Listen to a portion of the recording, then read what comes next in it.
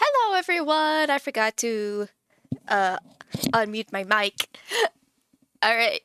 Welcome everyone to the stream. Moving my microphone away from my face because I talk loud. Uh so last stream it was a very short kind of vibe stream.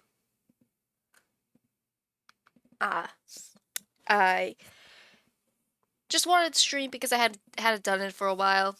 We listened to some copy-free music, and I played a puzzle game, which I got way into. I got too much into, so all I thought about was just puzzle. Like I was just like saying like, okay, here and here and here and not there, and I hit the wrong button again, and it was so. It got a little too chill, and I lost all of my energy. I was so tired for the rest of the day.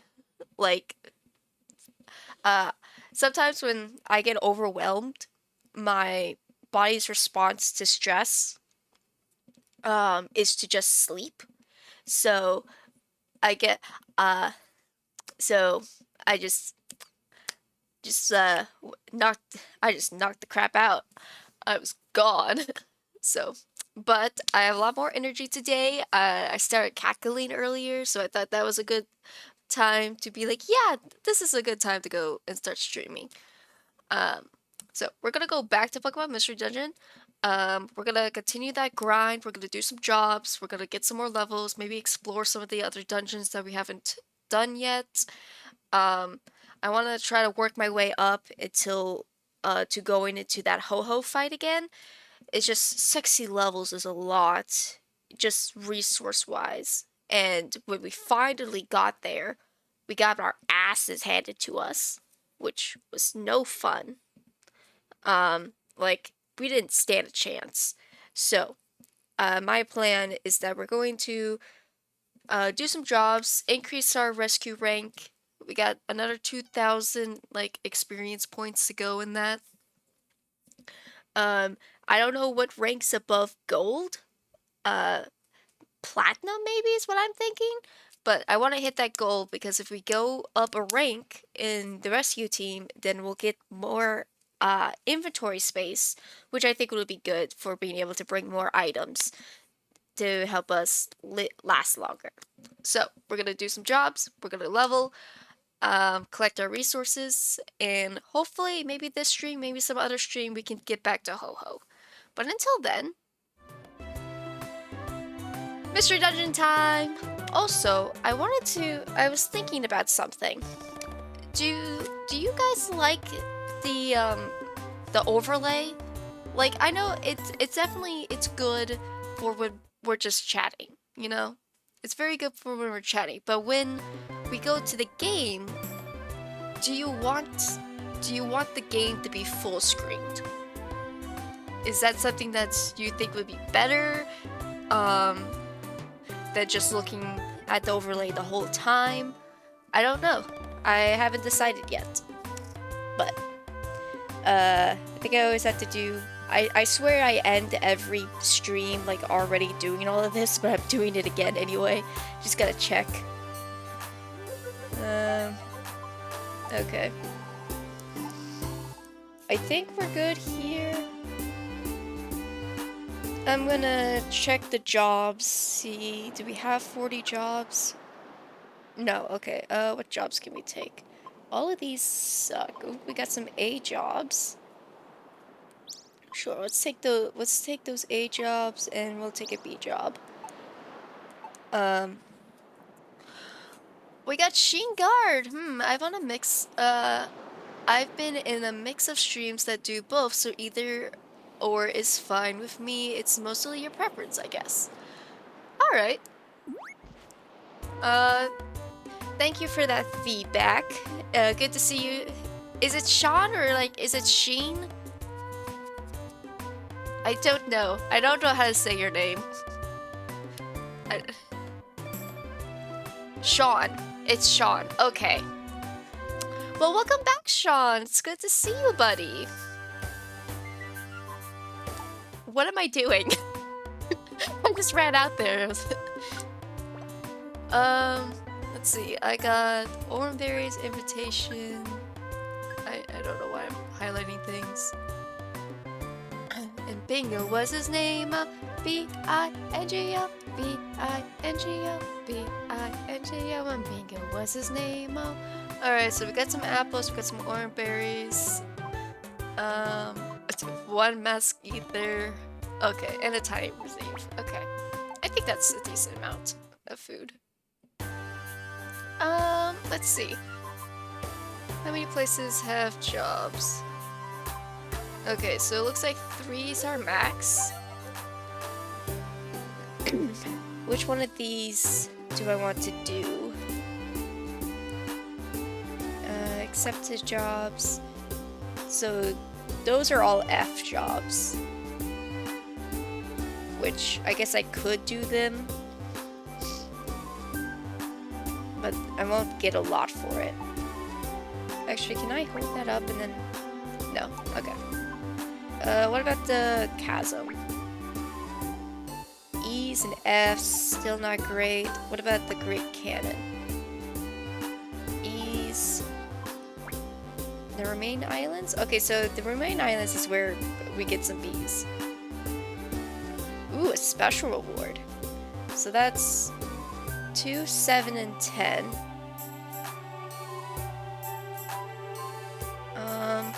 Who's in here? Looks like bug Pokemon, some normals, the fairies. Getting a bug vibe, some seals. Okay, some water types. Okay.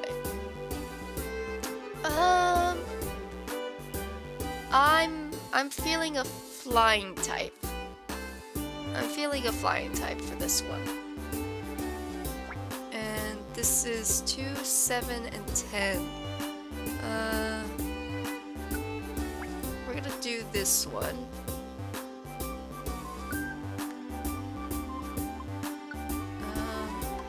I don't think I need... You know what? Where are you? And you're a fire type, that's good. Yeah, let's take you. Oh my gosh, your moveset is horrendous. Hold on. Hold on, Sean, we're going back. I gotta get you a better moveset, buddy. I gotta get you a better moveset. Hold, please.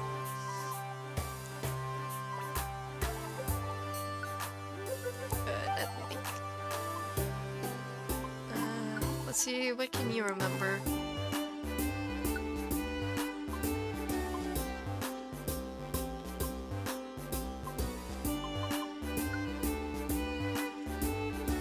Ooh, you can get flamethrower? Yes please. Yeah, flamethrower over Ember.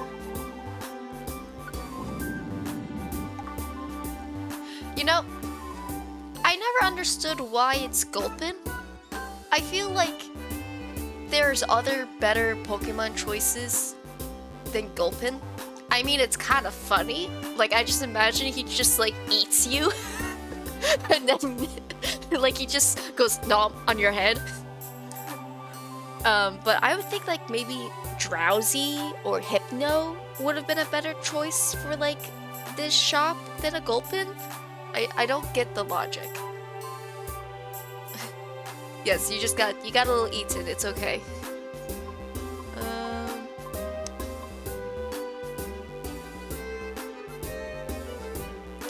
What else? What else can you learn? Okay, you don't know too many different things.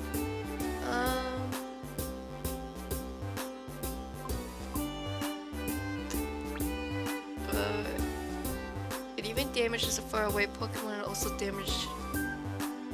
Ooh, I kind of like that.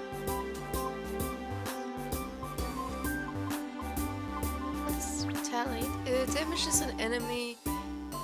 If you know this move, your attack goes up sharply when an enemy defeats a teammate. Ah, okay. Damages an enemy, lowers your lower the HP, the greater the damage. Okay.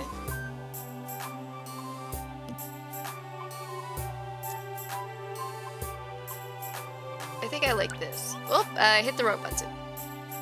Oh wait, no I didn't. Yeah. Because this reset... Okay, so Uther resets any boost from evasions to all Pokemon in the same room. It also makes Ghost-type enemies exposed, which allows normal and Fighting-type moves to hit them. Interesting. I wonder if I should keep that for that one dungeon with all the ghost types. And then I do Helping Hand instead. Cause I believe Parker already has Helping Hand, so I don't need 2 people having Helping Hand. Alright, success. Now I'm curious what moves you can learn. Which costs money, so I wanted to check what you could remember first. But let's see what you can learn. Covet, Iron Tail, Snore, Heat Wave, and Outrage. Whips a Hot Wind, damaging enemies in the same room. It can also lead them with Burn. My god. The entire room. That's pretty cool. And usually that's pretty cool. I don't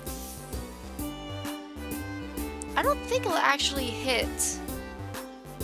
I don't know if it would actually hit teammates. Now that I think about it, because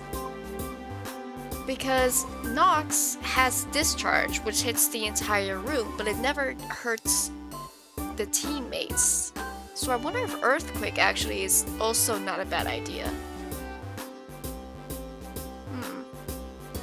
I don't know if I have 10,000 gold though, and an Outrage is a little scary because that you hit him because that leaves you with confusion.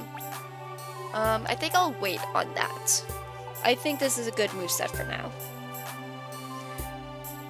Speaking of TMs, actually, what can I buy?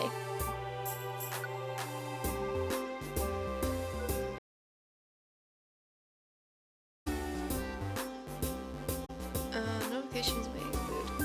Okay. I just realized that my computer is not plugged in.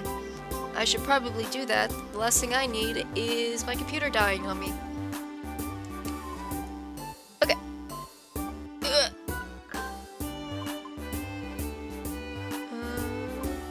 I have anything? Here, I'll give you Explosion. Okay, but like, what does Explosion?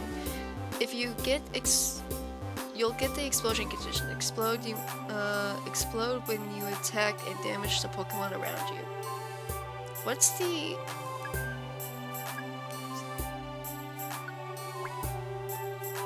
If the Pokemon takes damage, it will explode, affecting a wide-ranged area and making the items on the floor disappear. The Pokemon doesn't get XP if an enemy faints due to damage caused by explosion. Huh. Interesting. Okay. Not really what I want though. I had the flamethrower TM, but good to not have to use it. Okay. Alright, I've checked all of my TM item. I've checked all of it. We're good. I can add some more.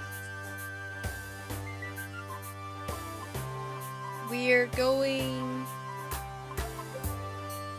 Was it the Remain Islands? Now I forget where we were even going. Was it Silent Castle? No. Where were we going? I don't remember. Which one of these places were we going?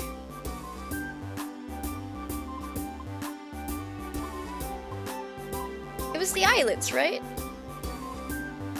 Yes, yes, it was the islands. Okay, we were going to the islands. It was the yes, 27710. I got this.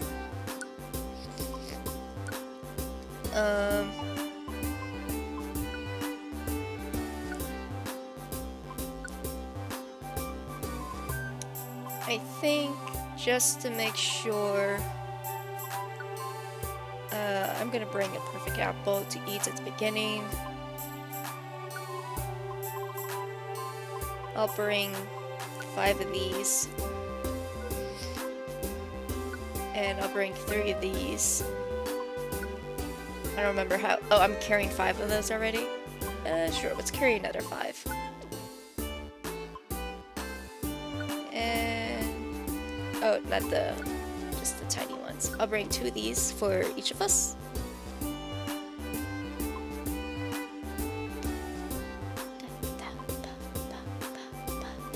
Oh! So.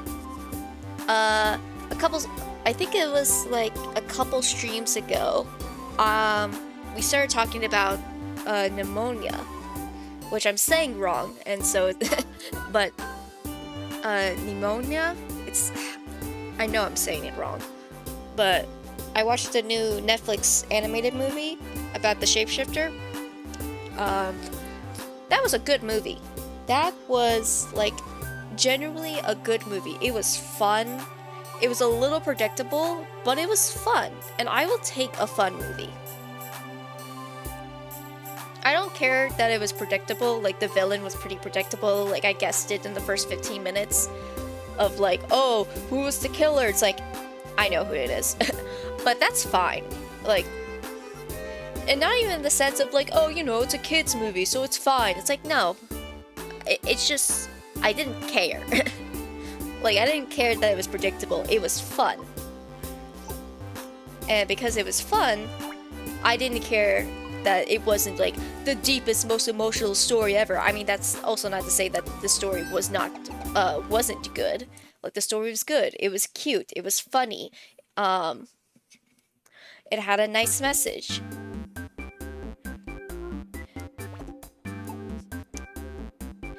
I would, like, totally watch that again. Yeah, just leave the Weedle alone. Let him sleep. So I definitely recommend. Oh my God, we're rescuing a Pichu. Oh, I'm coming, baby. Why is it hailing here? Oh, I totally missed Cleffa. That was just standing right there. Oh my gosh, why would you Giga Impact?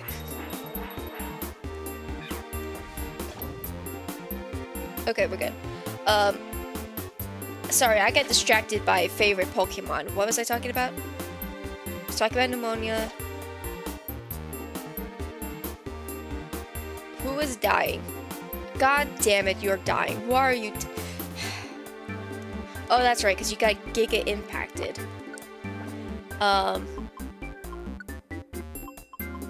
Here.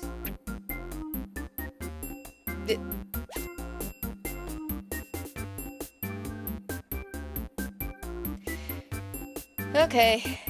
I feel like I'm about to, like, fail this job. Stupid weather conditions. I gotta find my child. Yeah, you found the Pichu. Yay! Found the Pichu. My child. I love you.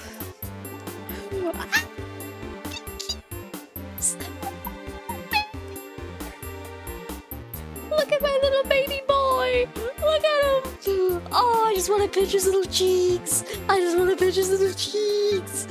Oh, he's so cute and round! Ah, my baby! My baby! Ah, my little baby boy! Look at him, he's just so cute! Oh! Best mission ever! I am tearing up. I am shedding tears. Oh, my baby. My baby boy. He's just so cute. My baby boy. Now it's raining. You know what? Thank you. I will take the rain, please. God, I hate the weather conditions here. I would help you if you would take food from me, but you won't. So whose fault is that? This is why client Pokemon shouldn't come into the freaking dungeon. You're just asking to die.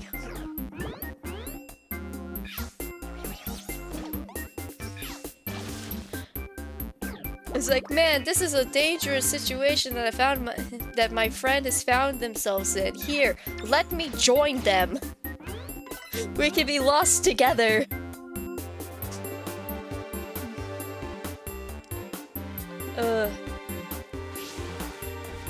I know you're a fire type, but I feel like I'm probably way stronger than you. Oh, a Ponyta. Yeah, 35, okay.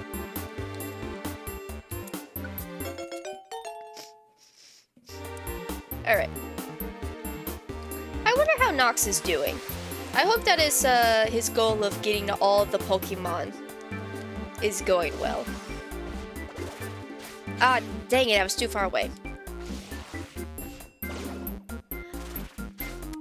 Yeah.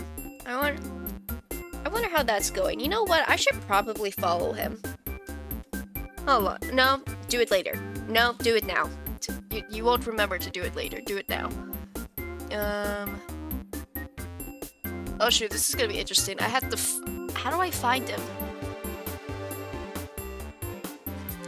How do I find him? Oh, wait. I know how to find him. I'll check who follows me. I'll check my follower Oh god, I can hear myself. Where? Oh, no. Go away. Alright, let me... I think it's like in Stream Manager? Okay. Where? There he is.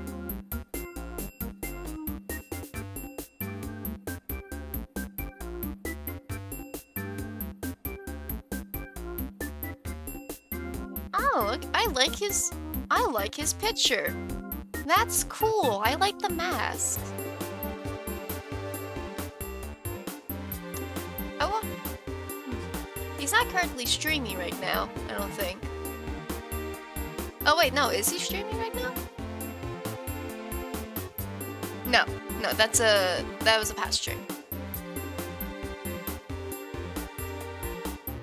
Nice. Alright, well, I'm gonna give him a follow. There we go. Maybe I'll catch his next stream. Thanks for following. Yeah, no problem. No problem, Nox. I'll catch your next stream, buddy. Okay. Alright, sorry, it's just sometimes I'll like think of things and then forget to do it later or forget to write it down later. And I'm just like, no. It's just way easier if I just do it now. I also sometimes just like, it's so hard sometimes to do things. Like, I just have to be in the mood to do it. And sometimes getting into the mood to do it is a little hard. Like, I'm such like an impulsive person. Did I just step onto a poison trap? Parker, help me. Thank you. And, I stepped onto the Stealth Rocks trap. Yeah, you pick up the money for me. So, pneumonia, because I've every day, every time I stream, I just learn how, like, much I lose track of my own thoughts and get distracted by myself. Like, my topics keep jumping and then remembering, like, oh, what was I talking about again? I was like, I wasn't even done talking about pneumonia yet. But I guess there's not really, like, what else is there to say, really? Oh, weather band. Yes, please. I need this now. Yay! And I'll give the efficiency band to Parker just because. Alright, so that was a circle. I don't know what else is there to say about Nimona. Like, it looks pretty. Like, the animation is great. Apparently, it went through production hell, where it was originally going to be a Disney movie, which, of course, Disney being Disney was like, I don't really think I want the two main characters to be gay. Or that's just, like, the rumor and speculation for why it had that falling out. So I think how the story goes. Keep walking. I think how the story goes is that it was originally a Blue Skies production, and then Blue Skies got bought by Disney. So all the Sky Blue projects went to Disney. But then Disney shut down Blue Sky Studios. And so that would have been the end of that project because, no more funding. But then and by that point, the movie had been like halfway completed. So, and I don't remember how exactly, but eventually Netflix picked up the rights to it. They bought the rights to the movie. And that's what saved it, and now it is finally out. So that's very cool, and I'm very happy for the guys who, put like so much effort and like work into this movie because it's a good movie. It's good. Netflix definitely got a win on that one.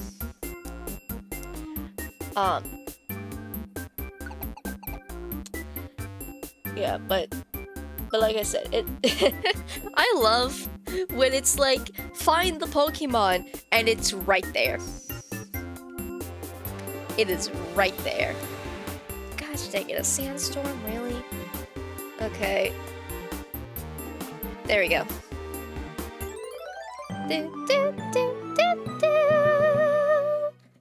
Okay. Nice. Yeah. So, definitely 100% check out Pneumonia. It's so interesting. Well, I guess I'm here now. What else did I watch? I also watched the first season. I meant to eat this. I watched the first episode of season 2 of Sonic Prime. For some reason, it was like on the Netflix YouTube channel for free, which I thought was interesting. But I won't complain. I mean, I have Netflix, so it didn't matter either way to me. But I think that's interesting that they put it onto. Oh gosh, the stairs. Yes, get me out of here. I think it's interesting that they just put it on the YouTube channel, but I'm so excited for this season. I wish we got to see a little bit more of Shadow. Like, not to say that Shadow was not in that episode. Shadow was like the main plot point of that episode, but they still left him in the like in between void space. Shadow still wasn't able to get out of it, so I'm a little worried that we're not going to be able to really still see Shadow much this season because he's stuck there. I thought what was going to happen was that Sonic was going to be able to like grab onto Shadow and pull him through, but they didn't try that, so Sonic is still just kind of like on his own, and Shadow just has to hang back, I guess. But, I have faith in this show. I have faith that they know what they're doing and that things will work out. So I'm excited to see other episodes. I don't know if the other episodes are actually out right now. I'll have to check that later. That I will check later, because that's not too important. Um, but yeah, so Sonic Prime is still looking pretty good. I'm still excited about that. Curious? Okay, money. What else did I watch? Oh, okay. So, fun fact about me. I love Gordon Ramsay. I love Gordon Ramsay so much. Oh yay, the stairs. Oh, I didn't even notice the pinster was there.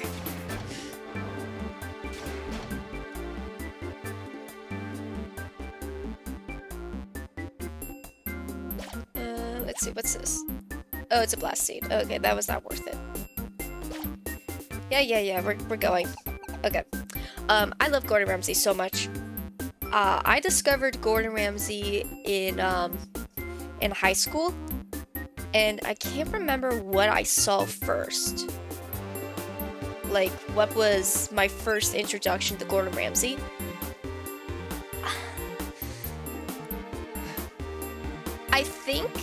I think it was MasterChef Junior.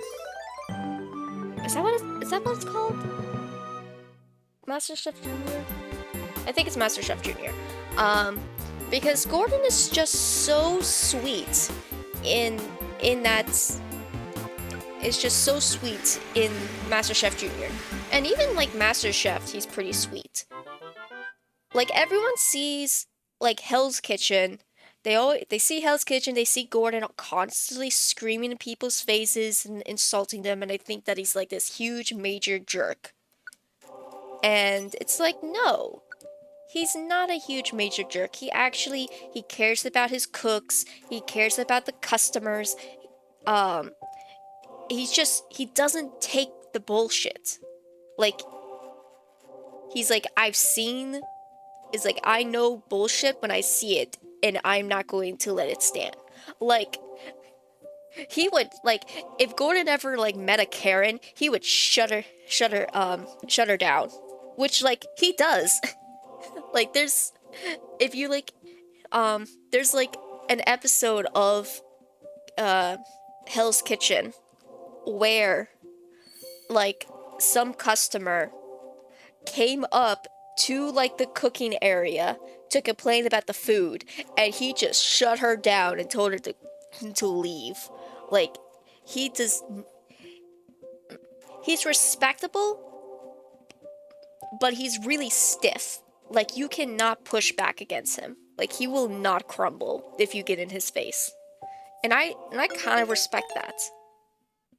But what I respect more out of Gordon Ramsay is his gentle side. Because like I said, everyone they see Hell's Kitchen, they see him yelling, and they think that he's just some big jerk.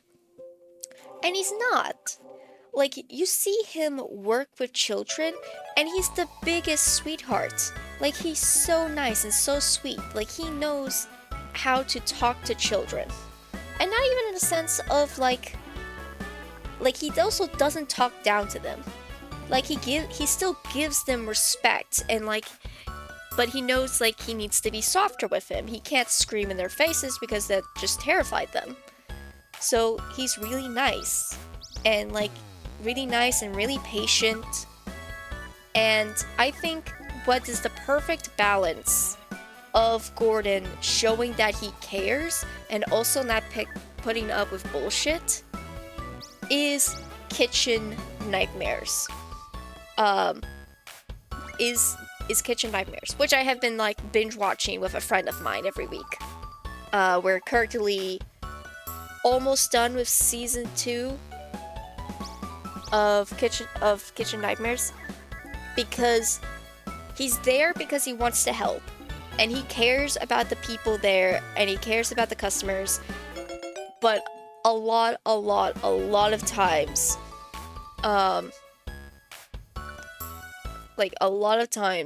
the owners and the chefs and the people who, like, work in those places are, like, narcissistic and arrogant, and Like they push against change, and Gordon just like shuts down all of their bullshit. Like he does not, because he knows he has to.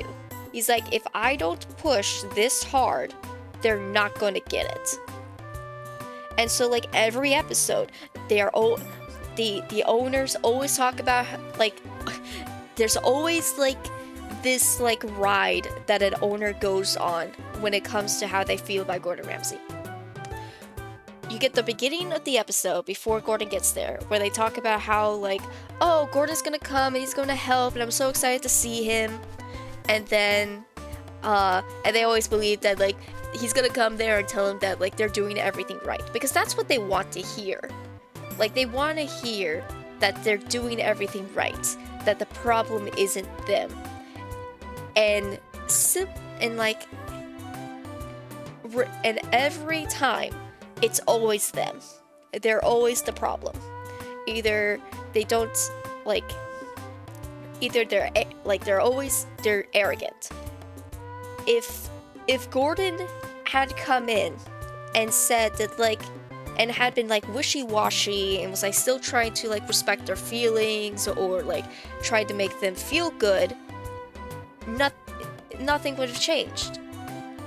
Like they sought out Gordon because they wanted to get some, what's the word I'm looking for? Like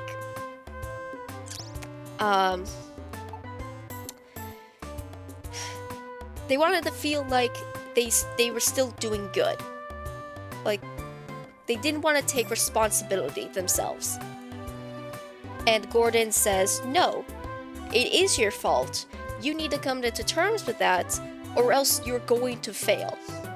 Like he just cuts through the bullshit, and he repeatedly cuts through it. Every time the owner wants to push back, he'd be like, no, it's not me, it's not me.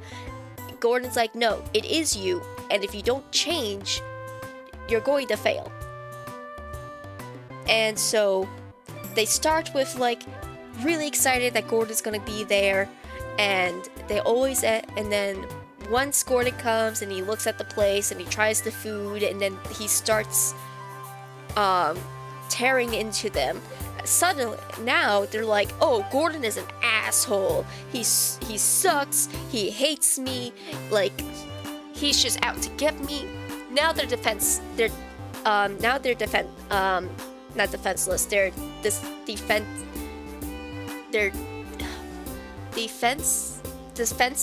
Yes, defensive. Now they're I already said it once. Because, you know, they have a huge ego and they want to protect it. So they're now pushing it back against Gordon. They think he's wrong. Because they don't want to believe that it's their fault. Which is like which in hindsight, like if you think about the whole brand of like the human psyche, it is completely normal to not want to believe that you are in the wrong. That is your ego trying to protect you. And your ego, on a whole, is not this terrible thing. It is not bad to have an ego. It's actually very good to have an ego, because your ego is your self-confidence. It's that feeling you feel that you are like good and you're doing well and you feel happy with yourself. And people who don't have a big ego, like in the scale of what you think of typically of a big ego and not an ego, is that people think like, oh, if you don't have an ego, then you're humble. And like, you know, I don't know other words than humble, but there's still even less ego, where if you don't have enough ego, then it takes a negative turn in the opposite direction, where now you think like, oh, I'm a bag of shit and I'm not good at anything and I just suck and everyone hates me because I hate me, and that's also bad.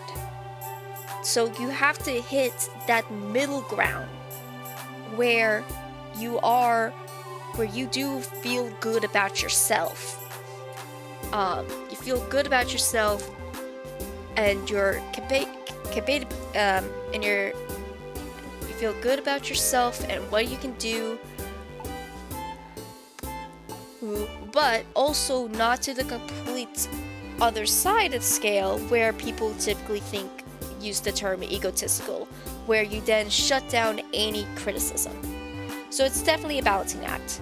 And what happens in Kitchen Nightmares is that most of the time those owners are on, like, if I want to say that no confidence is the left side and egotistical is on the right side, all of the owners of Kitchen Nightmares are on that right side. And they have to be on that side to be on the show, because if they were in the middle, they would have been able to accept that they were doing something wrong and that something needed to change. The problem was with all of those owners is that they haven't accepted that things need to change yet. So of course they're on the right side of that scale. And Gordon sees this, and he knows that if they stay on that side of the scale, they will never change. Which is why he has to pull them kicking and screaming to the middle to be like, hey, you gotta accept that you are in the wrong here. And if you don't change, you're just going to fail. It's a slap in the face, and it hurts, and they don't like it because their huge ego wants to protect them. They want to believe that nothing is wrong, that they're not the problem. So they're kicking and they're screaming and they're yelling and they want to fight Gordon the whole time. And then Gordon, one way or another, depending on the person, will finally get them to understand that usually by discovering, ripping the curtains up on everything that they're trying to hide. If it's a dirty kitchen or rotten food or their attitude, one way or another, Gordon gets them to that middle. And they realize and finally accept that, okay, I have done something wrong here. And what is good about having that strong of an ego is that you also have the confidence in yourself to believe that you can change. Gordon doesn't drag them all the way to the left, where they feel like, oh, I'm terrible, I realize that now, and nothing's going to change. He doesn't drag them that far. He drags them to a point where they can accept that things need to change, and their ego gives them the strength to want to make that change. And sometimes it doesn't. Sometimes, the chef, I just saw an episode where the chef quit.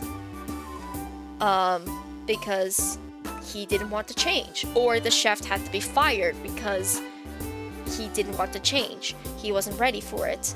And for the sake of the business, he had to be let go. Sometimes that happens. Not everyone can make that change. And as long as the owners and the people who own the restaurant make that change, then the restaurant can survive. You can replace workers. And so that's what I really like about Gordon Ramsay, is that he knows how far to push. And people are better for it. Like I said, so that was the middle of the episode. Beginning of the episode, they're excited to see him. Middle of the episode, they hated his guts. By the end of the episode, Gordon has shown that he cares about them and cares about the restaurant and wanting it to succeed. He does the makeover, he gets them new foods, he helps them promote their restaurant, he gives them a restart night, and by the end of the episode, they're all thanking him because they've now realized all of their faults, all of their flaws, and they've come out as not just better restaurant owners, but as better people. And now, if they stay like that for the rest of time, is completely up to them. Gordon gives them a second chance.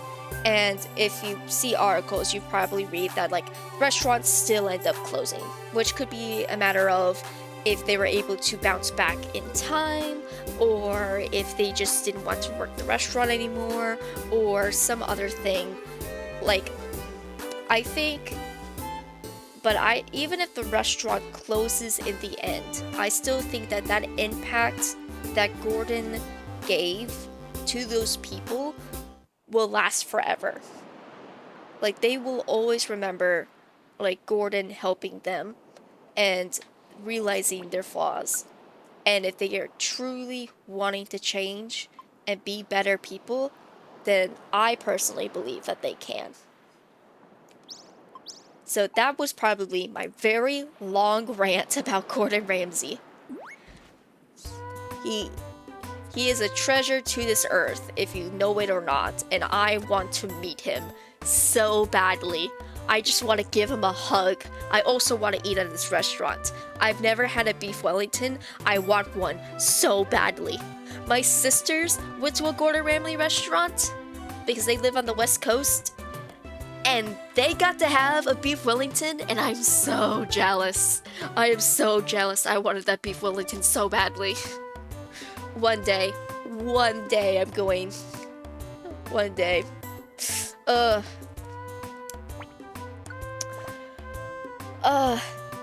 It's so good. Oh, I should probably, put away some of my items. But yeah, I love Gordon Ramsay. And I feel like if that doesn't convince you to have at least a little bit more respect to Gordon Ramsay than you had before, then I don't know what to tell you, man. He's just a passionate guy.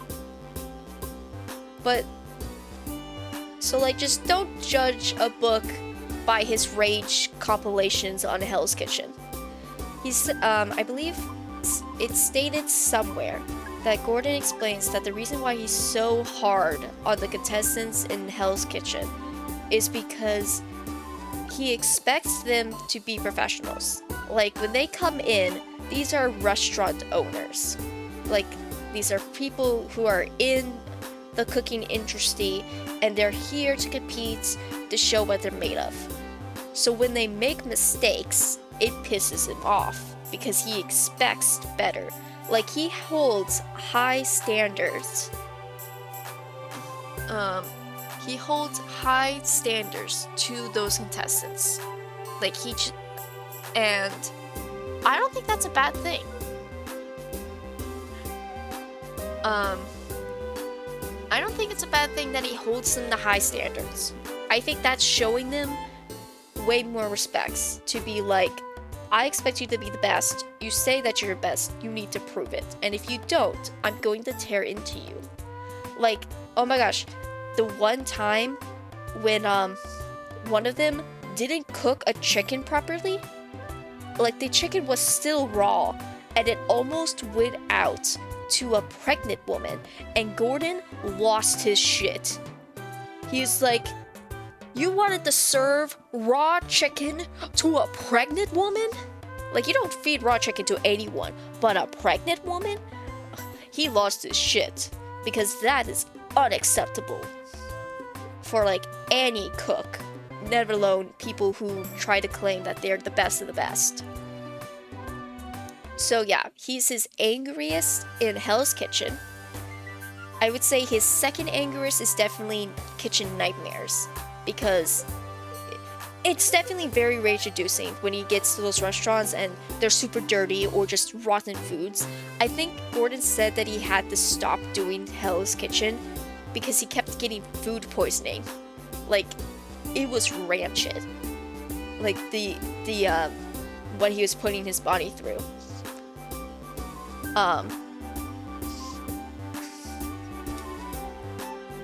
Though he did bring the element back in, like, other shows. Like, he did a hotel, what was it, like, I don't think it's called, like, Hotel Nightmares.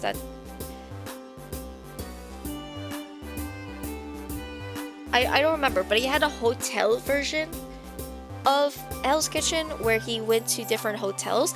I wasn't actually too sure why he was going to hotels, to be honest. I don't get it. I didn't think Gordon would know that much about hotels, but he did it.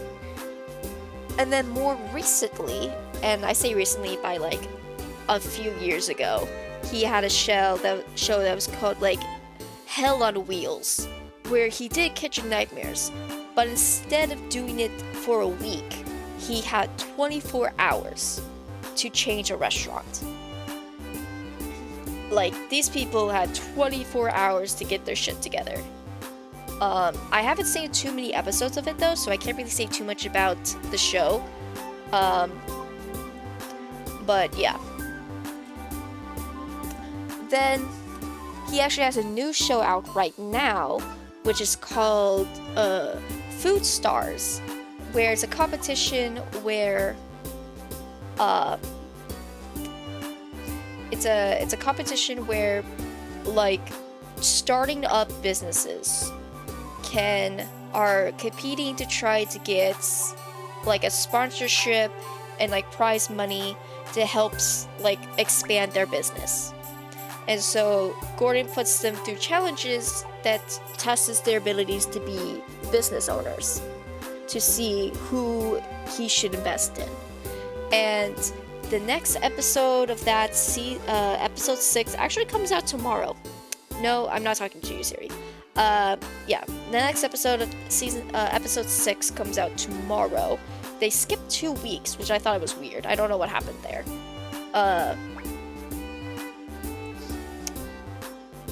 Oh god, there's S ranks here. So I did get my ass handed to me in this dungeon. It's only 15 floors, gosh. After doing 30 level floors, this does not seem as bad. But I really want to concentrate if I try to do the Dark Valley, so I'm gonna skip it for now. Because I'm still talking about Gordon Ramsay. So yeah, so it's Food Stars. I guess I can go to Lapis' cave. You know what? I'm just gonna clear these out. 3, 6, 10. Yeah, let's just clear those out. Okay. So yeah, so Food Stars, people like with small businesses, are competing for an investment from Gordon.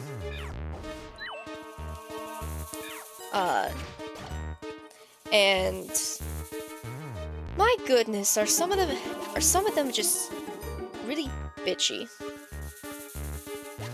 But I would say that even there, Gordon isn't even that angry with them. It's Gordon actually barely shows up in that show. Like, he shows up at the beginning, gives him his task, and then it's really on the contestants. And then Gordon kind of like judges them. So a lot of the drama comes in with like infighting with the contestants. And like it can get bitchy, and it can get like egos are definitely being like tested and stuff. But I'm interested to see who wins. I think there's actually a new season of MasterChef that's actually going on right now. And oh, it's this way. I actually have not seen the new season yet of MasterChef. But I would say MasterChef would probably be the next level of how angry Gordon gets. My ranking is Hell's Kitchen, Kitchen Nightmares, and then I would probably put the hotel version right next to it since it's like the same concept. Then I would put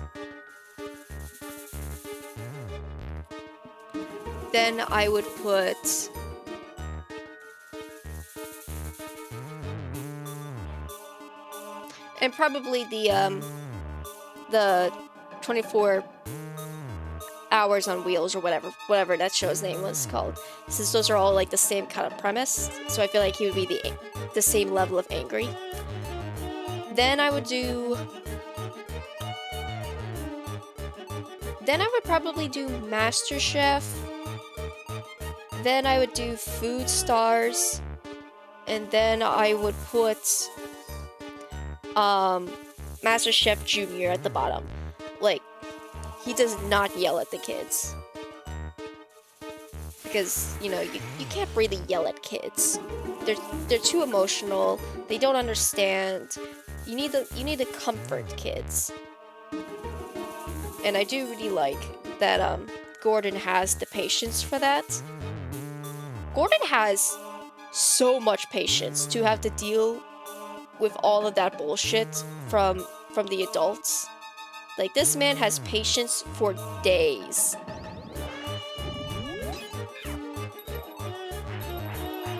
But alright, I think I have talked enough about Gordon Ramsay. Actually, hold on. I have some old pictures that I did in, this is gonna take a minute. I need to find these.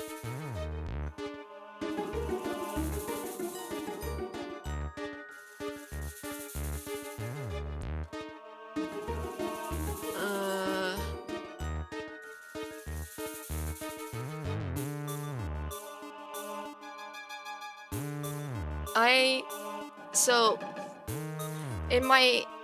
when I first started learning about Gordon Ramsay, I was taking a, like, Adobe and Illustrator class. I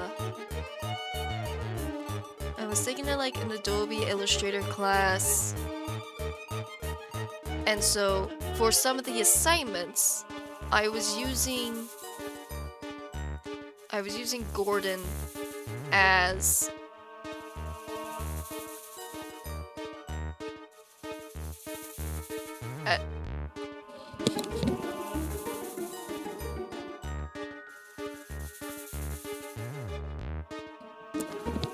one moment, I think I might be getting called.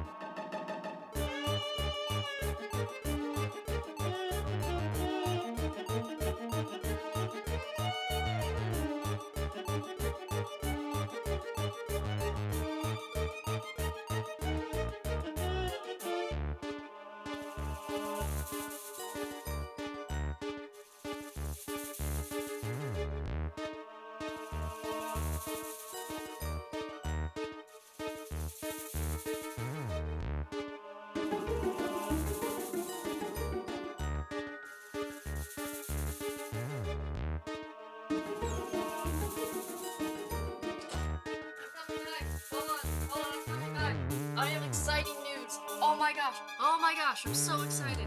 I don't even know if you can hear me right now. Because I'm so far away.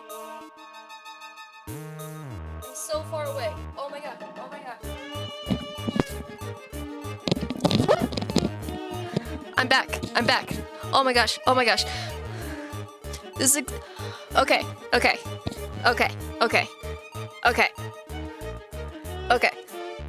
So, first, I was being called. My lovely dad got me Burger King. So, exciting. Food. Yay. Other exciting news is that, whoop, didn't mean to do that. Other exciting news is that apparently Disturb and Breaking Benjamin are coming into my area very soon. And that's really exciting. I would love to go to those concerts. I mean, Disturb a little less. I mean, Disturb's okay. But holy, Breaking Benjamin? I would love to go to a Breaking Benjamin concert. I am so excited for that. Oh my gosh, I am so excited right now. Oh, I'm so excited.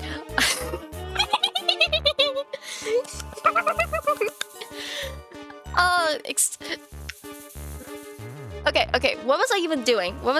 Oh, I was trying to show you pictures. Okay. Okay. Ugh. Don't mind my Chrome. So, okay. Okay, so when I was in high school, I made some Gordon Ramsay art as my assignments. So I believe this one was like making a magazine cover. This one was like doing this type of picture. So like I just kind of like traced the picture of Gordon. I think this one's funny. I think this was like the Liquify tool or something, but I just find it to be hilarious. Just so many Gordons. Look at him. It's like one of my favorites. That's a poem. This was the Liquify tool. Look at him. Look at those fingers. Look at those fingers. He's coming for you. That was another poem. And then I call this the Ram Van. I think this was based off like a mobile game he had. And then I had this version. Which I think just looks cool. And I don't know if that's supposed to be Gordon. Yep, that's an iPod. So that was like that, you know, those iPod designs, where it's like silhouettes of people with an iPod. So that's Gordon with an iPod. Oh, and then that's Peridot's business card. God.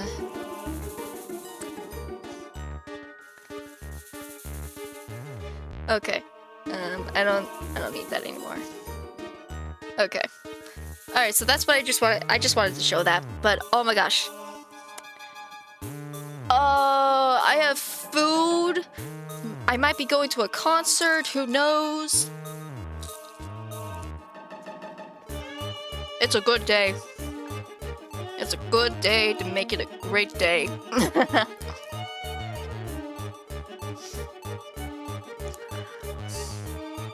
I'm very curious, if you could see anyone in concert, who would you want to see?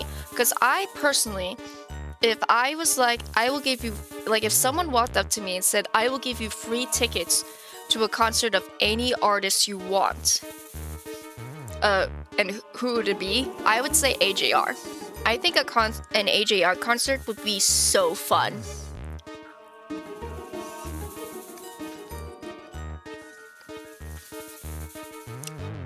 Queen with Freddie Mercury. Okay, so you would probably have to go back in time, but alright, that's cool. Queen's pretty cool.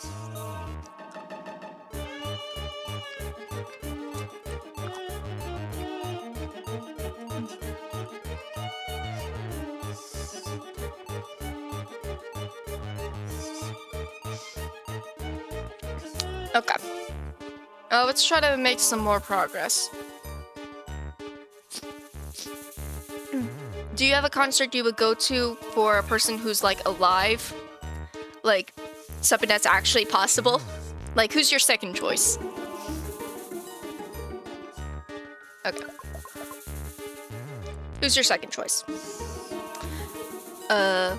What would be my second choice? I think my second choice... Hoser. It sounds familiar, but I'm not too 100% sure.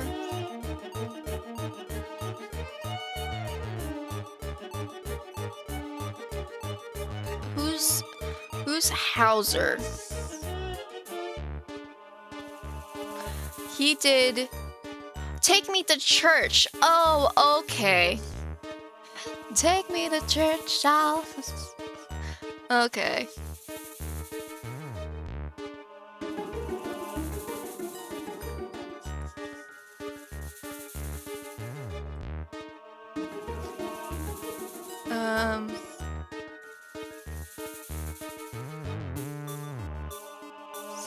Take me to church, I'll worship like a dog at the shine of your lights.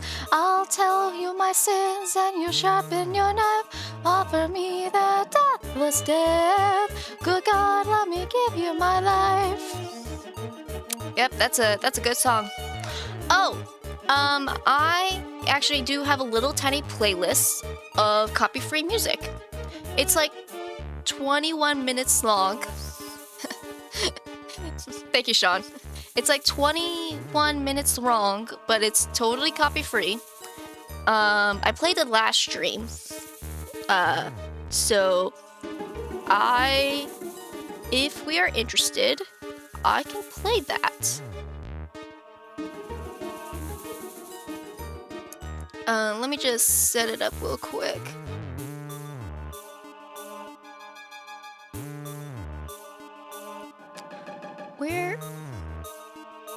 Why is it over there? Why does it look like that?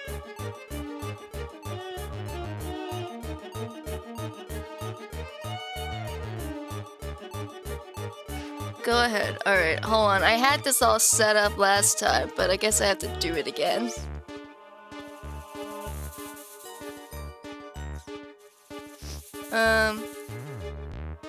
You know what? I'll put it in this corner. You know, you don't need to see my name. You know who I am. But I figured this way, you can know like what the song is.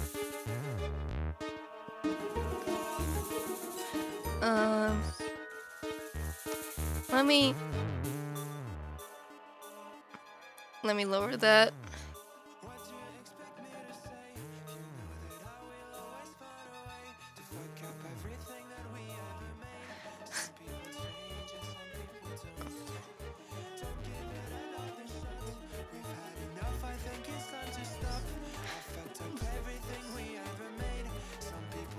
Alright. Let me know if that's like too loud or anything. I want you. Everything okay? Everything okay. Just me. With me. Whatever the other way. There's some good copyright-free music out there. John Young's music is all stream safe and he has mainly rock.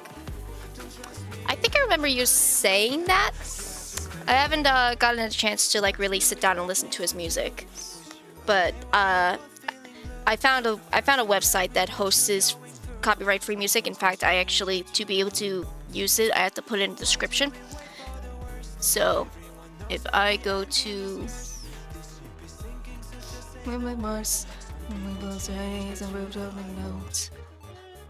Maria, I wanna everything okay, everything okay. Bless me, let me, never mind away. Oh, wait, no, I just wanna... Bless me, believe me.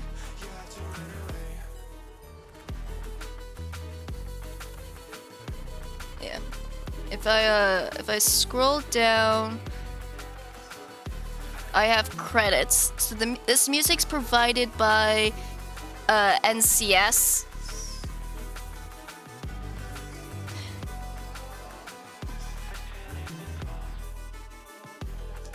Okay. Oh no, guys, where's the Pokemon? Where is he?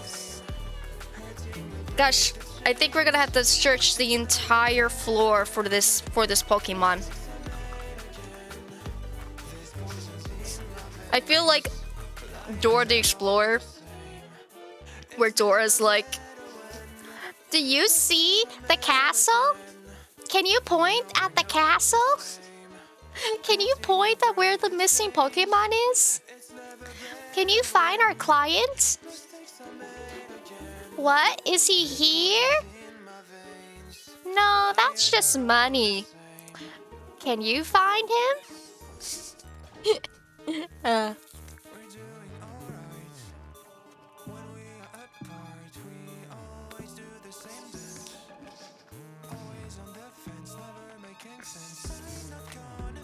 Okay.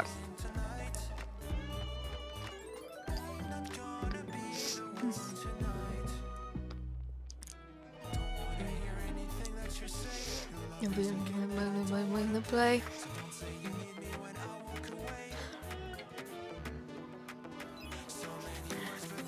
But yeah, I think I spent like maybe an hour looking for copyright-free music, and you were right. It's surprising how good some copyright-free music is, and I guess I have to like be curious about like artists having to decide like, you know what, I'm going to make music for the purpose of other people being able to use it without getting in trouble. And I think that's so sweet. It's so sweet for people who are just like, yeah, use my shit whenever you want. I wish more people were like that, you know? Like, I would love to like play Hailstorm all day, but then the record company would come over my head. And then you got Ashwood over here being like, yeah, do whatever you want, bro.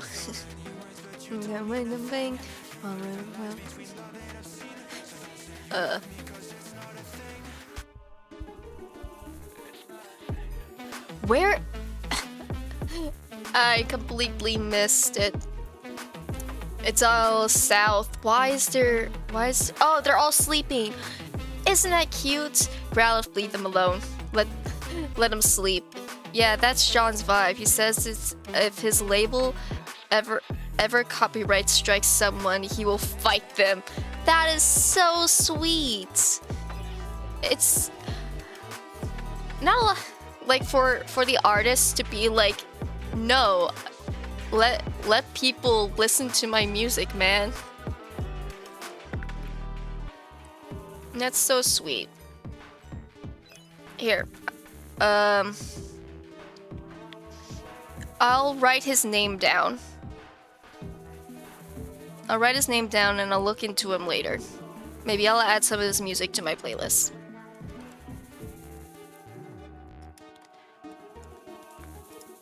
Okay. There. I've wrote him down. If I like his music, I'll add it to my playlist. Even if I don't like his music, huge respects to the man. Like, good music or not, he has my respect. But I typically like rock music, so who knows? Maybe I will like it.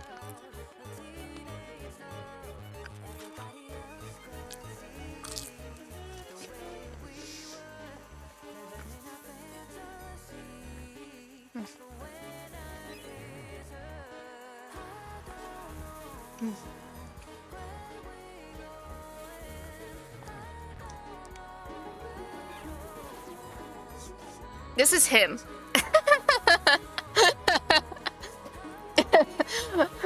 That's certainly a face. That's a face. I'll give him that.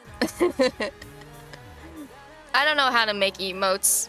I'll probably wait on making emotes until later. But by all means, use whatever emotes you have. My goodness. And you still have access to all of the sound alerts. I did fix some of the levels on the sound alerts, so hopefully they're not as loud. I noticed that before, some of them were very loud.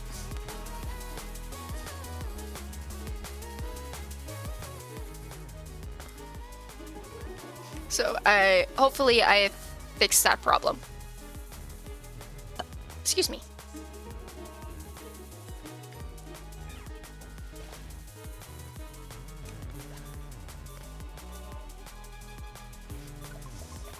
Oh, the gorefish. Okay, so he's that way. Ow. Growlithe, get out of my way. Look at the squad. Me, Parker, and Sean. Just a couple of dudes. A couple of guys. I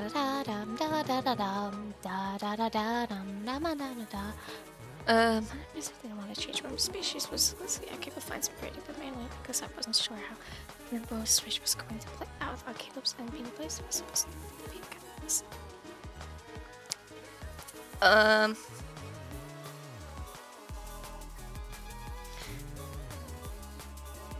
I got a wall of text. Oh, that's a big wall of text. I'll have to read that later.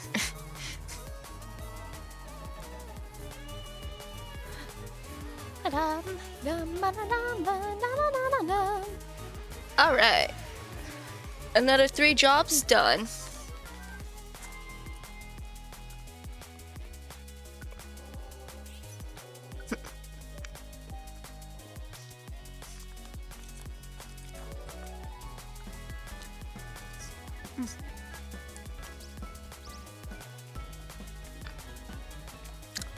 I don't know what rotation goggles do. Oh my gosh, we're getting so much closer to the next rank. I can almost taste it.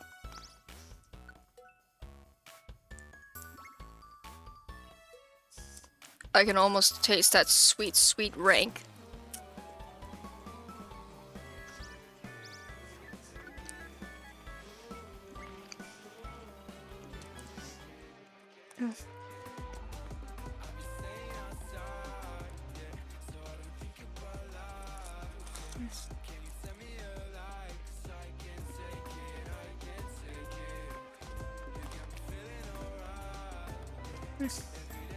Sorry, I'm eating some fries.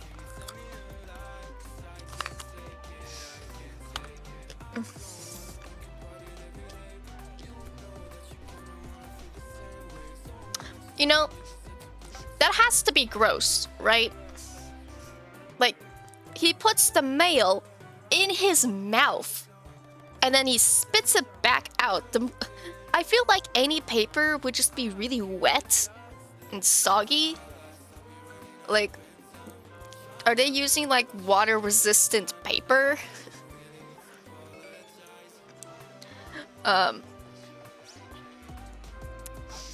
Because my goodness. Alright, Keltions. Oh, I don't have enough for an invitation. Well, I guess I'll just take these. Oh, I don't have... Oh, I can't buy that. I guess I'll buy these.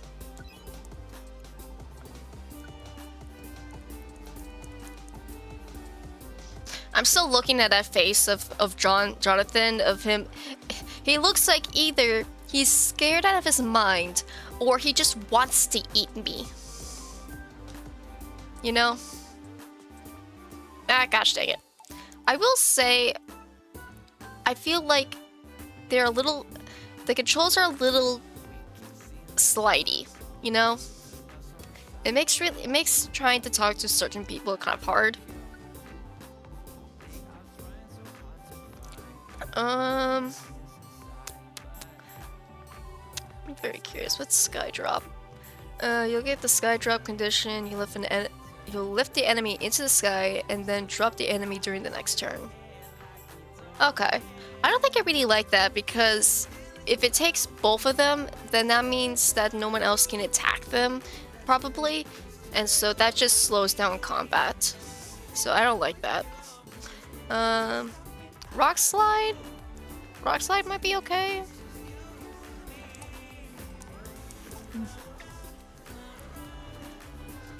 But see, it's a little slidey. Yeah.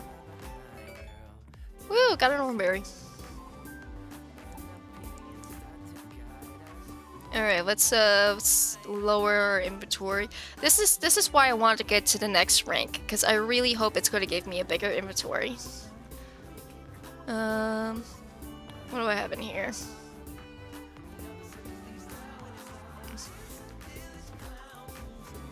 Okay, this. This.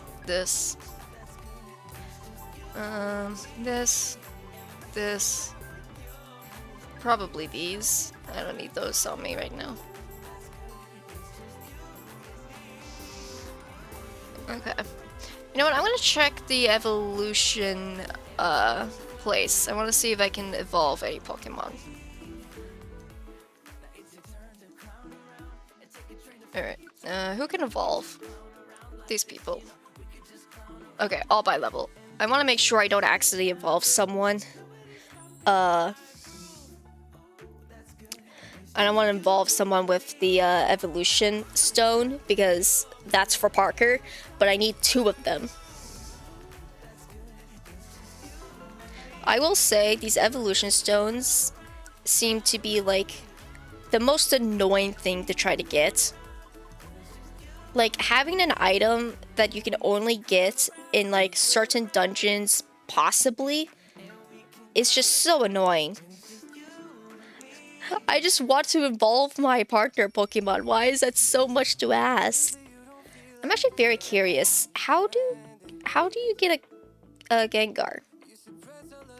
Because it's usually by trade. You need 4 of them? You need 4 of those crystals? That is ridiculous. That is ridiculous and unnecessary. If I want to evolve you, Sean, I gotta use 2.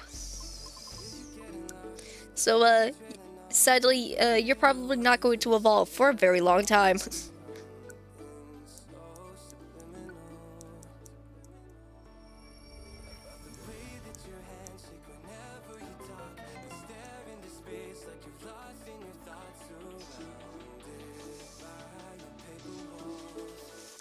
What's going on? Ooh. What's this going on? Ooh. I think it's nice that the Pokemon in the camps also get a little bit of experience as well, because I don't think that was in the original. So this makes like getting Pokemon way better, to be like, oh, I want this Flygon, but when I caught him he was level 20 and now he's still level 20 and such.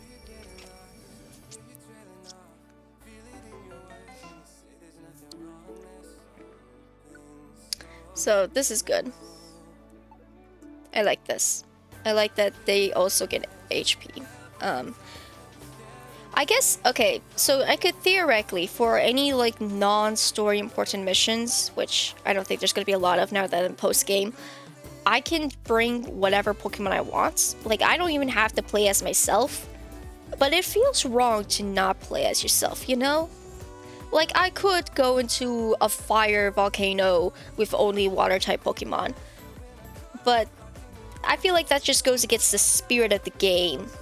You know, I'm here, I should be going on these adventures, you know? And same with Parker, you know? We're a duo. We go together or we don't go at all. I don't know if that's how everyone plays, but that's how I want to play it. Alright, the desert region. Oh, we got A things here. 4, 7, and 8. That's not bad. Um. Apparently, I've never been to this area though. Okay, but we got a contact clue. Desert. What's in the desert? I'm imagining ground types, rock types, probably a Flygon. So a little bit of dragon. I'm thinking fire types. So I want to bring a water type. So sadly, I gotta put you away for now, Sean. Who do I want to bring?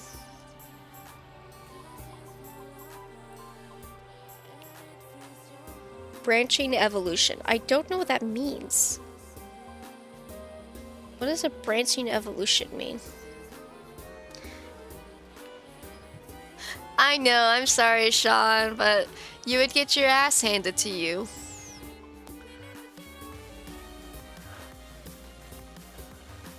Let me make sure this is still the copyright-free playlist. Okay, this is the last song of the copyright-free playlist. Like I said, I had to spend some more time getting more songs.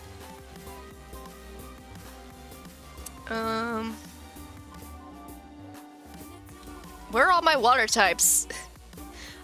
Oh, wait, hold on. Can I filter by type? I want water types. I need to get more water types. What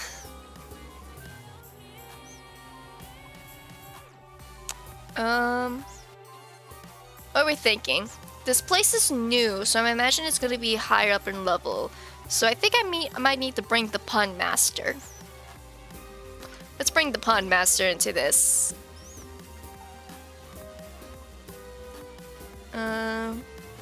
Let me manage my items. Let me check to see.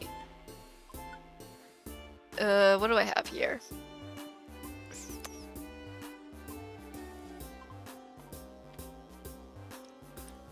Do I have two of it? I don't think I need two of those. I can put that one away. Besides that,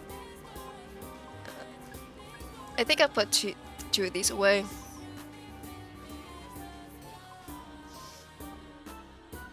One, two, three. Hold on. 1, 2, 3, 4, 5, 6, 7. I think that might be enough. I'm only going 10 levels. Hold on. Do I have another weather band?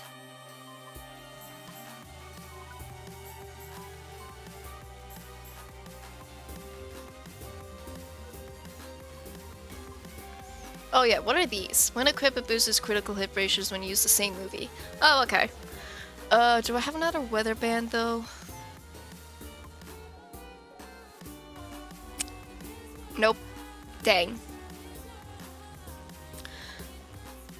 I need more weather bands, because I have a feeling there's going to be a lot of sandstorms here. Now, this is a new area. It's 20 floors. And I just have to go to floor 8. Last time... Alright. And that's all the music we have.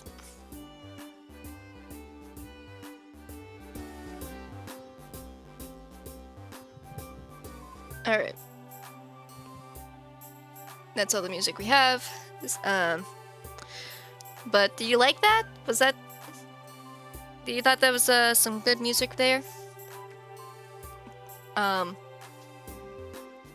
The last time I went into a new area that had quests and I tried to do the quest and also beat the dungeon, I lost. And I lost all of those jobs. So I think this time I'm just gonna focus on doing the jobs, and then I'll complete the dungeon some other time. Yeah, nice and chill. Yeah. NCS has a lot of like dubstep music that I just did not care for. So I was happy to find like those songs.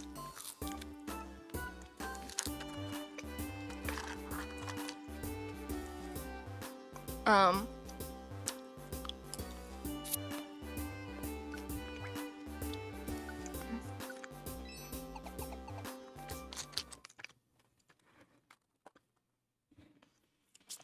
But okay. Oh, that's right. Having Pun Master will make it rain. That would be very good.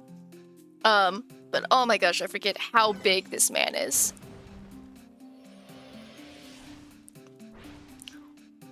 Oh, I forgot that all the Pokemon in these higher level dungeons do that.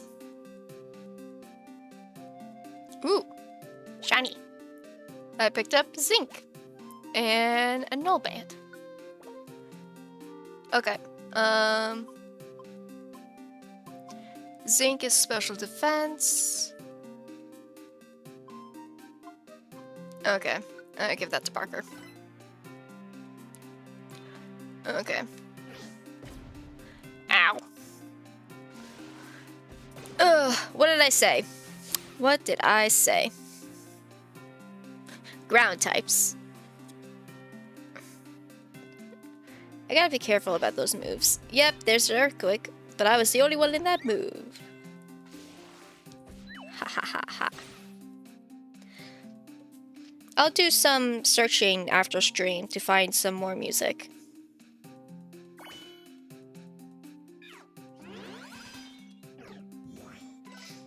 Ah, you fool. You let me escape. So I think I have to just get to 4, 7, and 8. Ooh, a citrus berry. Ooh, a sparkly pot. I'm gonna kill you first.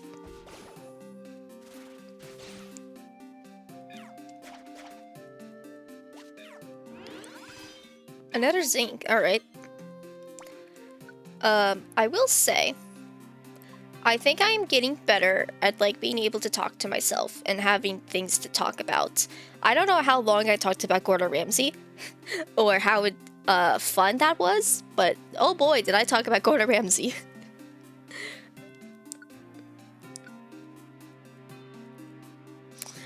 Okay, so another special. Okay, Parker still needs it. I don't give those stat things to anyone but me or Parker, because I just think if I try to give it to any of the others, it'd just be a waste. Because like I don't always use the other Pokemon team slots, and it's so situational on who I bring. So it just always makes more sense to use them on me or my partner Pokemon than to give them to anyone else.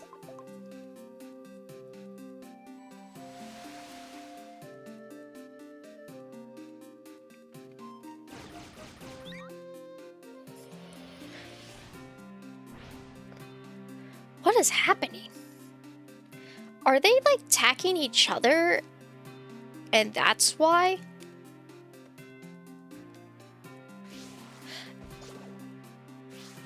Why would I...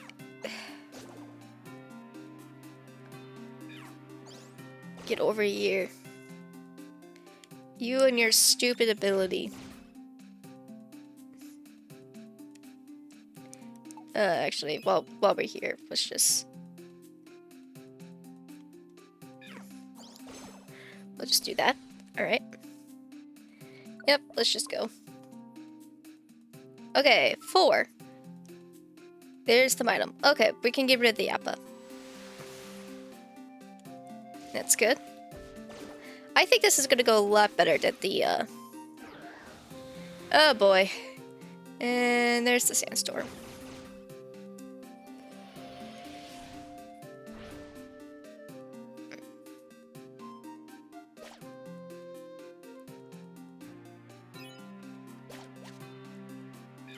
Huh, a totter seed. Nice.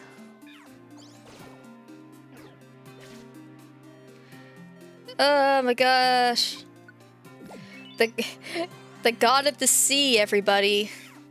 God of the sea can't handle a sand shrew.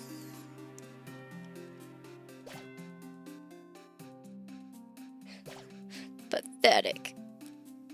Okay.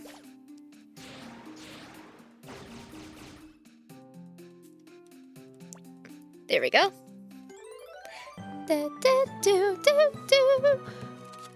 I haven't even finished my fries and I got like...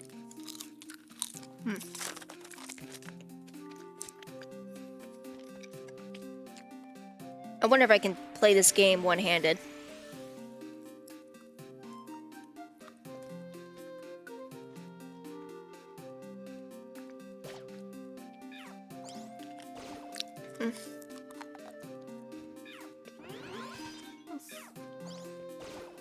I hope everyone's enjoying the stream. It's so good to be able to like stream and stuff. Thank you, Pun. You sure know to pick a good time to make it rain.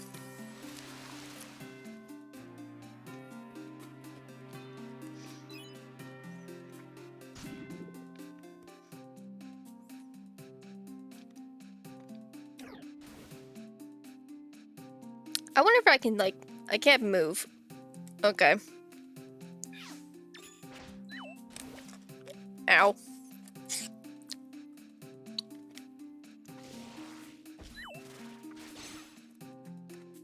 There we go.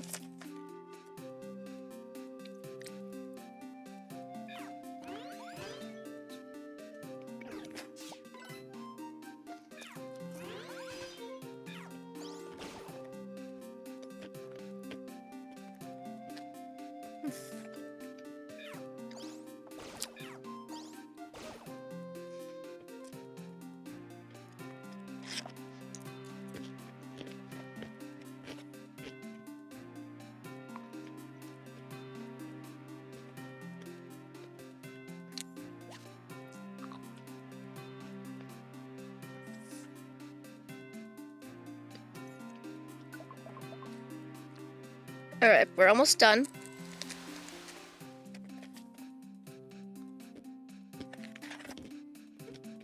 Yeah, this dungeon's nothing. I got this. I'm still not gonna risk it, but I got it.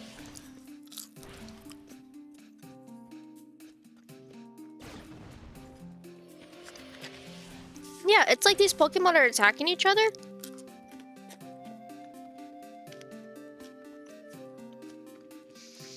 Oh, great.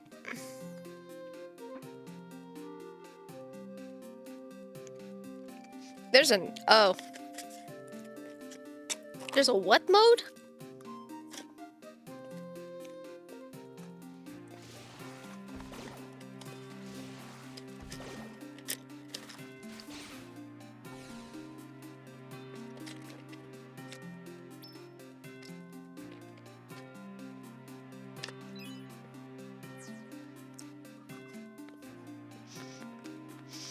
There's a mode that makes you walk?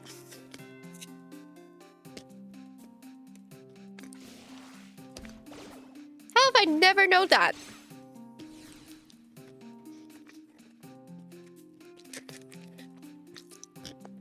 Oh, Nosepass wants to join the team. 35? Oh yeah, we're fine. Yeah, this place is easy peasy.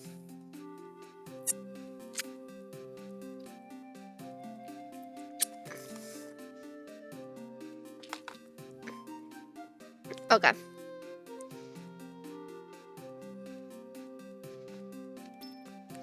This is so weird. I never knew there was an auto walk mode. Like, what the heck? I wonder if it, like, takes more hunger, though. I mean, I guess you could come with me, but I don't know if I'll let you join the team. I already have one. Ooh, Sparkle.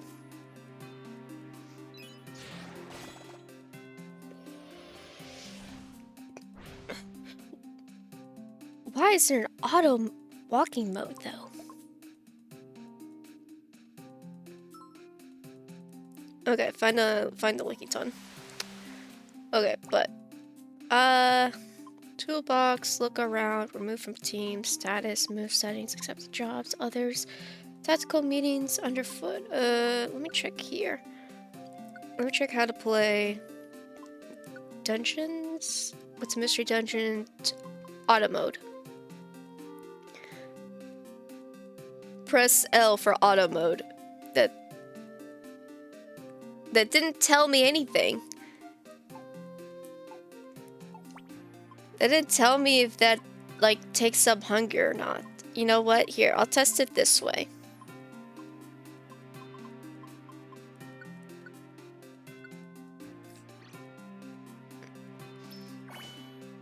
Let's see how fast this moves.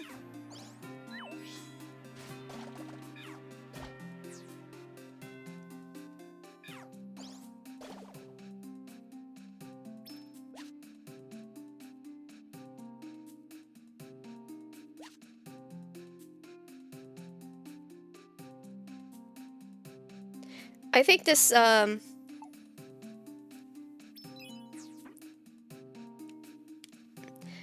think it definitely takes up more, I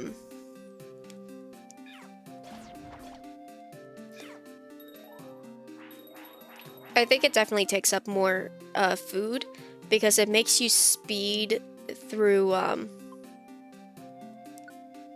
it makes you speed through the, corridors, and doing that takes up hunger. So I probably should not use it. But that is interesting.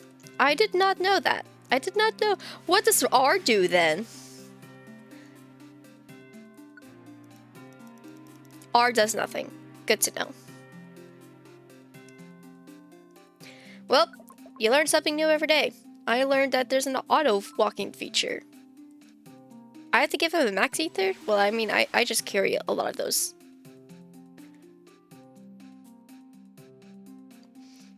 I just carry those on me, so... Is that a... Okay, that's a Nidoqueen.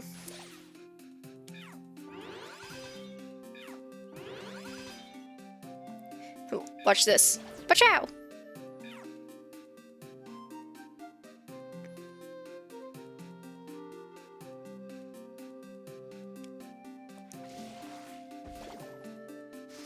Oh, look at the little guy. I was gonna let him sleep, but Pun had other plans. Was that the item he was looking for?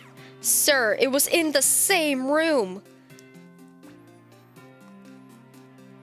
It was in the same room!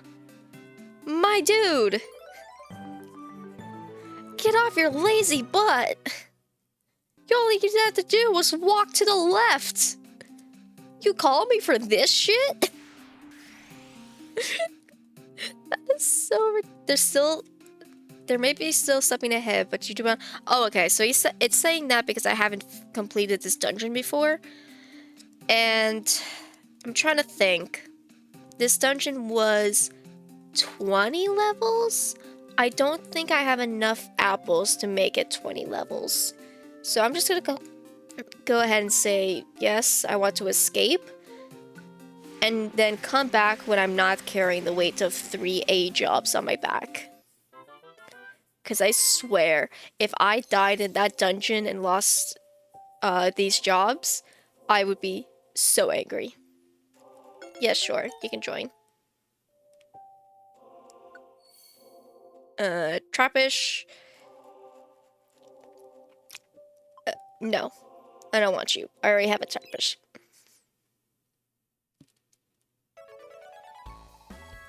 Alright, big money, big money.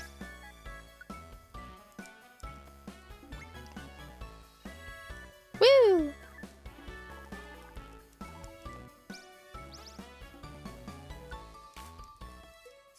You lazy butt.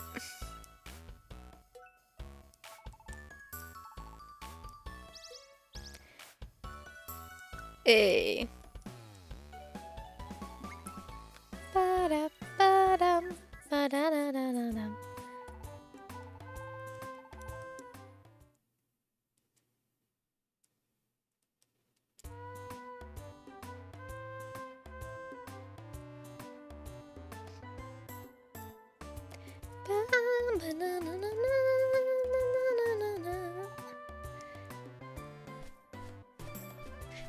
I think it'd be really funny that, like, just one of these days, he just doesn't show up. He's like, ah, sorry, Pelipper's sick. You can't deliver the mail. I think it's so funny that, I can call in Bob Ross to come do my flag. And I have to admit, they all suck. Like, they all suck. The green one represents my type, you know? But, like, what even is this? What is this supposed to be? Like some abstract drawing? Why does it look like it's crying? And I'm just like, these all suck. Like, Bob Ross gets better designs. So, like, I'll pick this design, and then he'll act like it's a new design. Boom! Ta-da! This sounds like I'm blowing my own horn, but that's quite the art, don't you think? It's the same thing I already had. I just imagined that he, like, painted it with a dry brush with no paint and went, ta-da! That's so funny. And yes, I named him Bob Ross because I also thought that was funny. No, I do not want to I don't want to buy rocks. I will buy this stuff though. And this. I can't. That's fine. I'll buy this. You got any TMs for me?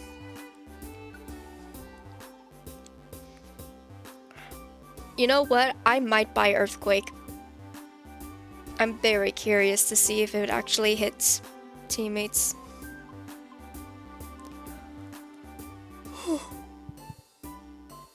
Maybe I'll get Sludge Bomb as well. Okay, I'll get those two, which means I need more money and also more space. So let me go in here. We're gonna store.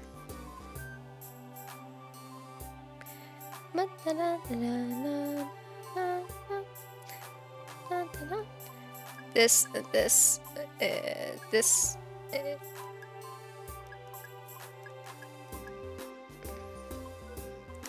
You know what? I don't think I need that on me.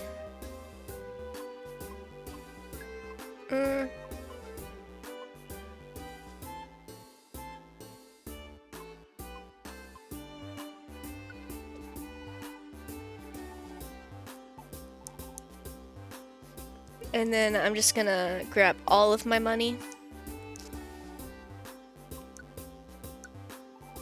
Because I don't feel like calculating. Oh, I got a tiny reviver seed. I don't feel like calculating how much money 2 TMs was gonna cost me.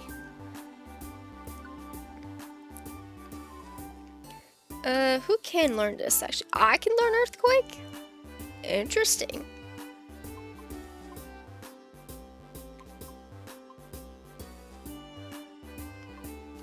Actually, it looks like a lot of people can learn Earthquake. I just wasn't expecting me to be one of them. And Sludge Bomb. Yeah, that doesn't surprise me. I'll get it. Hold on. I'll get those. I don't think I really need Energy Ball. I already have Energy Ball. What am I talking about?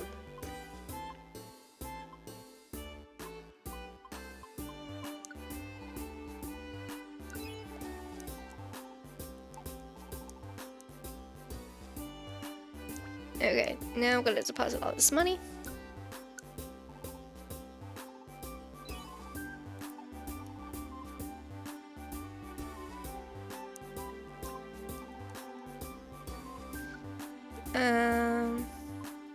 Store these. I have, how many reviver seeds do I have? I have 1, 2, 3, 4, 5. I don't need 5.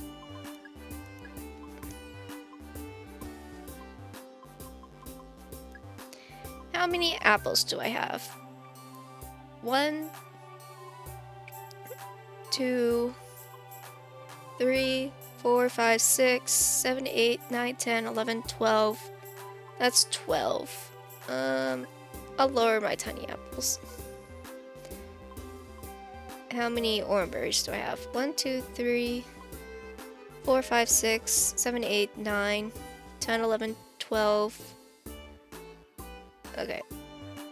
I think that's fine. Then I have 1, 2, 3, 4, 5. 5 of those. And I think just those 3. Okay, yeah, I think that's fine.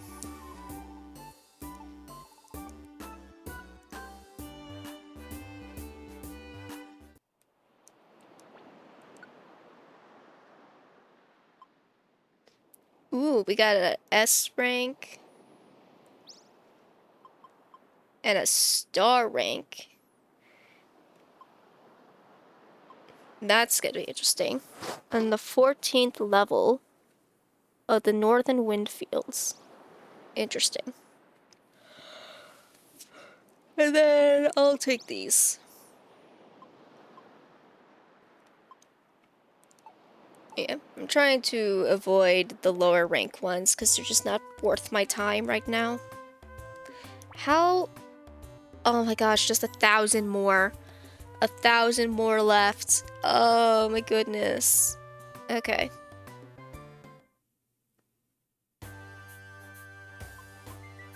So we got 4 here in the Wyvern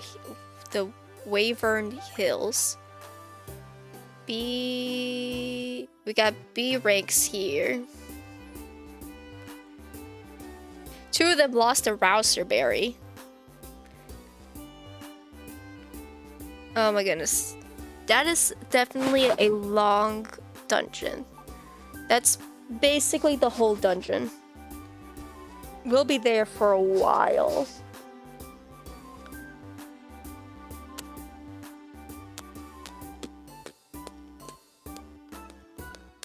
I feel like if I did that dungeon, I would just complete it. Because the last job on that dungeon is literally the floor before the dungeon ends.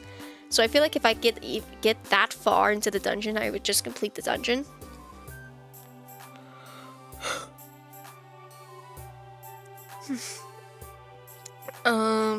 There's also the Southern Caverns. That has S ranks and the star rank, but that's also a long dungeon. Those jobs don't even come up until 22. That's a 50 level dungeon.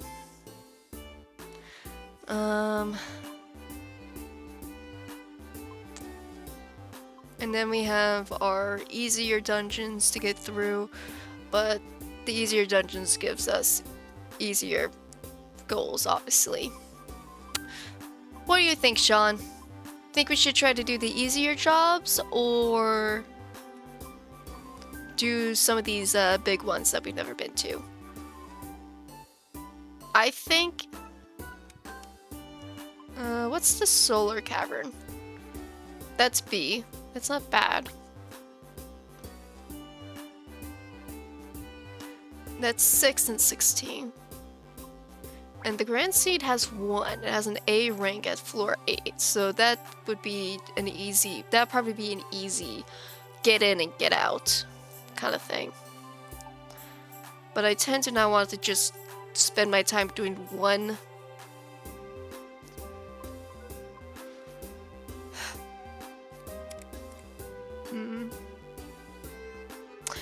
we do the Wyvern Hill.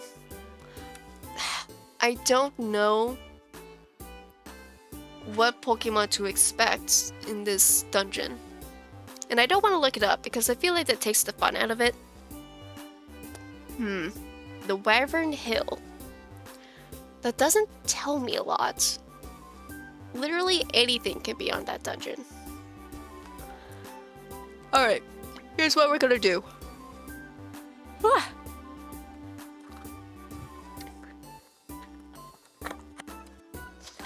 These are probably gonna be so cold now. Yeah, they're cold.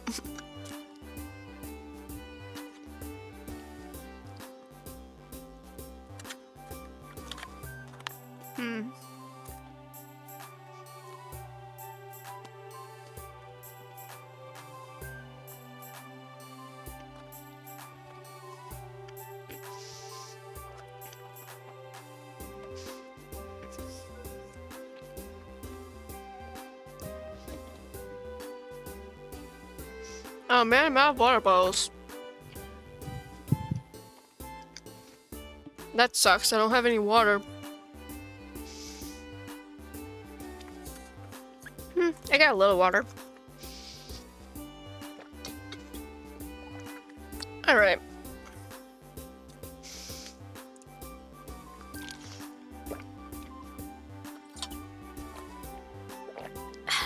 Okay.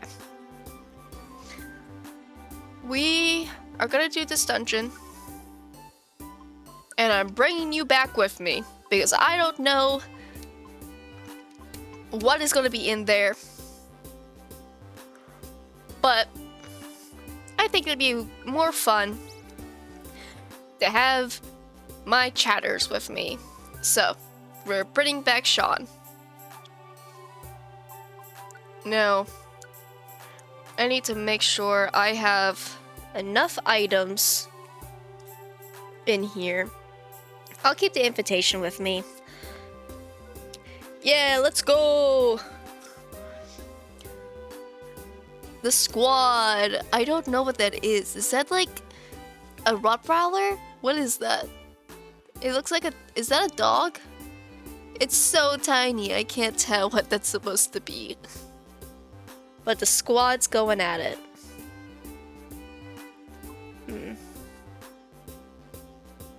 Okay.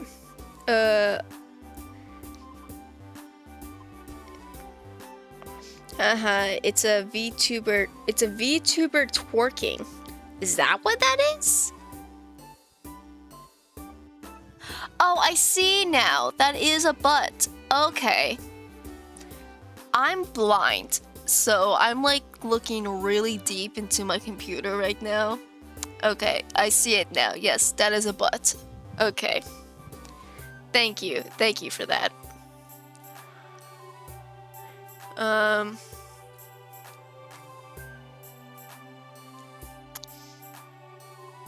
My items.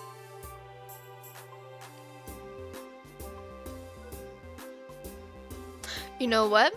I know what I want.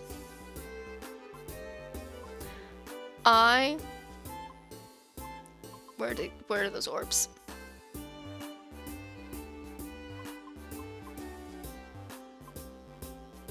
Excuse me. I like throwing it back in people's chats.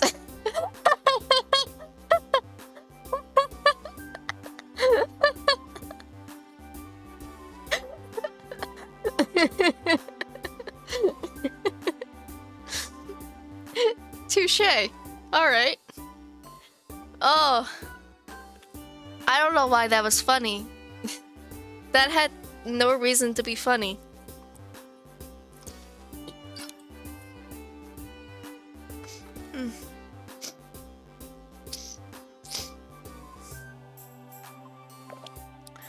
I thought I had a Wigglytuff orb. No, not a Wigglytuff orb.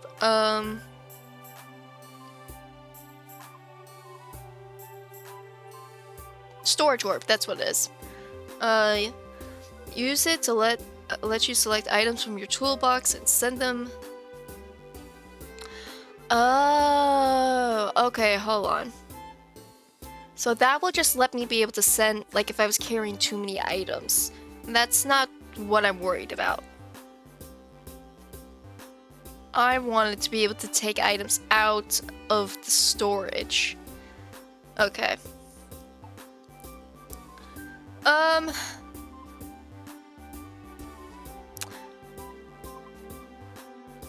I am going to I want to make sure to keep the weather ban.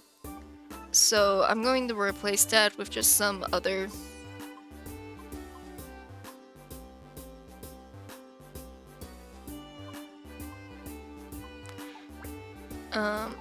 I need an item to replace that with.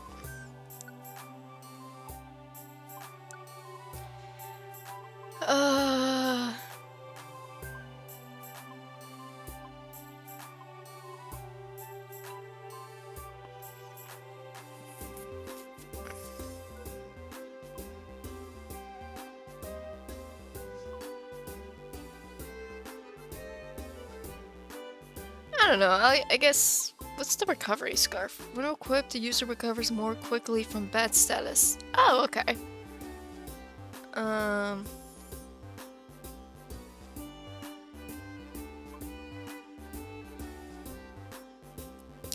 You know what? I never used the X-ray specs. Let's use it. I'm gonna take one of them.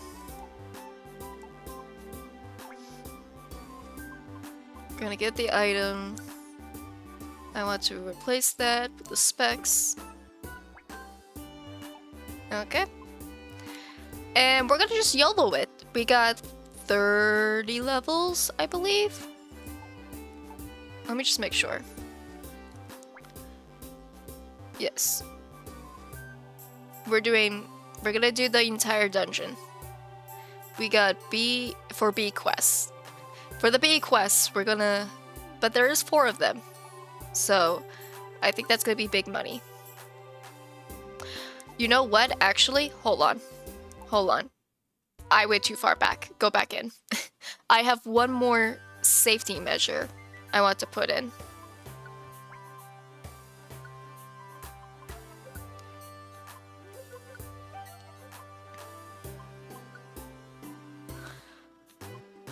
There's another orb. The escape orb. Use it to let you out of the dungeon. You'll feel a lot safer if you have one, but be careful, it has no effects in some places. If I look like I'm dying, I will escape, and then that way, I should be able to keep the jobs that I had already completed. That is my plan. And just because I noticed them in my inventory, let's go increase our stats.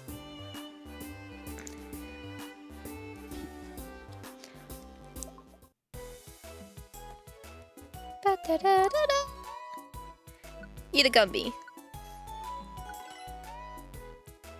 Woo.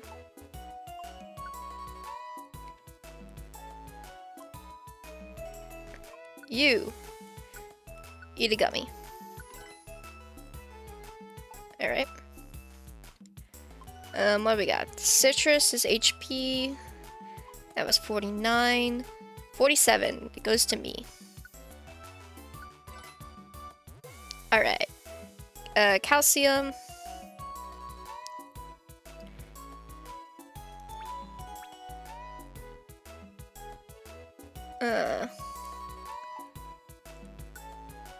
Calcium is special attack, which honestly should go to Parker because Parker has more special moves.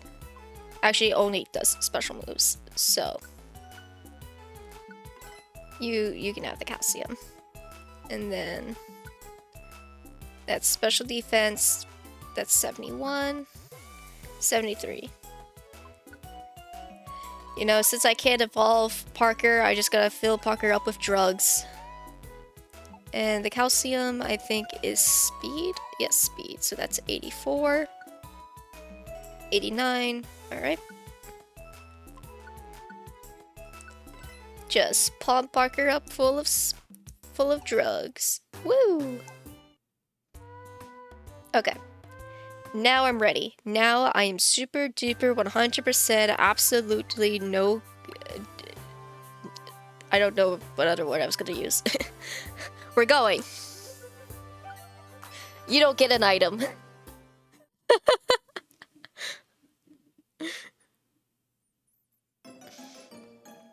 Alright. Well, let's see what we got. I shall proceed. Alright. So my plan... Okay, so we got a Dratini. Okay.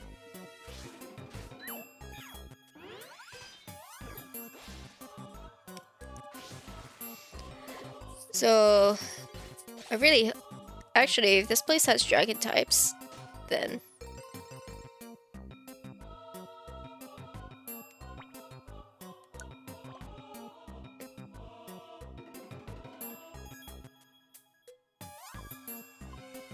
Okay, it... Why? Why? You know what? I'm eating it.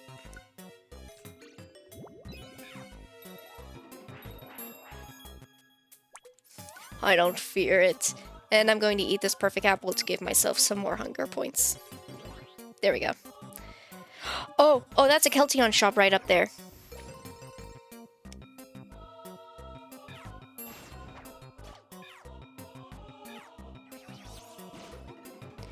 Oh, but I have no money.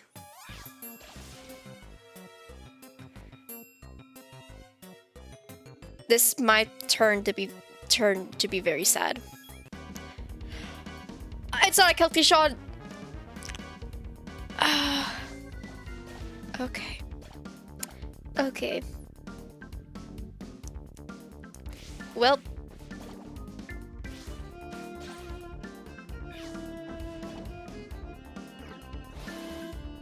Agility does that for everyone? Get out of there.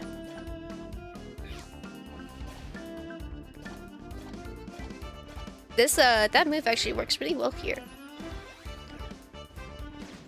I got duped. It was a trap. I'm getting my ass handed to me. This is not good. Growlithe, go in.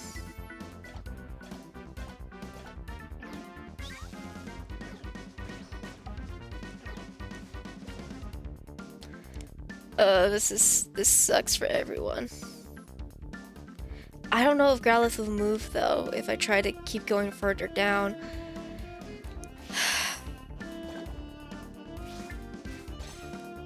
I hate this so much.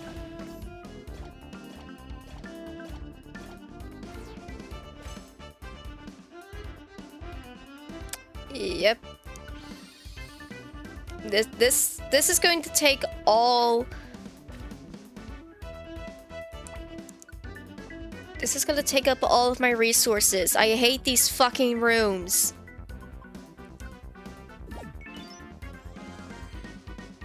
And Parker, will you do something? You're not doing anything.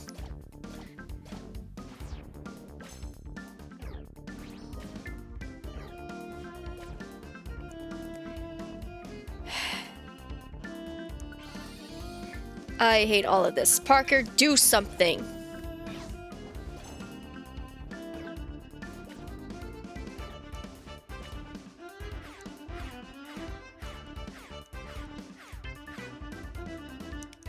Because at least I can still attack from here. But Parker's not doing anything.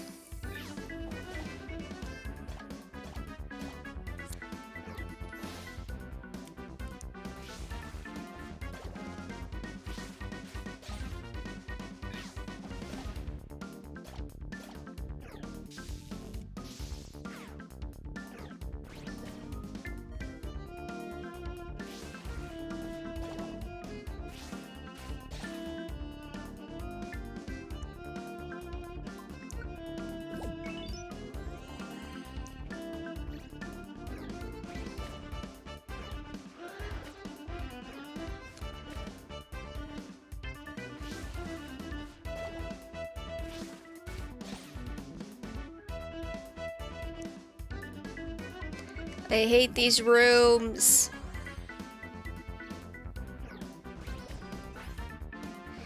Whoever in the game design said, hey, let's have a room where all the enemies just show up and wreck your shit. Could you, like, please, like, be fired? These aren't fun. Like, this is not fun. Getting gangbanged like this is not fun.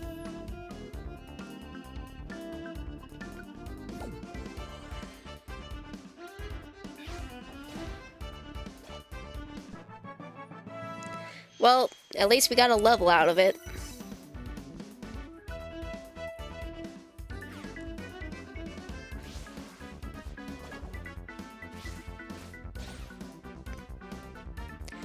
Alright, that's all of them.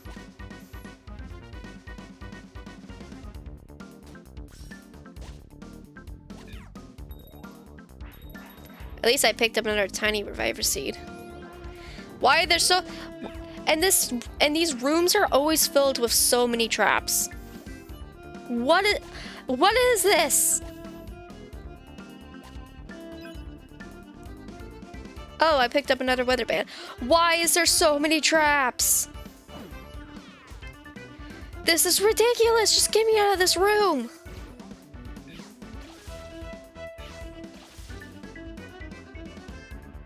There was another one.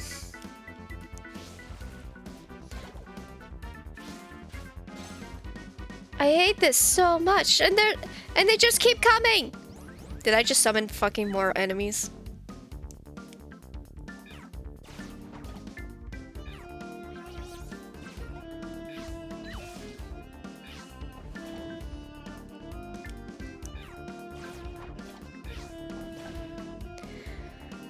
Ugh.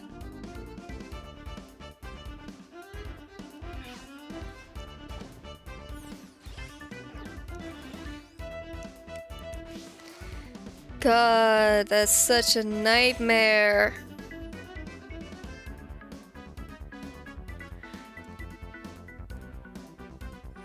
Nothing ruins my day more than having a freaking...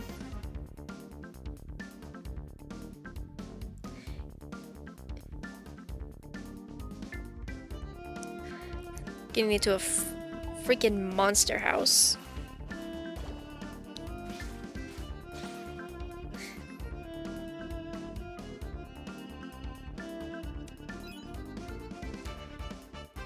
And the music just keeps playing.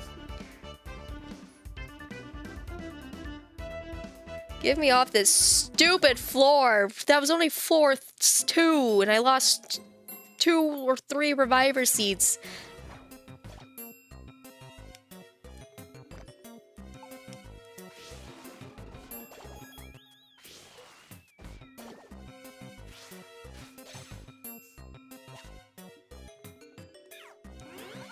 Oh, now you want to do something.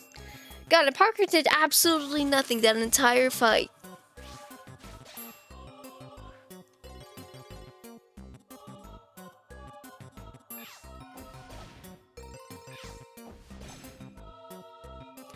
But good job, Sean. You took all those hits like a champ. Sorry that I kind of just sacrificed you to the horde.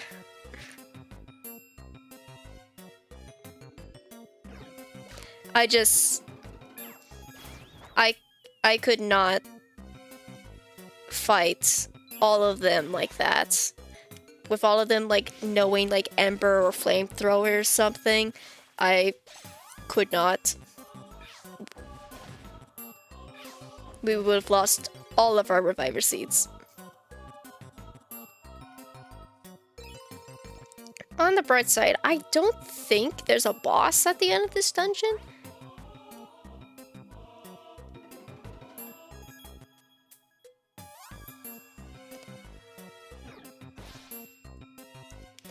So, I'm not too worried about, like...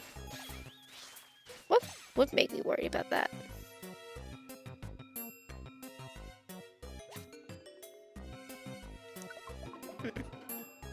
I don't know where my train of thought was going for that. will say, being able to see all the enemies and the items is pretty cool. Even though I did get debated by the room with all those items. I thought it for sure it was gonna be a Keltion shop. No, it wasn't.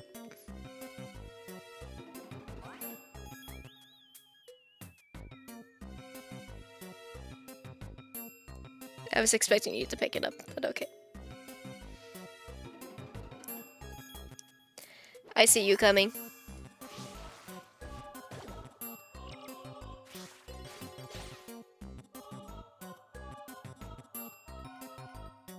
Ba-da-da-da-dum.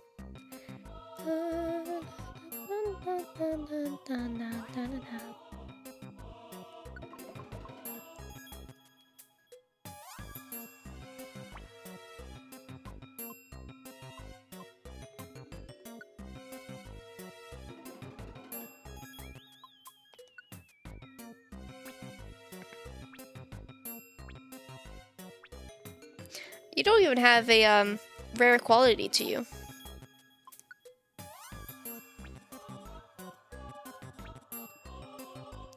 Ba-da-da-da-dum. Okay, so you have Squeeze Out, and I have Steamrolled. We also have no effect or are not very effective due to abilities or attack buttons. You can Steamroll with Pandas. Oh, so I really don't need Sleuth, because I just do that automatically. I forgot about that.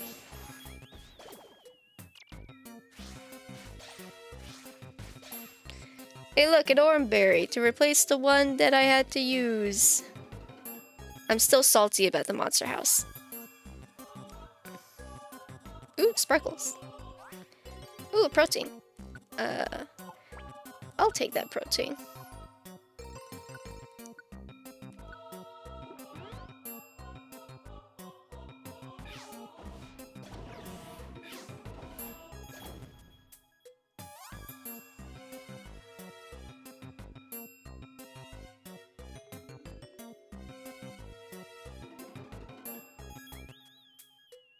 Though I am confused because I couldn't hit the Shedinja, so I guess Steamroll doesn't work on that?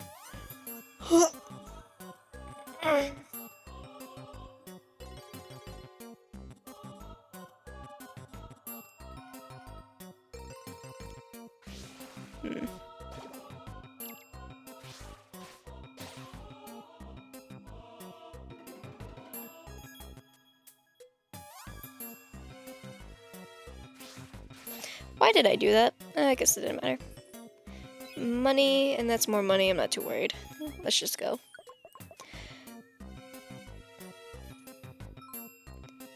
Okay, so I need to get a raspberry to him. Is that a Totodile?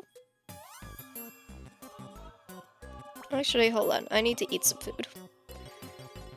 So first... Wait. Why can't I use this tiny... Oh, it's dirty. That sucks. I can't use it. I'm gonna eat this grime food because I don't care. The Pokemon can't do anything. The status wears off after a while. There we go.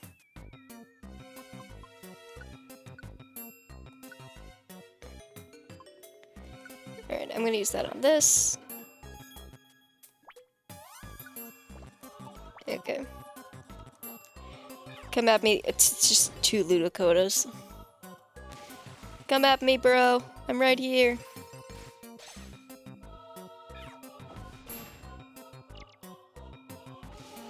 Come at me. I'll show you what I'm made of.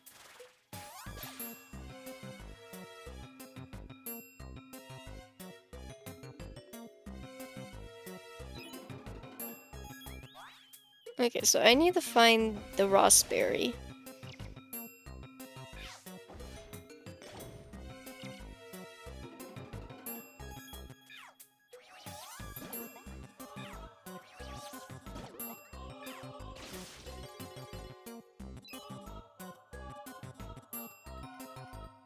Ba-da-da-da-dum.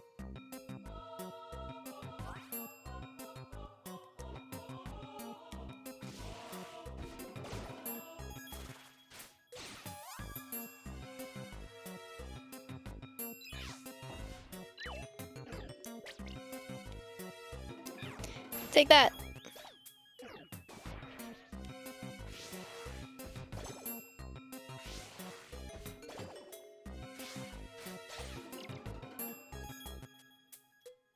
Okay, so this has to be it, right? Okay, there it is. I get so worried about the item fetch quests because I remember in the original you would run into times where the item wasn't even on the floor that you needed to get it, and so you couldn't complete those quests because the game didn't give you the item. So I don't know if they made that better for this game or not.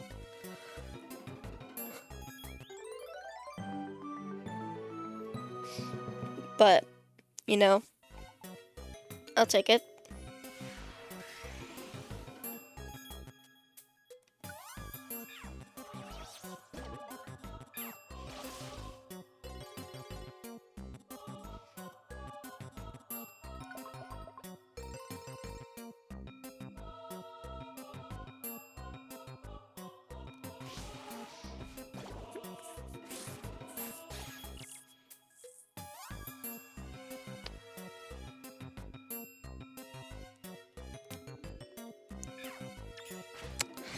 Ugh. I'm getting a little bored listening to this music. Like, don't get me wrong. It's good music. But I think I'm going to play my copyright-free music again. I need to spice this up a little bit. So, let me just...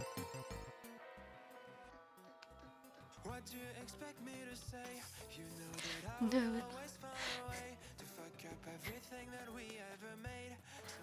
Ha! Hunger trip didn't work. Oh, speaking of hunger. I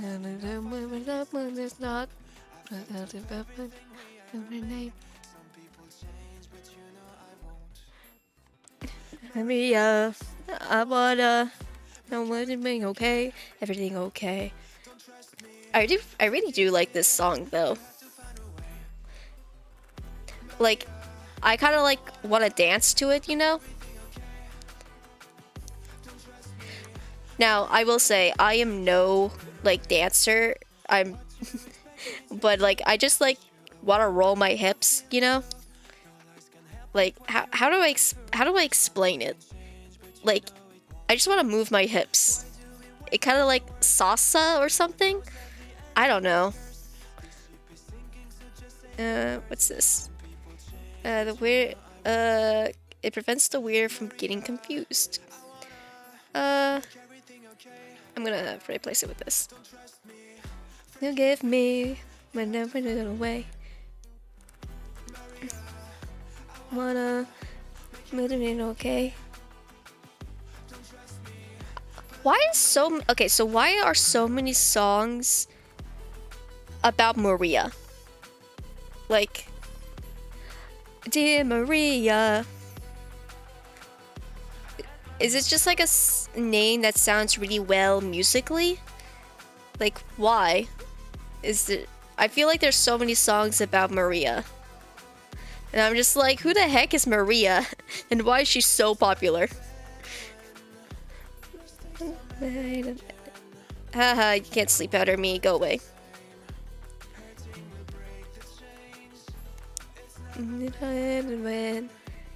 It doesn't matter when. Ancient powder, go.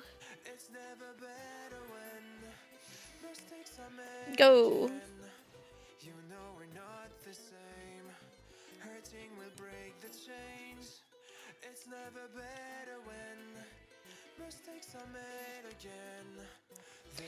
Hiya! I want a Totodile.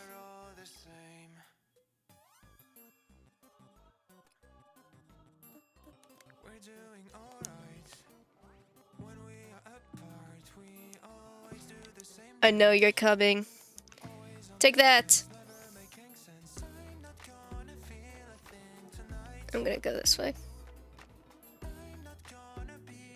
I will say, I'm getting motivated to move towards items, and also being motivated to not move towards enemies. So I don't know if that helps me find the floor faster or not. I wish there was an item that like told you where. Oh, okay, so it's just money. I wish there was an item that would be able to tell you where the stairs is, but I guess that takes the fun out of it, you know? We're just gonna keep going, because this is, we're trying to complete this dungeon.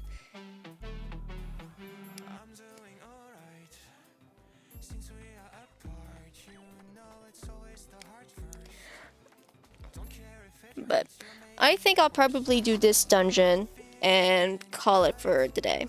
I think that's gonna be my plan. Unless something happens that really energizes me, I think that's what I'm feeling. I can't quit mid dungeon though. So we're going to either fail miserably, or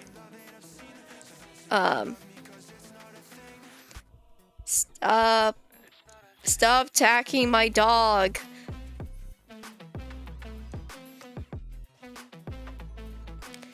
Stop attacking my dog! What do you got against my dog? My god! Sean, everyone just wants to murder you. And iron. I guess give it to Parker.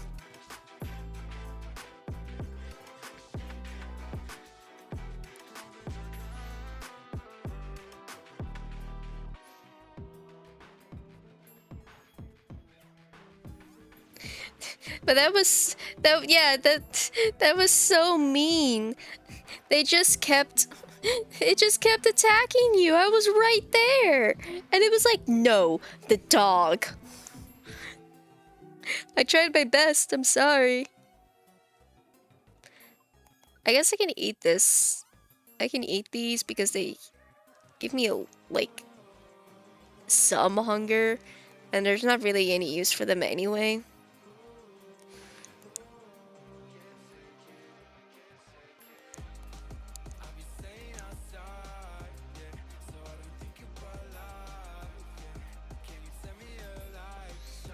Alright, we're gonna go this way. Oh, it's just money. Well, alright.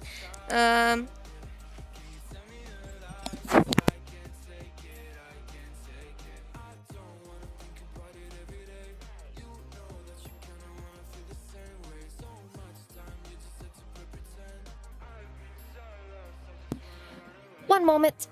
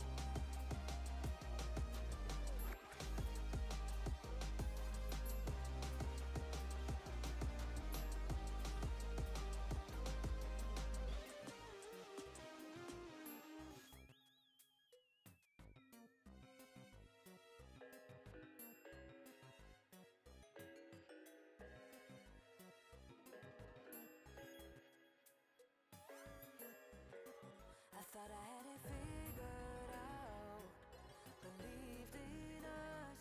We were meant to be, no doubt. A teenage love. Everybody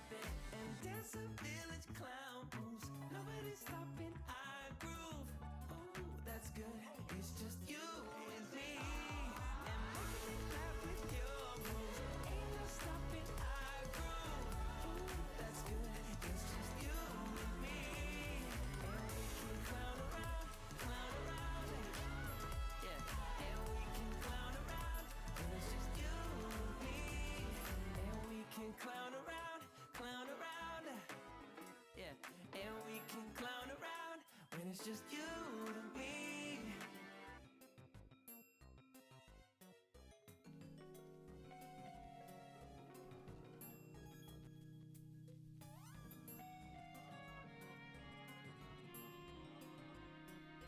Be quiet. I hear the thunder that comes from far away. It's like a noise in my head. Oh, this world hides, this world hides. It cuts you deep and leaves the sky. Oh, this world hides, this world hides. It cuts you deep. I am so sorry. Hello, 1-2. I don't know how long you've been here or been waiting. Sorry. My dad called me to get more information about the concert that we are now going to in August. I'm seeing Disturb and Breaking Benjamin. So excited. I'm so excited for that. And then I had to help with the puppies. If you don't know, my mom is fostering a litter of 8 puppies. And so while I was downstairs, I helped a little bit with the puppies. One of them needed to be fed formula because she won't eat. So I hope you were just able to vibe to my copyright-free music.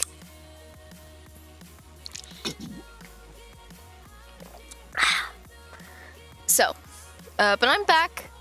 Hopefully no more distractions. We are currently in this cave. We have 20 more floors to go. We're just doing some jobs. What was I doing? I think I was trying to give myself more PP.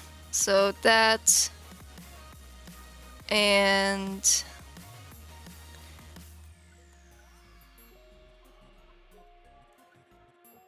flame burst. Okay.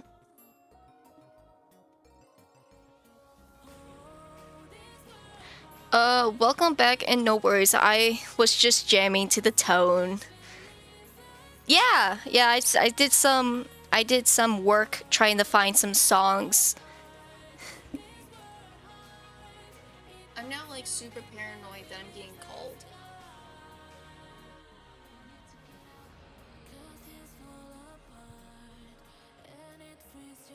I don't know if I'm being cold. I'm just really paranoid about it now. Do you ever get that feeling? Do you ever get that feeling where like you think you hear your name being called? Like I once woke up thinking my dad had called me from downstairs, and I ran outside of my room and I looked around and I was like, did he call me? And I don't even think dad was awake at the time. Like, when I hear mom or dad call my name, it gives me so much anxiety. I just like freak out. I'm like, oh god, I am being summoned. I get anxiety over so many different things. Yep, all the time. Yeah, it's just like, if your parents call you, you run. Like, you're being summoned. And usually what ends up happening is that, especially when I'm streaming, I got my headphones on, I'm in like the opposite side of the house upstairs with a closed door, and I got things in my ears, I can't hear anyone. So my brother just opens the door and is like, hey, mom and dad are calling you. And I'm like, oh no, which means that they've been calling me for a while and I haven't responded, so they're going to get frustrated. It happened to my brother too whenever he played video games in his room, just could not hear mom and dad calling him.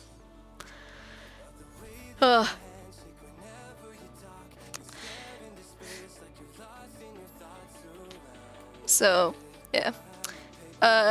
Me being hard of hearing, I struggle with that. Often, Often than not, it's just my own head wanting to talk to someone and making noises for me to interact with someone. That is so interesting. Actually, I know sign language. Now, I'm going to say this by prefacing that I am not a master at sign language. I took a year-long course of sign language. So like a 2-term course of sign language during high school. It was called College Course Prep.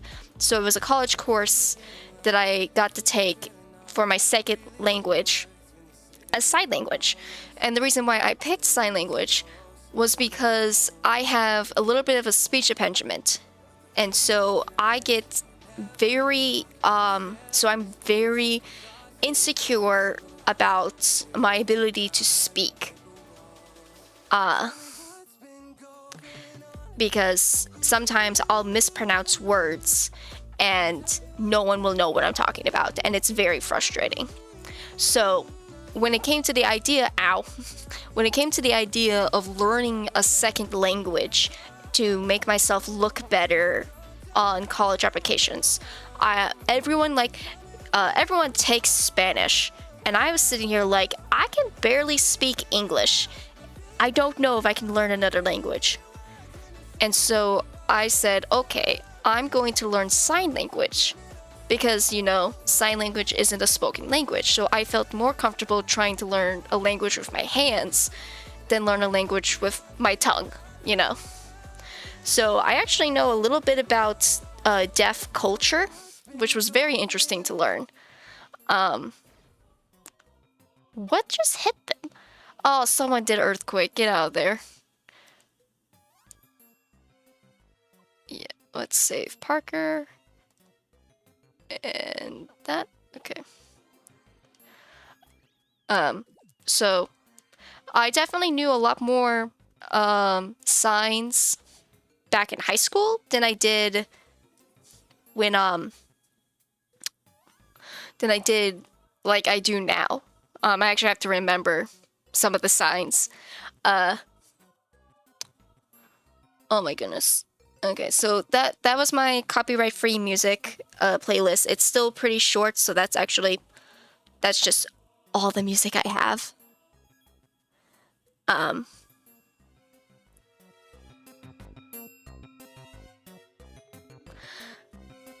So I'll give it like a few minutes, I'll give it some time, and then maybe I will shuffle it again.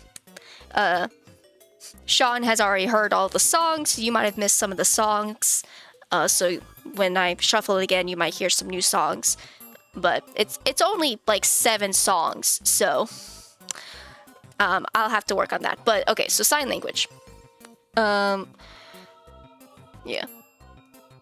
I think sign language is very cool, and I think a lot more people should. Oh, I'm still looking for the berry. I think more people should learn sign language. I think it would be a useful skill to have for anyone, especially people who have a hard time speaking. Like, even if they aren't like deaf or hard of hearing, like people can still be like mute or struggle with speaking. Or maybe you're just in a loud environment and you can't hear people. Like, I think knowing sign language is a very good skill for anyone to have, to be able to communicate with people. Like, so like I always sign thank you at people, just because I want to make sure that I thank them. And so I try to make that a habit. I use when I count, I'll count the sign language way, where you know how 3 is your index, middle, and your thumb, instead of what most people do, which is index, middle, and ring finger.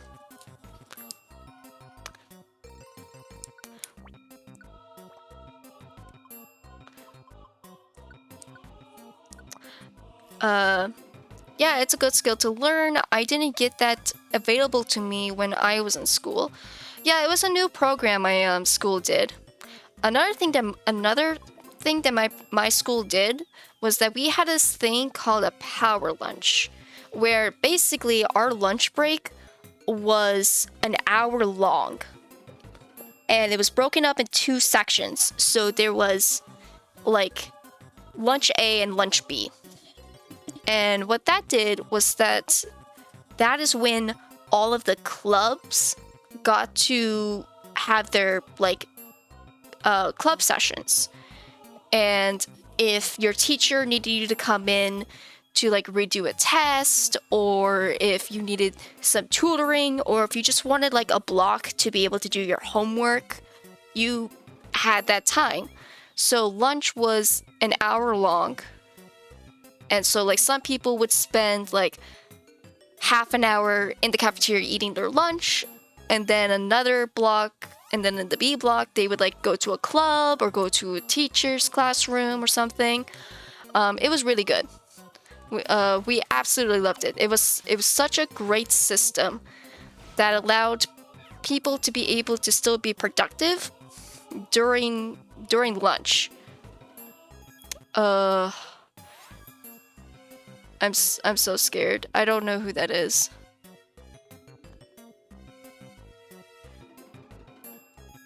Okay, it's just an execute. They still hit a lot though, so I wanted to make sure all of us can get in there.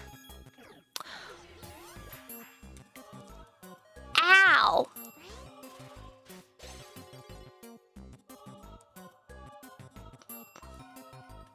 Use it on Sean. And I guess use it on me. Okay. I took part in that for 2 years in school. Oh no, I lost Sean.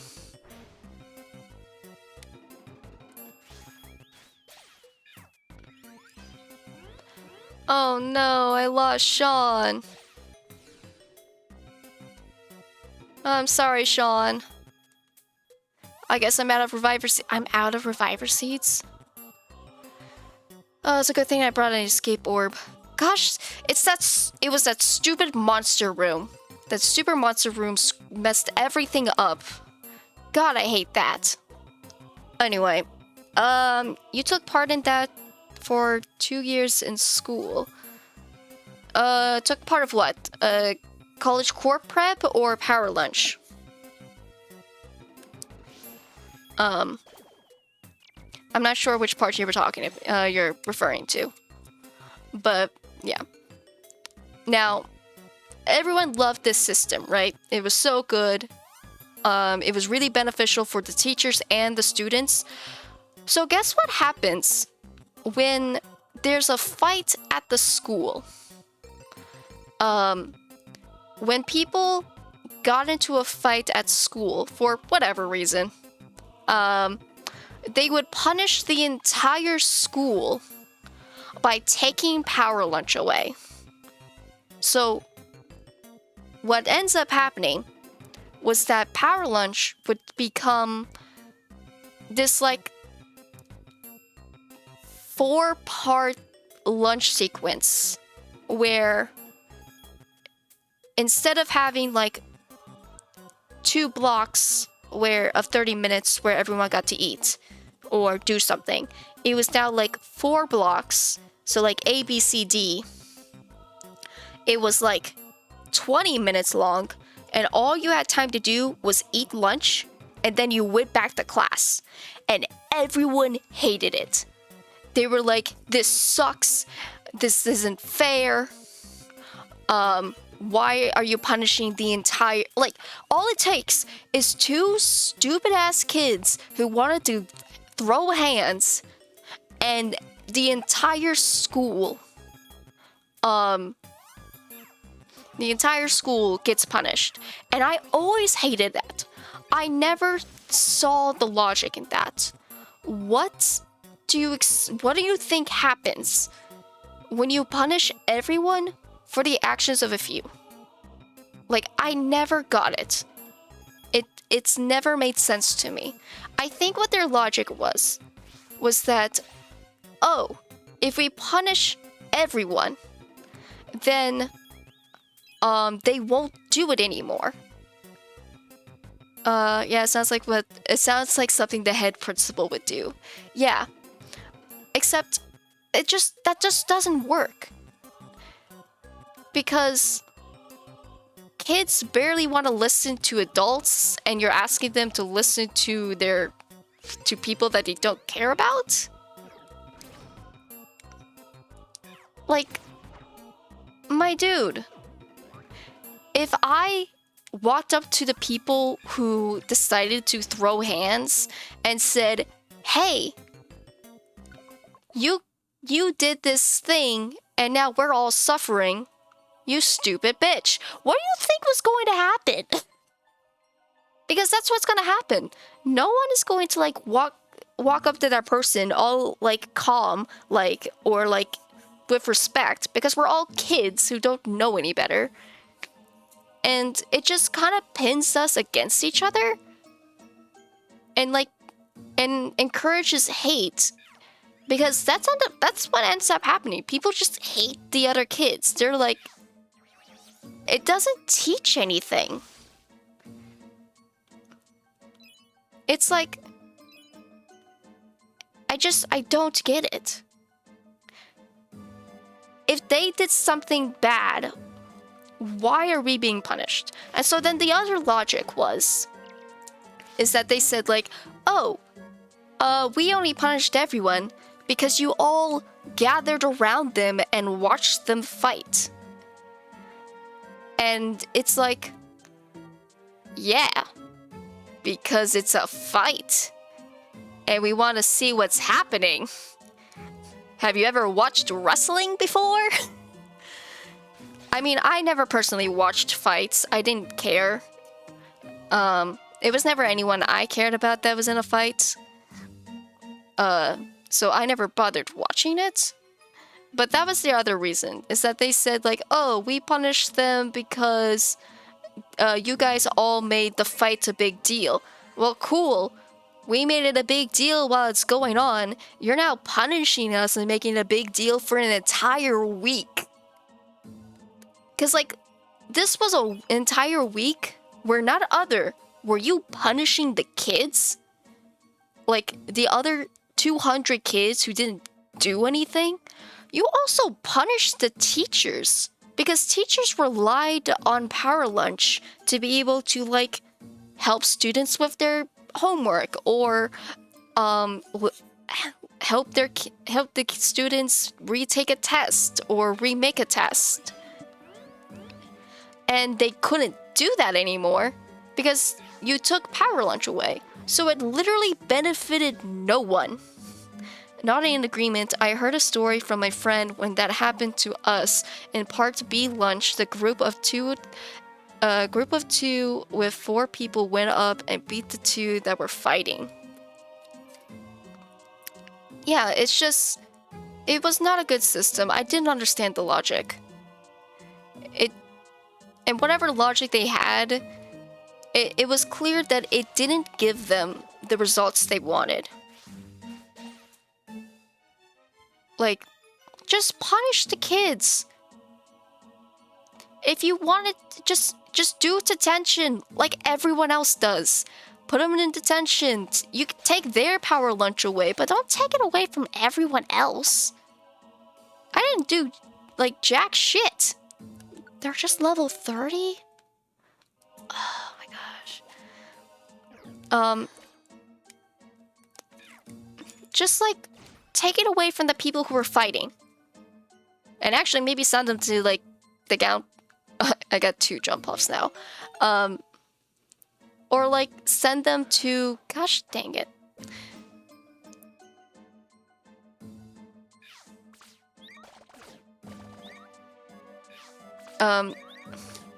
Send them to, like...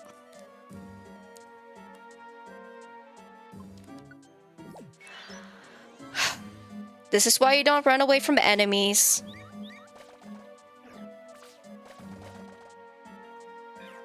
This is why you don't run away from enemies, because they'll just chase you down.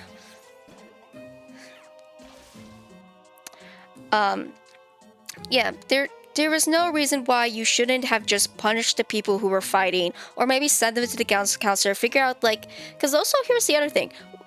And it might just because I never personally cared, so I didn't look into it. But why are they fighting? Like, you want to stop fights at school? Teach people how to handle conflicts better.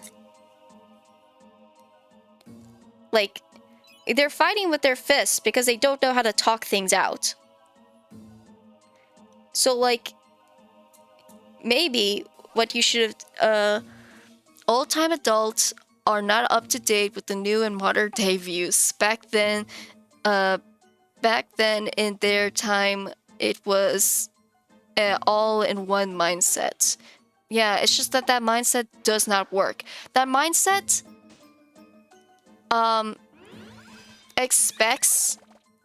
has to come with the idea that everyone is looking out for everyone.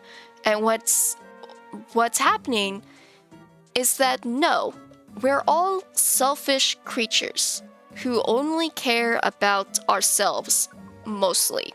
Like, for the most part. Gosh dang it, another one? For the most part, we only care about ourselves. Especially in high school. Why?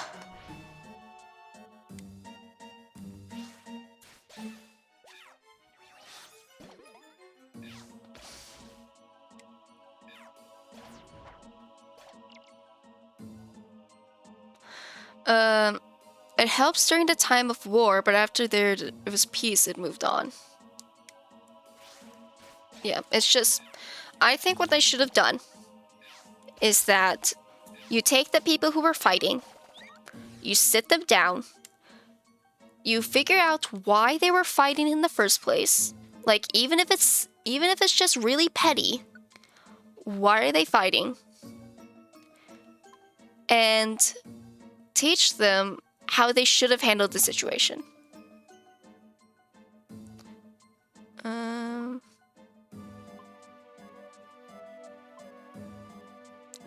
Trying to see if I have a... I don't. Okay. And then... So you find out what happened. And then... So you find out what happened. You get their sides of the story. And then you teach them... Sure, I'm just gonna eat it. Then you teach them how they should have handled the situation. And as punishment, you can like send them to detention where they can get lectured, or like have like an assignment where they research how to better handle conflicts or something. Like, give them something useful to do, you know? Yeah, I agree with what you're thinking. Yeah, if you want it to stop happening, you have to teach them a better solution. Like, punishment does not work as well as people think it does. If all you're thinking is, I'm just gonna punish them for what they did wrong, but not tell them how to better do things, then you're just setting them up for failure. How else are they supposed to express themselves? And all you've done is just told them that what they're doing is wrong, but you haven't told them how to do it right. Now, do I think it would work all the time? No, people are going to be stubborn. They're going to be idiots. But it's better. It's like worth a shot at least to like at least try. And if they get into more fights, then you keep doing it, and eventually it'll get through their thick skulls. And if not, then I guess that's just their problem. But don't make it my problem because Mr. Grumpy was having a bad day and punched a guy in the face. And then everyone flocked at it because we're all social creatures who want to know what's going on. We got curious. And you're punishing us for it. Which, because like, okay, what did you wanted us to do? Did you, like, do you really just, like, if I saw, okay, if I saw someone getting, like, punched in the face, I would probably go get a teacher. And then there's some people who stay and they watch, and now they're witnesses.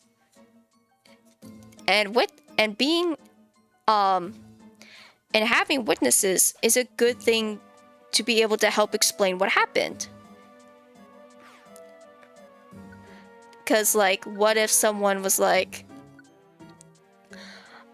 cause like, if you, I don't know. I didn't like how they did it. It's the job of the adult to teach the young how to deal with things, and the young one's job to take that in and learn and add to use it. Exactly.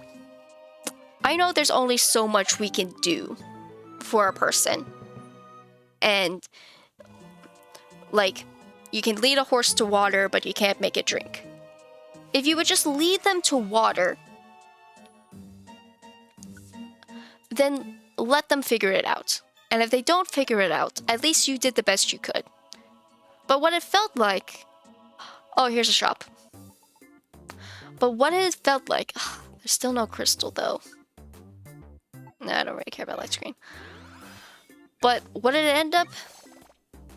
I get what you're saying. Yeah. I feel like they weren't doing that. They just wanted to punish you and punish everyone, and in the end it benefits no one, except, like, the only thing I can think that benefits is, like, the grown-up thinking that they're top shit or something. I don't know, maybe it helps their ego or something, which I talked about earlier, saying that having an ego wasn't a terrible thing. It's a balancing act of how much ego is a good thing, and it's more than what people think. A lot of people think that caring about yourself gives you a big ego, and thinking you're amazing gives you a big ego. And I think what draws the line between having a healthy ego and a big ego is your ability to accept when you're wrong and when things need to change. I think that's where the line draw is.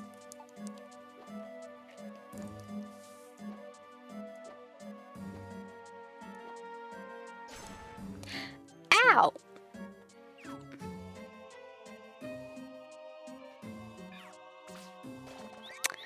The education system is a joke from all the schools I went to and been at.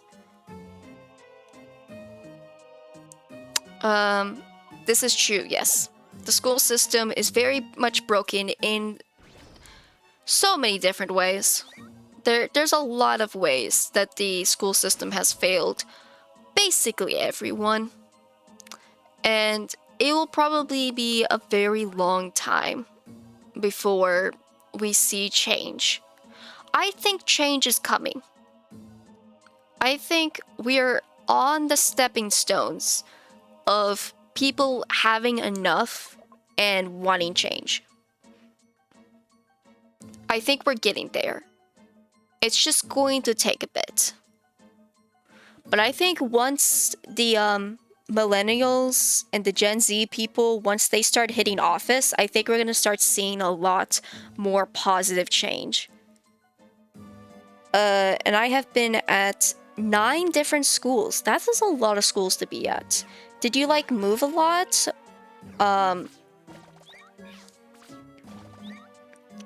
Did you move a lot? Is that why you went to so many different schools?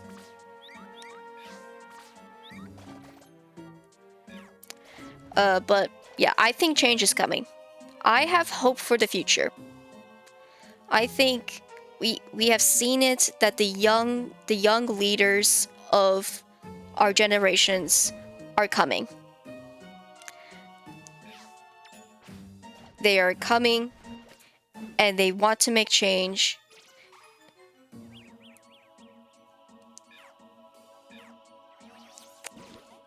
You didn't heal me.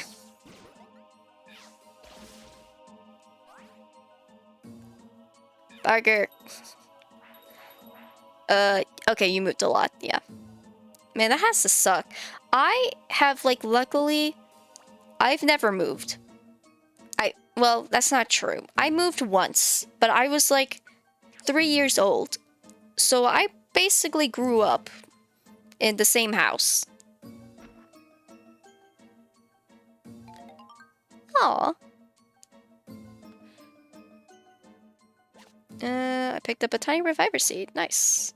And a reviver all. Okay. And I'm gonna swap this out for this blood seed.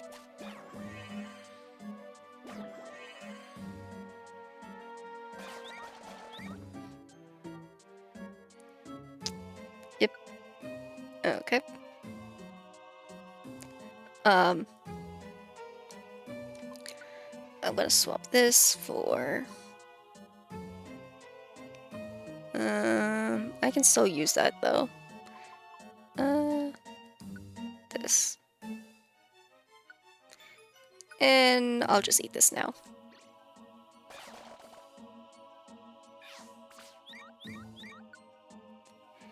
And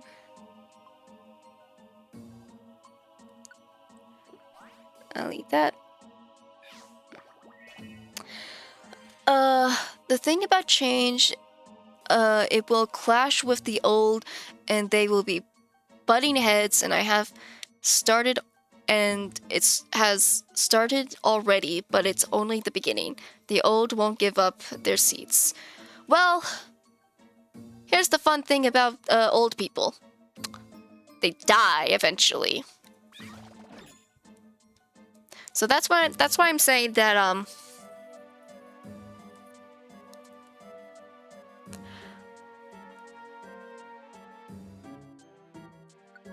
that's why I'm saying that it's slow, but it's coming. Eventually, the boomers are going to die. Like, they can't escape the age of time.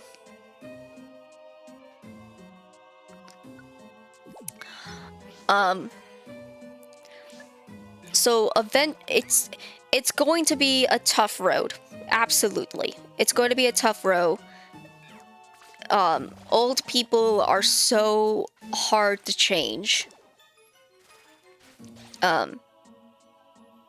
But eventually, oh my gosh, get out of the house.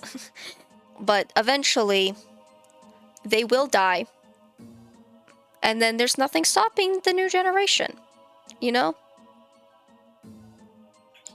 Washington didn't live forever, you know?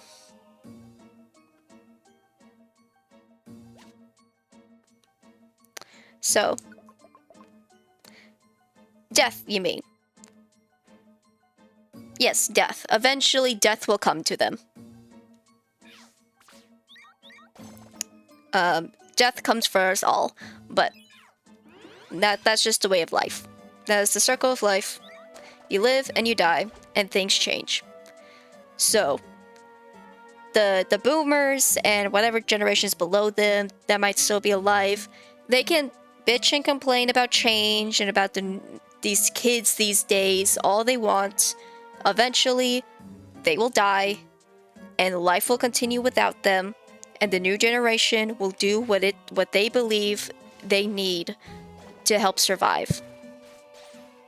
So, they can either leave this planet kicking and screaming and complaining about the new generation, or they could use what time they have left to try to help the new generation fix the shit that they caused. Those are their options. And sadly, a lot of people in power choose to be stubborn and choose to be arrogant and choose to be ignorant. I say it wrong, but hopefully you know what I mean.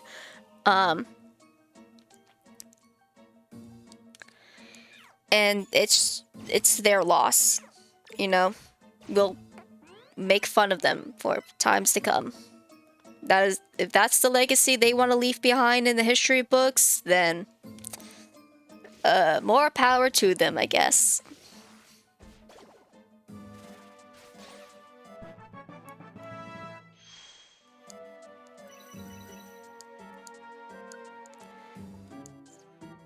I'm just gonna eat it. Get a little. Doesn't hurt any.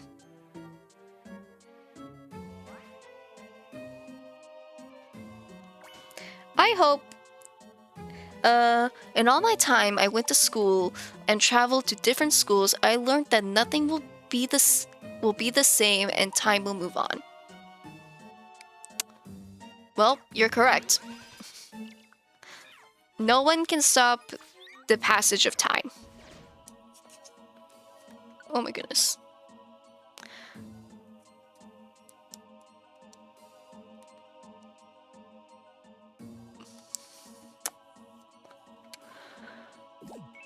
No one can stop the passage of time. It's going to happen. It's just simple as that.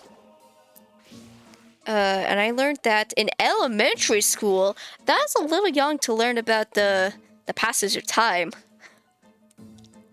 I hope you didn't have like a terrible childhood.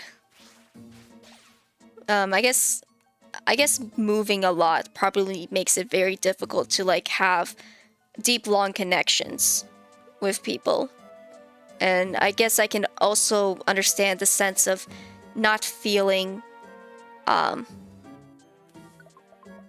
the sense of feeling like nothing will last when literally nothing is lasting.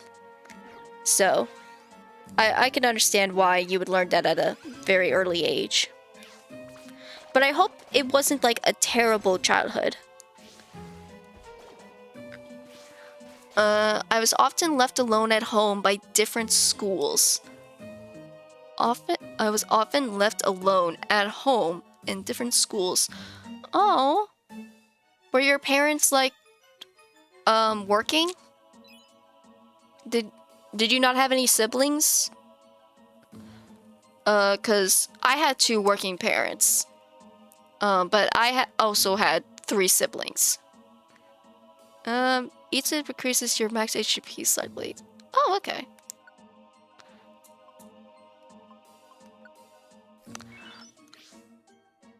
Three different schools in different years. Yeah. Yeah, it definitely seems like you had a hard time feeling like anything would stay. And that must have been really hard growing up. But hopefully, I'm assuming you are an adult now. You now have more power in your life to feel more stable. 2 siblings and parents are not together during that time. Okay, you had divorced parents.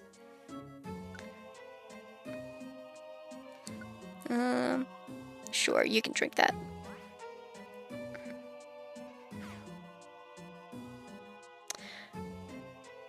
Okay, yeah. My parents are also not divorced, but so I had a pretty good childhood. Not to brag, it's just that's my life.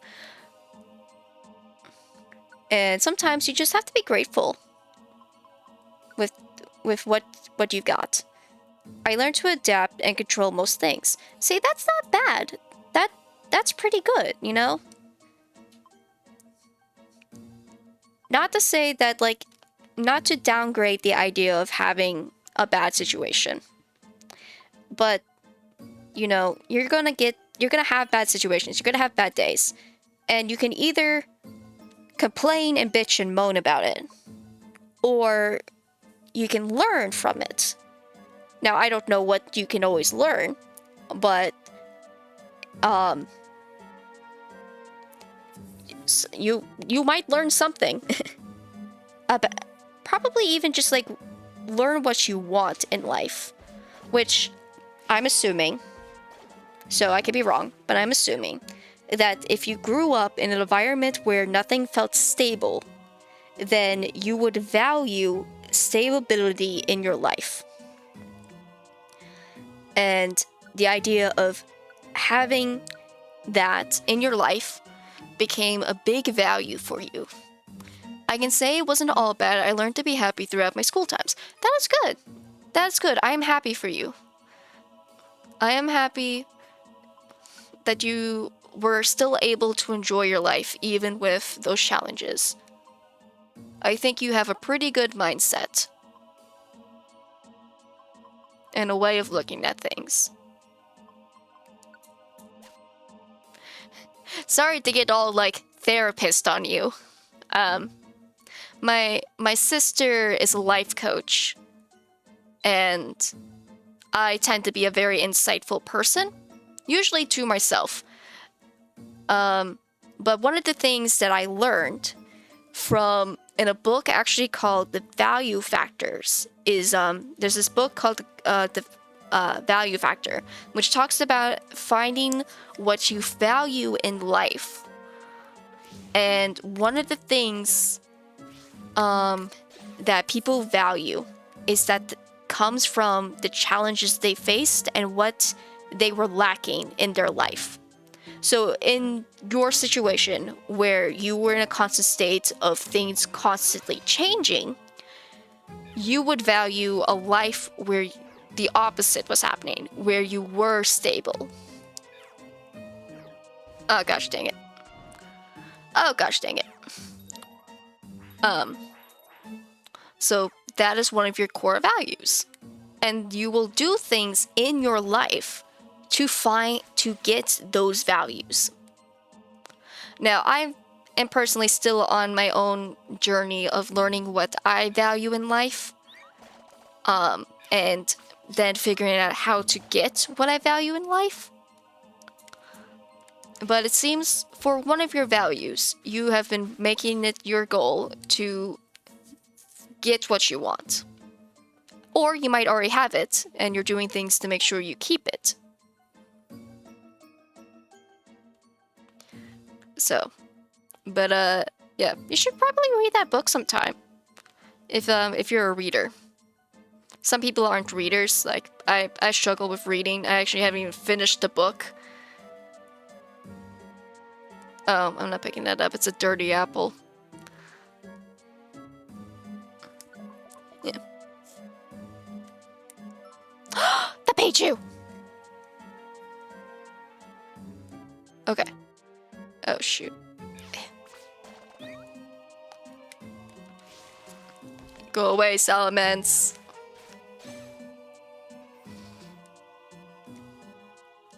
Alright.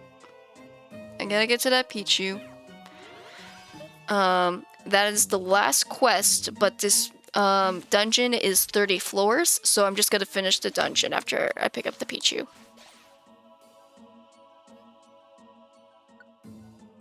Okay, pick this up. Oh. Swap.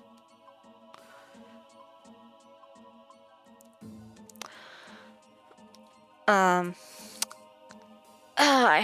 have the book in this room. Let me pick it up so I can tell you the title and the author of this book. Okay. You're not wrong in that sense. Also, I do know that I will and change is need to move on for most things. Yes.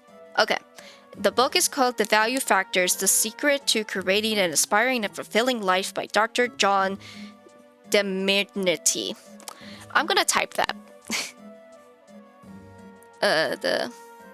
I'm gonna type it because reading is still difficult for me. The Secret to Creating an inspire.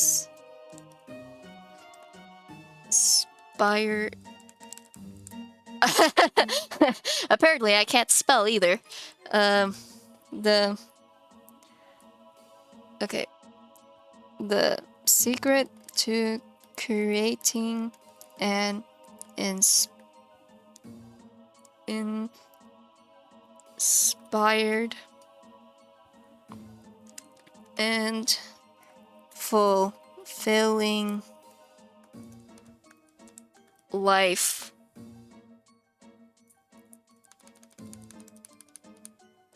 by Dr. John DeMarti. Okay, there it is. Check it out. It's very insightful. That book has helped a lot of people. And you might just learn something, you know?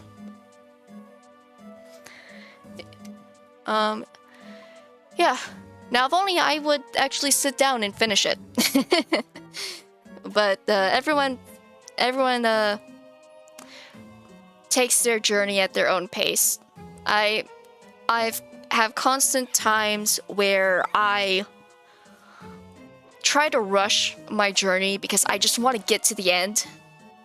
No worries on that front. I can't speak nor spell sometimes. That's fine. There's no shame. There's no judgment here. Oh my goodness.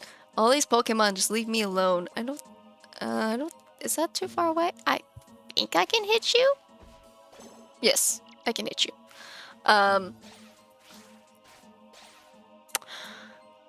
So, I found the Pichu! Look at my baby! Look at my child! It's so cute! It's so cute and so tiny! Oh, look at my little baby! Oh, I just want to pinch his little cheeks. Okay. Alright, we're almost done with this dungeon. I just have to find the stairs. No worries. Oh, I already read that. Okay. Yeah. So, I want to so much just like bulldoze my journey. I just want to get to the end. And what I found is that when I tried to do that, I just burn out so quickly. Like my sister, who is a life coach, has been trying to help me, and she had to stop because I just wasn't taking her advice. She was giving me advice, she was trying to help me, like, get more control of my life, and I just was not listening to her. I wasn't doing what she said, and because I'm just not actually ready to take those steps yet. And I get frustrated with myself for not being able to take those steps. I wanted to learn to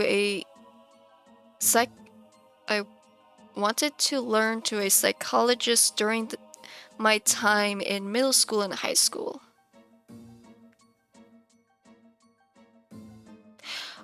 Are you saying that you wanted to be a psychologist?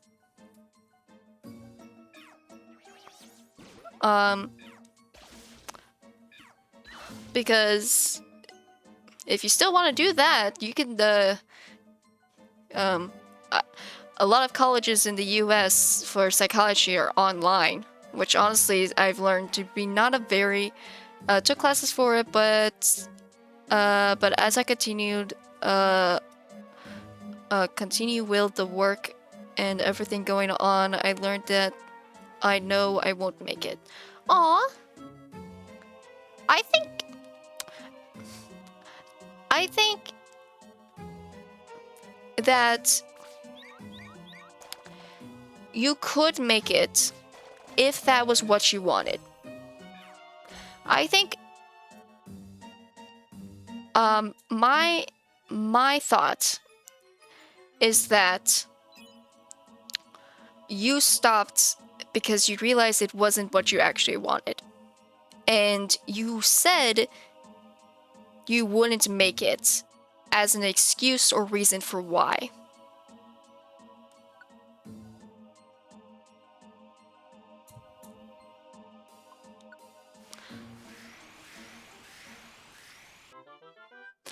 We did it! Yeah. I think you could have made it if you wanted it to.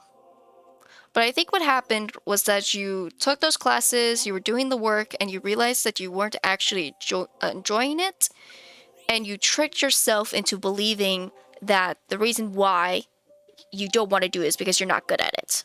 And I don't think that's true. I think you would have maybe succeeded in it if you wanted it to. But because you have decided that that's not what you actually want, you try to come up with a reason for why. And it's okay to think that you want to do something and then learn later that that's not actually what you wanted to do. For example, um,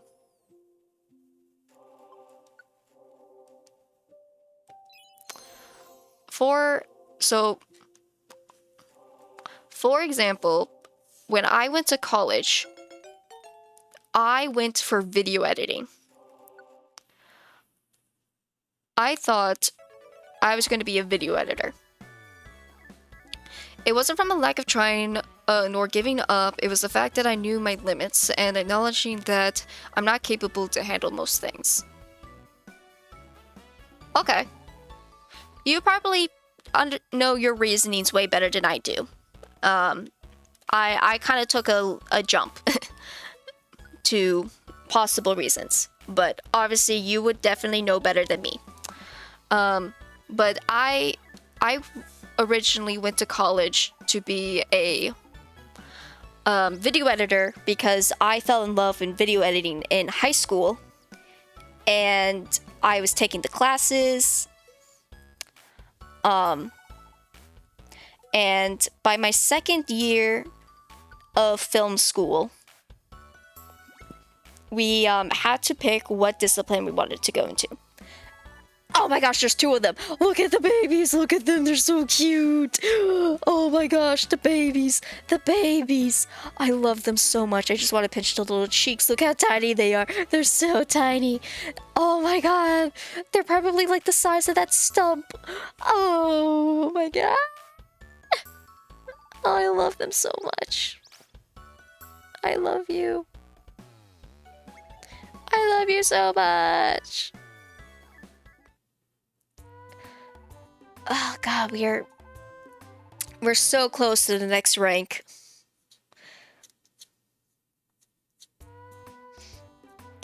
We're so close.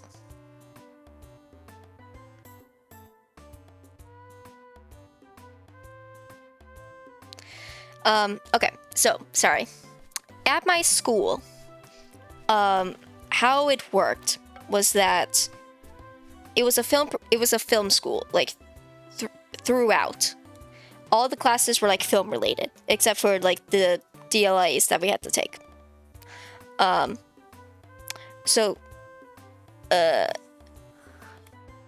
two reasons is that I can't hear very well, and over time I would lose more and more hearing as time goes on. Another is that I lacked compassion for other people.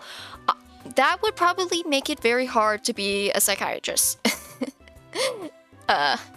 Also, congrats on making it into college. I've actually graduated from college, so congratulations on me for passing college. I have a bachelor's degree in the fine arts. But okay, so my college, right? The first year of college, we took a class in every department of film. So I took a class in production design, in film editing, in screenwriting, in directing, in cinematography, like every department of film, I had to take a class in. And the reason why the school does this is that some people come to this school not knowing what they want to do. Or, let's go and congratulations on passing college. Thank you. What ends up happening is that a lot of people will go into that school and they would go into that school thinking that they were going to be one thing. And then after taking all of those classes, would learn that they actually liked something else.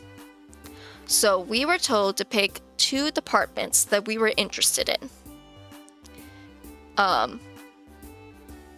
So how it went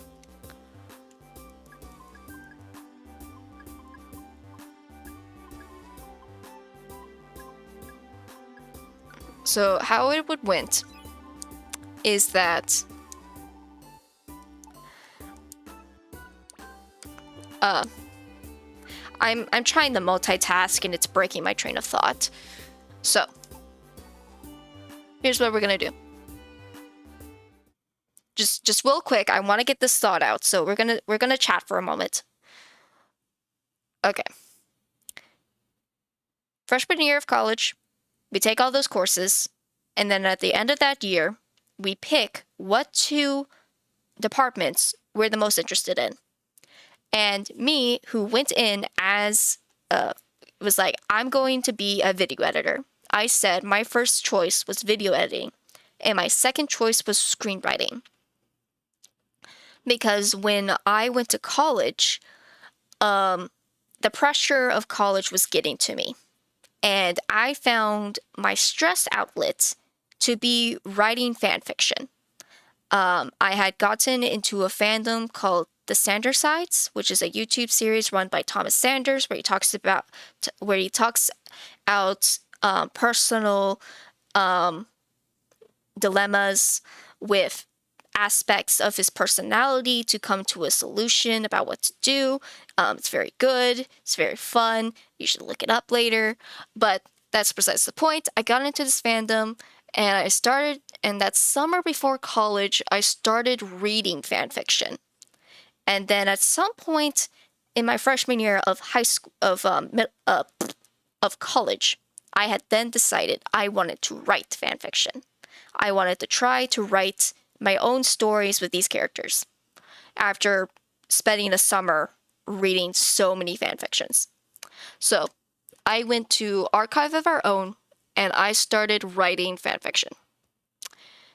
And in writing fan fiction, I had rediscovered my love for writing. I had always been interested in writing.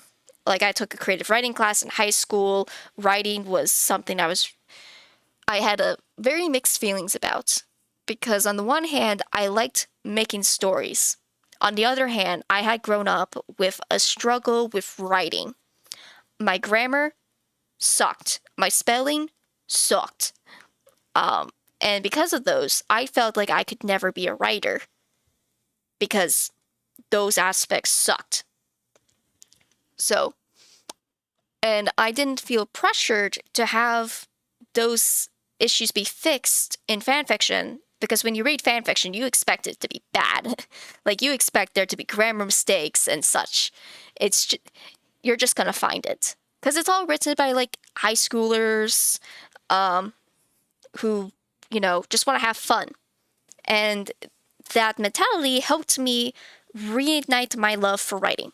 So I'm writing all the time, right? Because I'm stressed, and my outlet for stress was to escape into this world that I was creating with these characters. So when the time came to pick my second department for college, I picked screenwriting. So second year of college, we were only taking classes for those 2 departments. So I was taking classes for film editing, and I was taking classes for screenwriting. And I loved the screenwriting classes. I loved writing the scripts, and I loved the workshops that we would do in class, where every class, we would bring in the pages that we wrote, and we would share them. We would do a script reading, and then we would critique it and give notes. And those were some of my funnest classes.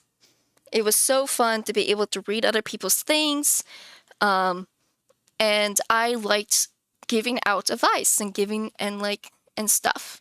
I think my favorite thing, hats off to your friend that helped you get into writing. My friend. Did I mention my friend? It's funny that you say that, because I actually met a really good friend of mine through fanfiction during that freshman year of college that I thought I didn't mention. Um,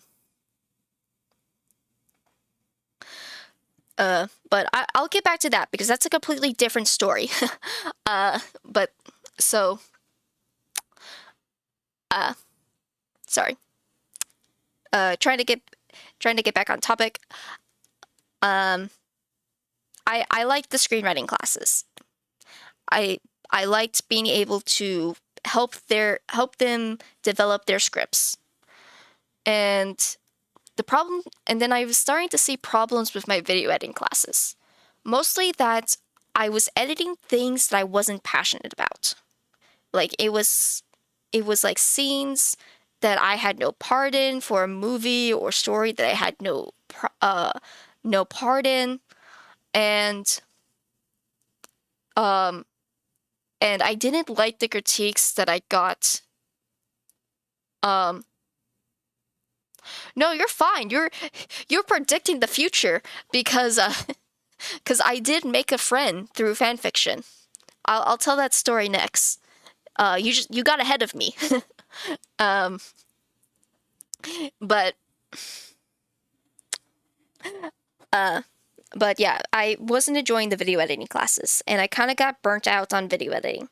So what happens at the second year of college is that they then ask you, all right, what is the department you're going into? Because then the last 2 years will be nothing but that department. And for the first 2 years, I had said I wanted to be a video editor. That's why I came to this school. That's what I'm going to do. But the video editing classes that second year just burnt me out. I didn't like the critiques I was getting from the professors. I wanted to edit things the way I wanted to edit them. And it just, I don't know. I don't know. So I got burnt off of video editing, but I was on a writing high. So I told my teachers I want to be a screenwriter. And so for the third and fourth years of my college, I was a screenwriter. And I developed scripts. I developed movie scripts that I have in my possession. I'm actually in a screenwriting competition right now for a script that I wrote about. It's a teen romance movie.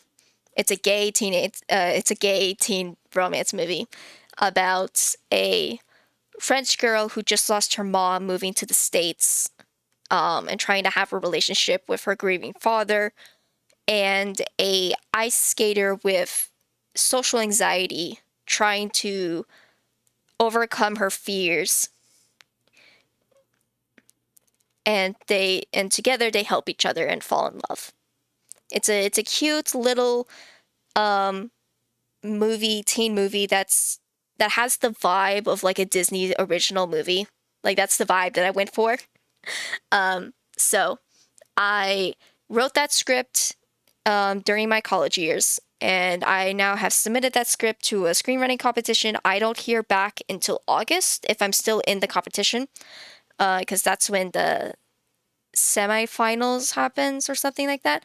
So, yeah, so I won't hear back until August 25th on where I stand in the competition, but I'm hoping that I win, and I really hope that one day I get that script made, because I shared it with some people, some of my friends. I asked them to read it and give me their thoughts, and they all really liked it. Like I shared that script with with Pun Master Official, and he said that he wasn't typically a person who likes teen romance movies, but he would watch that one, and I took that as a really good compliment. The movie does handle with anxiety, with one of the main characters having social anxiety. I think there's very good scenes of supporting characters helping that character deal with anxiety in a healthy way that I really want people to be able to see and learn how to do. My sister complimented me on having very positive relationships. And like she described how like I was reading like stories that I used to read when I was a kid, and I realized that a lot of the kids in those stories that are supposed to be friends were actually really jerks to each other. So it was really nice to see like your characters like be supportive of each other. Because how I end up writing is that I end up writing what I want people to learn. So I want people to have positive, supportive relationships. So I portray positive, supportive relationships that people can inspire to be like. So I don't deal with toxic relationships. I don't think they're fun. I don't think they're healthy. And I don't think they should be accepted. And like the same thing with LGBT relationships. A lot of people will focus on how like, oh, LGBT people are mistreated, which is not to say that they're not. I'm very well aware of the real struggles that the LGBT people go through every single day. And it's very important to make that struggle apparent because a lot of people are very arrogant and they need to shove that in their face to get them to understand. That's not what I'm saying. What I'm saying is that I would rather put my energy into showing them how to behave. So I have these two gay characters getting into a relationship together, and the idea of them being gay for each other is never a problem. It's not something that needs to be questioned. It's not something that needed to be judged. Like, that was never a conflict in the story. The story conflict is about a relationship between the relationship between a recently deceased mother and how that affects the relationship between a father and a daughter, and the relationship of these two girls trying to help each other.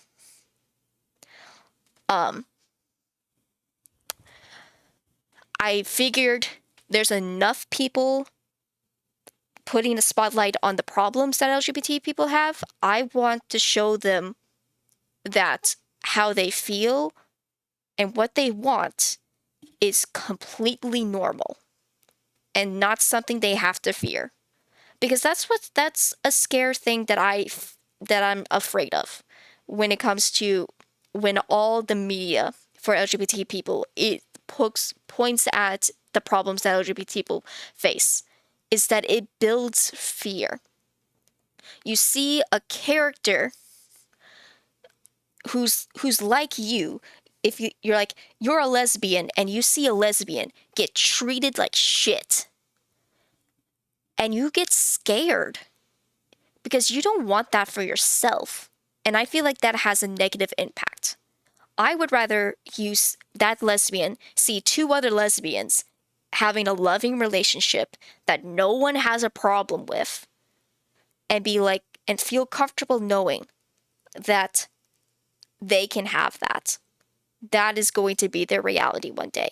It might not be today. It certainly isn't today. But at some point, I want those new kids and those new teens to learn and feel comfortable with themselves by seeing the characters that are supposed to represent them have a happy life. Okay, let's see. You have morals in your stories. I do. I think morals are very important. Morals and values. Thank you for that. More positive messages are always needed. Yes. I think it's very important. So I wanted to be a kid animated writer. I wanted to write shows for children that taught positive messages. Because I actually have a very deep-rooted anger towards modern cartoons where they push for a very pessimistic morals. And no other show does that more than Steven Universe. I am sorry if anyone here likes Steven Universe. I'm about to tear it to shreds. There are many problems with Steven Universe. From animation to how it was produced. Not produced, but how it was. It starts with a P. Like came out, like how the episodes came out. But we're gonna ignore all those parts. We're gonna ignore the animation. We're gonna ignore the songs. I mean, I don't have a problem with the songs, but we're gonna ignore that. I'm a person who believes that story is king, and you have to be very aware of what story you're telling and what messages you're telling. And what I saw through Steven Universe, I think is horrid. Let's talk about it, okay? Because now I'm on my soapbox, so we're gonna talk about this. Where to start? Okay, let's start with this. Besides, for the majority of the 5 seasons Steven Universe had, all of the LGBTQ plus characters that the show had introduced were all gems. There wasn't a single LGBT person who was human. The first one we got didn't happen until Steven Future, which we're not talking about. That's like a little side series that happens, which has a lot more problems itself, but we're not talking about that. We're talking about Steven Universe. So in the entire run of Steven Universe, you're telling me that all of the LGBT characters are aliens. Do you see the problem with that? You took the minority group and you made all of them aliens. Don't you think that might send a message that those people are not human? It's definitely an unintentional message. I do not think Rebecca Sugar secretly hates gay people. Let's set this straight right now. I do not hate Rebecca Sugar. I do not think she's a terrible person. I don't think she intends for the things to turn out the way they did. But I have to look at what is being portrayed. Intent only goes so far. So, we're gonna keep up with this thought, okay? So, they're all aliens. And Steven is a white, cis, straight man. Which, in of itself, is not a problem. You can have white, straight males in your show. But what ends up kind of happening is that he kind of saves the day from everyone. Finally, you want to see Eyes and Eye on the alien theme. Yes, it's a little degrading. There was no reason why all of the LGBT people had to be aliens.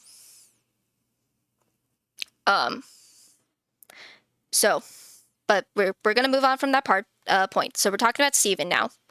So Steven is Steven is the main character. He is certainly not the minority. And some people like to think that he's supposed to be a trans theme because he's his mom, but that doesn't make sense. That's not the logic. That just doesn't make logical sense. That's Steven's relationship to his mom is not a trans metaphor. That's just a mom dying in childbirth. That's what that equivalents to. It just happens that everyone thinks Steven is his mom, but that has nothing to do with Steven's own personal self-identity. Steven has never once believed that he was a girl.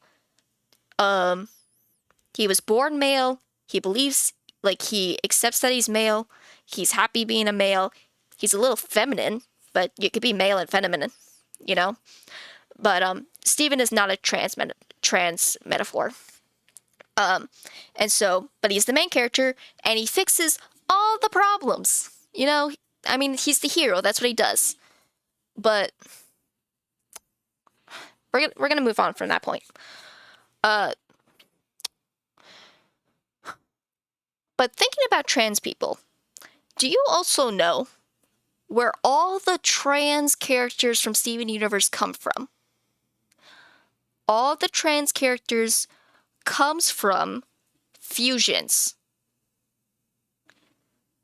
Like Stevonnie is a they them, and a lot of the other fusions can also be they thems. So you're telling me that all trans people are like two people combined together. It's another unintentional message. It's kind of like the same as like treating non-binaries as shapeshifters, where it's like, oh, all non-binary characters, we're gonna treat them like they're shape-shifting aliens. Like, no. That's not what they are. I see the tea remote. Yes, I am spilling all the tea on this.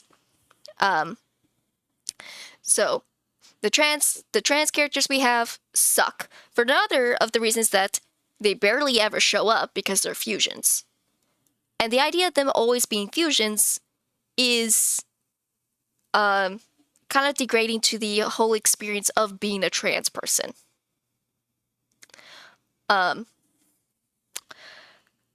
But now, thinking about fusions, let's talk about fusions and the metaphor of fusing.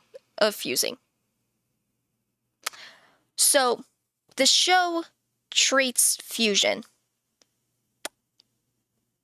as a very deep emotional connection to each other, you know, to fuse together.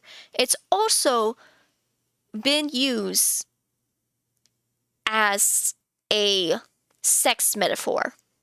There's an entire arc where Pearl uses Garnet, manipulates Garnet to be able to fuse with Garnet because Pearl likes how they feel when they fuse. And there's another arc where Jasper wants to fuse with Lapis Lazuli because she likes that relationship, that kind of like abusive relationship that she had with Lapis.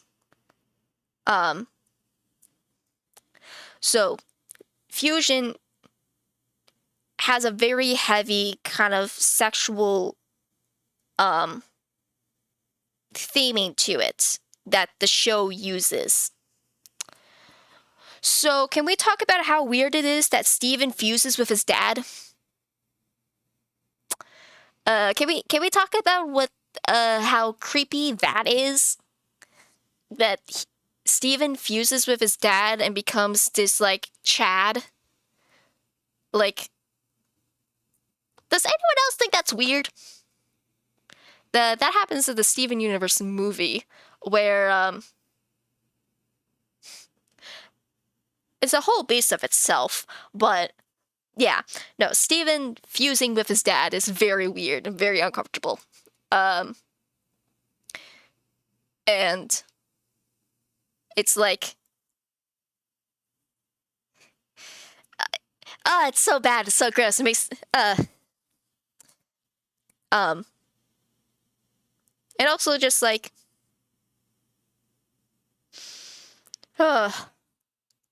I haven't seen any of it, sorry. No, that's totally fine. That's totally fine. I'm just, this is a very long-winded discussion about what I think is wrong with children's animation right now and why I want to make it better. So I should probably get to the meat of it. The biggest problem I have with Steven Universe, besides how it really butchers its LGBT messaging, treating its characters as aliens, never showing them on screen. The biggest lesbian couple is hidden under Garnet, who is, where, Sean, I will explain to you, Garnet is a fusion. She's always fused, and she's a fusion of two gems called Ruby and Sapphire, who are the couple. And they're so cute. It's so cute to see them together. But they show up like maybe a total of 4 times. Because the concept of Garnet is that Garnet is always together. So we never get to see them. And the only point I would give Rebecca Sugar is that they did give us a gay wedding. And then I immediately take that point back, because the wedding episode is immediately sidetracked by the diamonds showing up, the big baddies showing up and wrecking shit. So we couldn't even enjoy them having a wedding. So like I give them props for having a wedding, and then I immediately take it back because you ruined it.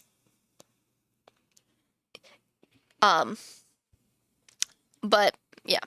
So I think the show gets praised for having LGBT characters, and I think the community is so starved for content that they will take literally anything. It doesn't even matter if it's good, if it's healthy. They will eat it up. Like, do not get me started on She-Ra. Don't get me started on She-Ra. We're not going to talk about She-Ra. But whatever the ship's called name, like Katharina or something, bad. So bad. Burn it. Throw it in the garbage. But focusing on Steven Universe. The biggest problem I have with Steven Universe is its message about pacifism. So,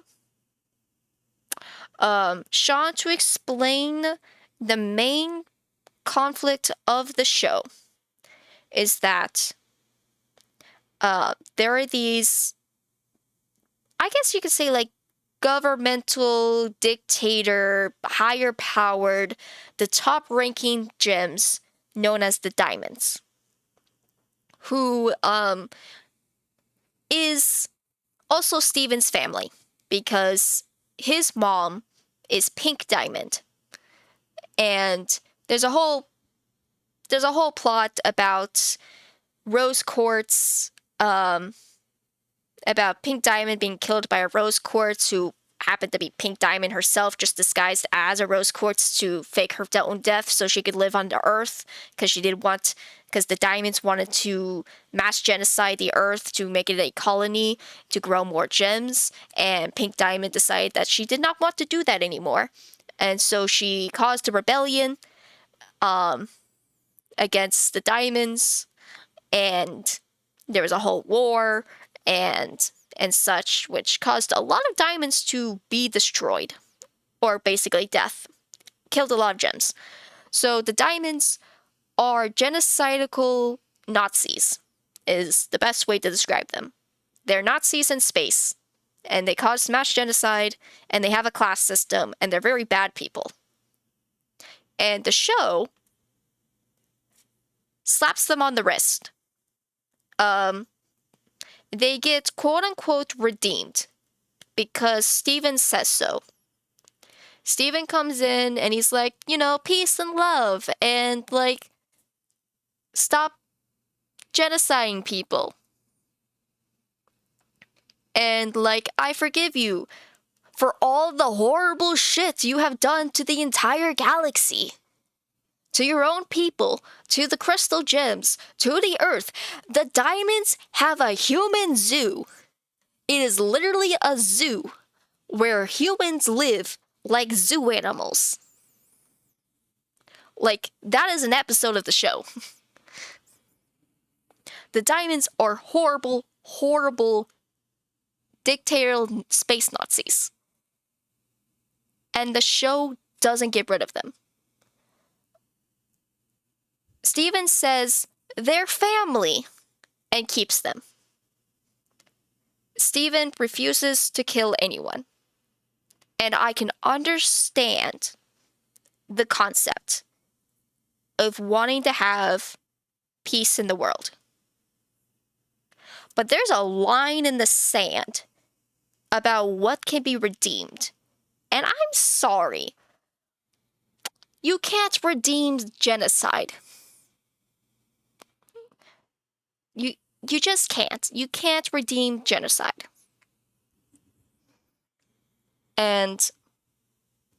But there doesn't feel like there's a single thing that Steven would not forgive. And it's not the messages I want to teach kids. Steven Universe wants to take all of the bad people and thinks that all they need is a hug, a pat on the head, and like turn to the right direction. But as we have talked before about change and about ego, the reality of the situation is that people don't always want to change. And putting your efforts into trying to fix someone who does not want to be fixed, or putting your effort in people who have no remorse, is just setting yourself up to failure. And it feels like a Lafferty to all the victims that suffered against the Diamond's rules. Who, by the way, the main evil Diamond is White Diamond. So, yeah. I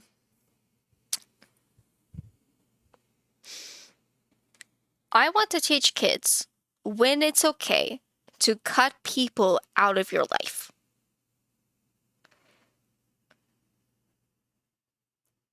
And what Steven Universe wants to teach is that because they are family, you should always stick together.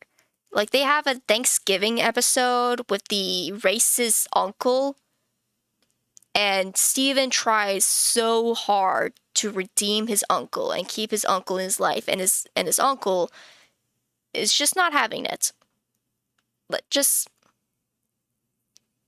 You can cut people out of your life. If you have toxic people in your life, cut them out. If they're not there to help and support you, then you don't need them. And it's not your responsibility. Nope, I don't follow that theme of forget and forgive people on things. Yeah. There is... Yeah, it's bad. It's pacifism too far. There are certain things that should not be forgiven. And also, it is never the victim's job to fix their abusers. It's just not. It's the abuser's job to fix themselves. But what Steven does is that he just takes everyone and he drags them through. And he just tells everyone, we're all friends now, get along. And it quote-unquote works, because that's what the show wants you to do, wants to have. But that's just not how life works. And that's not what you should be telling kids. The Diamonds should not have been forgotten. The Diamonds should have been punished. But to forget... Okay, you can redeem yourself, but to forget all the things one have done is not something I follow.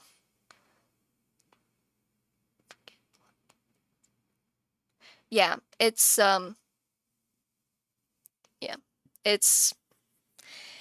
tough. Some people say that to be able to move on from a bad situation, you have to forgive the person who has wronged you. And I personally never understood that. Why should I forgive them? Especially if they have done nothing to make up for it. I don't need to forgive. I personally do not need to forgive someone to be able to move on from that situation. If that person wants to put in the effort to make it right to me, then maybe I will forgive them because they have shown that they are capable of change. But if I don't see that, I'm not going to forgive you. But there is a very well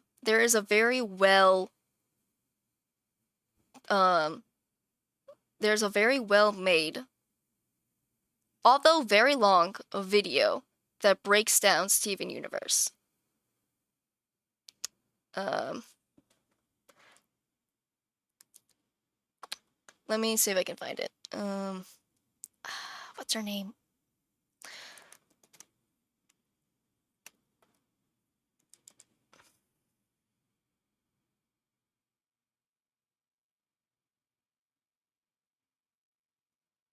Okay.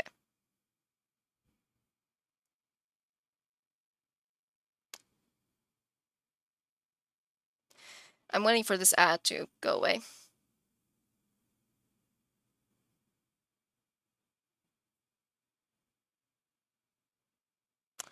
Okay, that's fine. That's enough. Okay, bear with me for 2 seconds.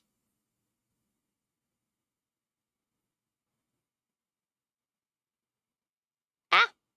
I meant to do that. Okay.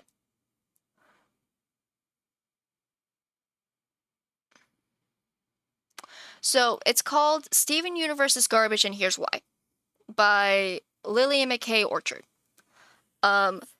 It is 2 hours long. It's 2 hours long, but it breaks down everything that is wrong about Steven Universe. So if you're interested in like really going deep into all the problems Steven Universe has, watch it.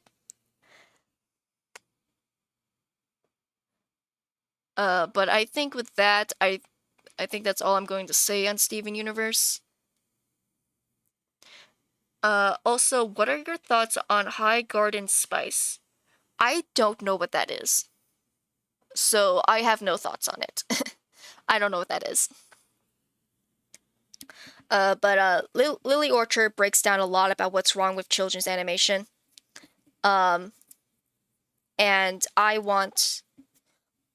just want kids to feel like they have more power than they do, especially when it comes to the relationships. You don't have to forgive your bully. You don't have to stay with family members that hate you. It is not your job to fix people. It is you need to stand up for yourself. There's messages I want kids to learn that I feel like are being taught the opposite in modern animation right now. So one day, I hope to be able to make my own show where I can, 1, entertain people, and 2, give out more positive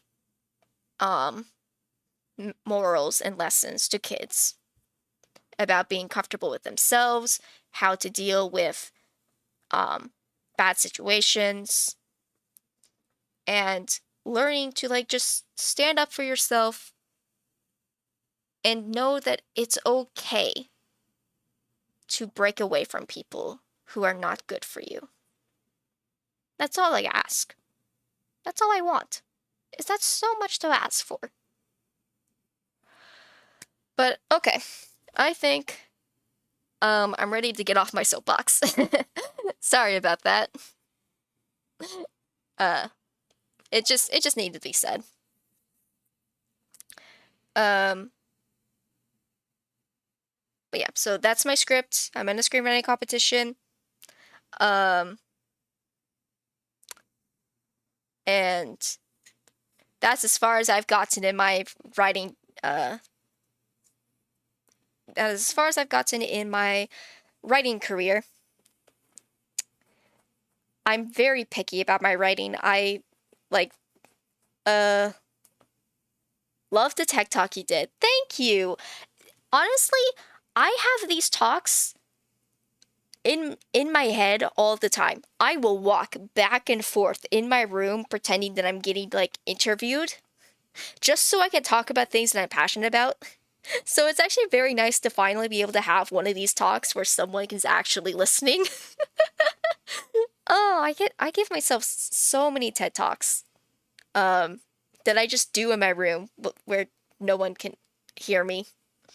Um I have tech talks about the school system, about animations. I can talk for days about myself if I wanted to. It's it's so good. I'm so happy. Oh, you mentioned me having a friend through writing. So you actually will recognize this person because she showed up in stream one time. Space, the Rainbow Rayquaza, however you say it. I call her Space because when I met her, her username was Space Horse, and we met my freshman year of college when both of us were going through a really tough time in our lives, and I won't speak on any of Space's side because it's not my business to share.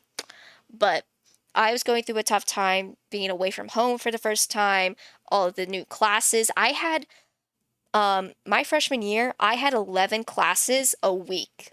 Like every week I would go to 11 classes. I had a class that was 4 hours long from 7 to 11 at night. Like it was rough. Most people would drop out of my college in the first year. It is it was brutal. And so I was writing my fan fiction and I was reading my fan fiction and I came across this post where someone was asking if um I no, I think I first found Space. Space had made a post about how her life was going and she was very down in the dumps. Things were happening in her personal life that's really put her in a bad space. And my first conversation with Space was me basically picking her back up and brushing her off and telling her that everything was going to be okay. I had never met this person before. This was the first interaction I had with her. And my initial response was to comfort her and tell her that it was going to be okay and that everything was going to work out. And um and that meant a lot to her. But we didn't really get to start talking until Space made another post where she wanted to role play with someone. Probably just to kind of distract herself from the things that were going on in her life. And I thought it'd be fun to role play. So in the comic section of that post, I wrote that I wrote a little start of a story. I picked a character and was like, okay, this character's waking up from a nightmare and going downstairs to get a drink of water. Like, it was more detailed than that, but that's what I wrote, essentially. And then I waited, and Space came on and picked a character and continued the story. And what would become of that would be a 8-month-long project that spanned over 1,000,000 words as we just improv'd an entire series. We picked the characters we wanted to play and we just went through it.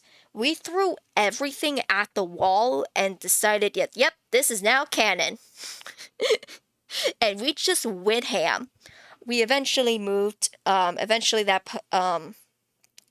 post got taken down because we violated Archive of Zone's commenting rules or something. So we moved over to Google Hangout.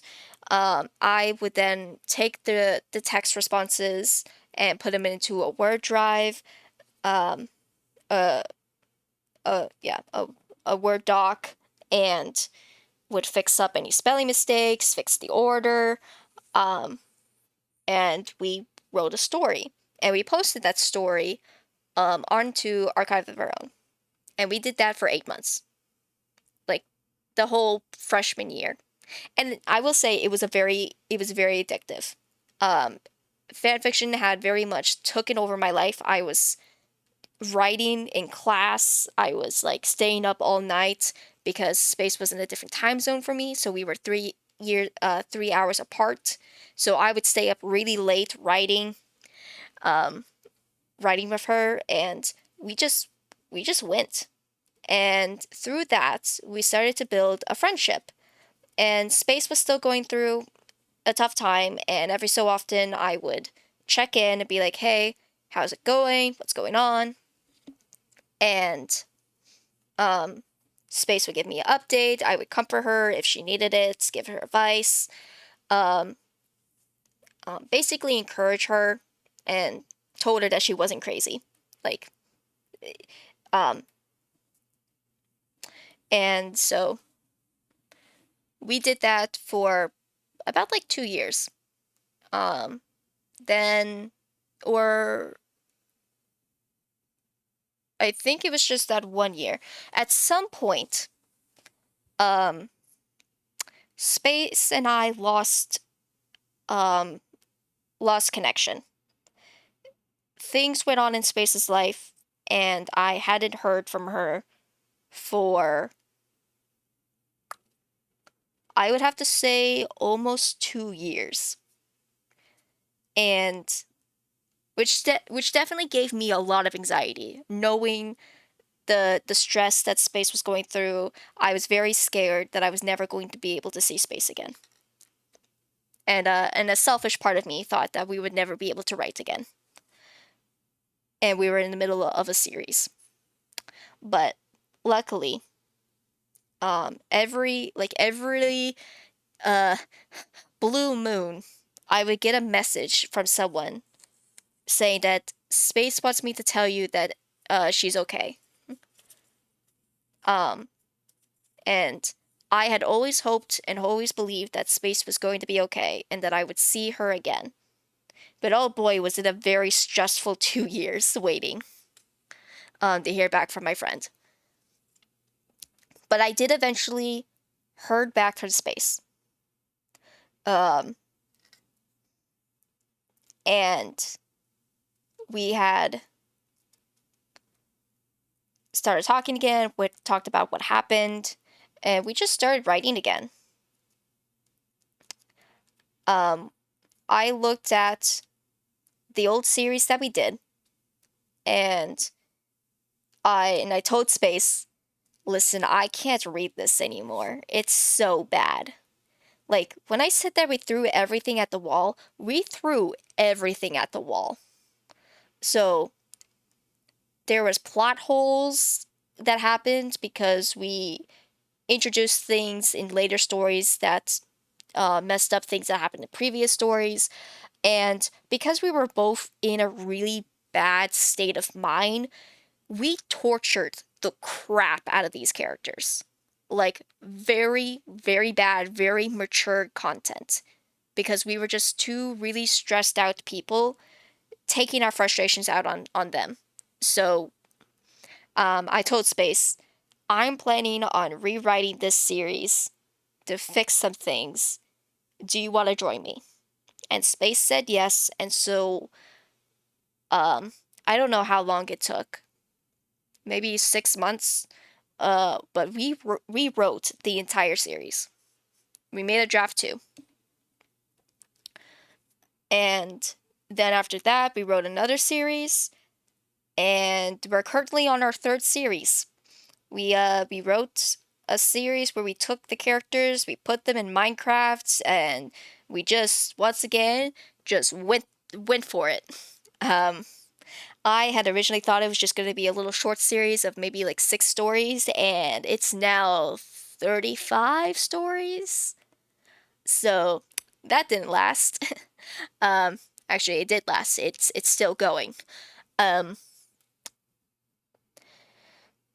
but yeah, so I I got a really good friend out of fanfiction.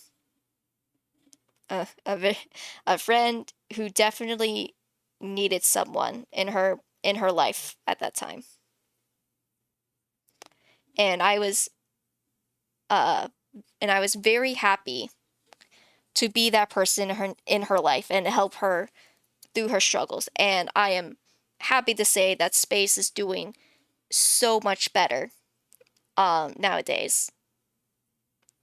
And we have fun and we write every day. Every day we write and work on these stories.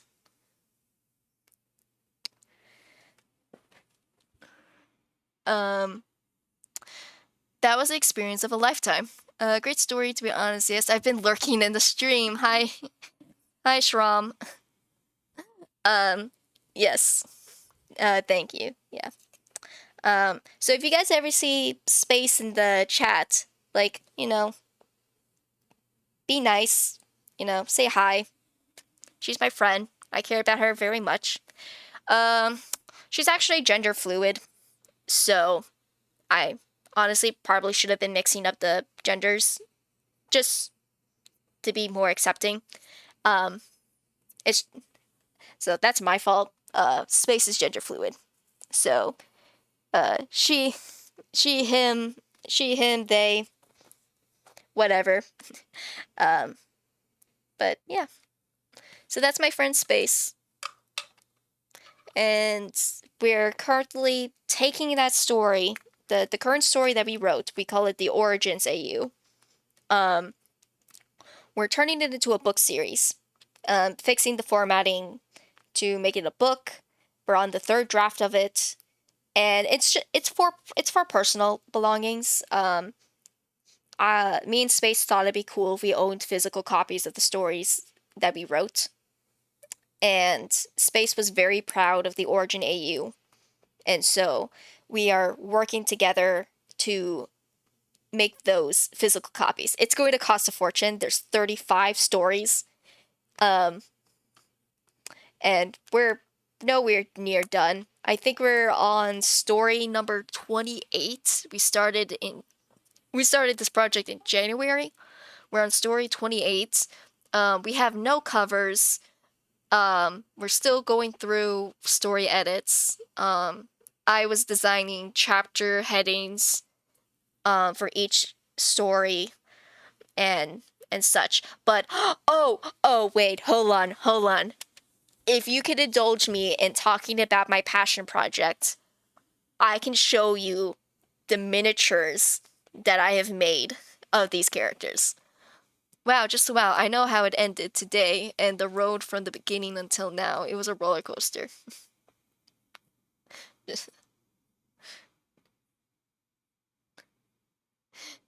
Go on, do tell. Yes, okay. So do you guys know Hero Forge? It is a site where you can design your own D&D miniatures and buy them off of them. And as a person who plays D&D, oh, that's the wrong button. As someone who plays D&D, I used it to make some of my characters. Well, either I showed it to Space or Space found it, and we started designing the characters in Hero Forge. So I now just have a shit ton of characters made from the series. So let me find one of them. Okay, well we'll start with this one because it's in alphabetic order. But I will tell you, there's a lot of figurines. Hold on. Let me check real quick. Is my settings good? Because that doesn't look good. No, I need to, hold on. I need to turn that back on. Okay. I gotta turn my acceleration back on so the figures look better. Guys, we're about to be here for the next 2 hours. I hope you know. I hope you're ready. I hope you're ready for this.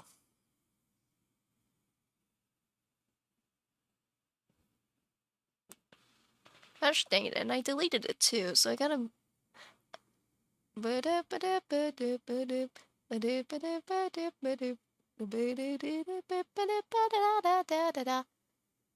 Yay! Hero Forge. Okay, let me... Yeah, that's good. Okay. So this is Hero Forge. Completely free to use. You can design your characters as much as you want, without having to buy them. Though you can buy them. And so let's go ahead and get started. So this is Janus. And Janus is a ghost. So he's actually made out of transparent plastic, which is why he has this glossy material to him. Oh man, this is really laggy. He is the chef, so I gave him cooking supplies. And I also, not only did I design these characters, but I gave them different outfits.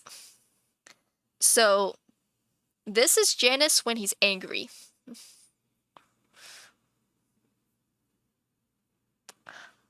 So when he gets angry, his eyes glow orange, and he kind of grows these fangs and claws, and his hair kind of levitates up because he's a ghost. He's a spirit, you know?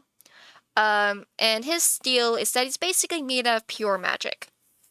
So, there we go. And he has a little raven because... there's a character, which I'll show you later, called the Raven Queen, who is the goddess of death. And, her eyes on the Mortal Realm are ravens. So she's always keeping an eye on Janus, because Janus is a very special case where he's a spirit that gets to live in the mortal realm. So that's Janus. Just because he's also here. This is Fundy.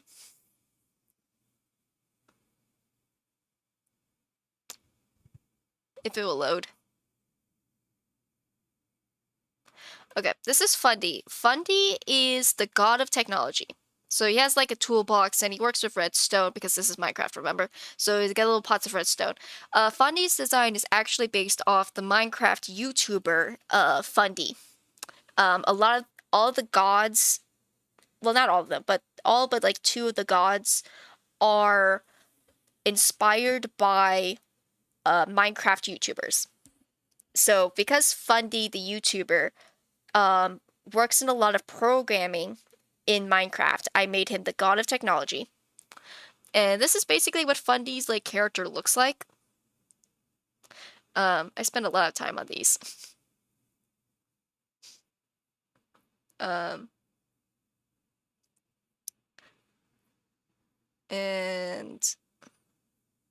I won't show you. Okay. This is one of our main characters, Logan, who's written by me. How me and Space write is that basically we have characters that we control, and then they kind of just bounce off each other. So this is Logan. He is a rabbit.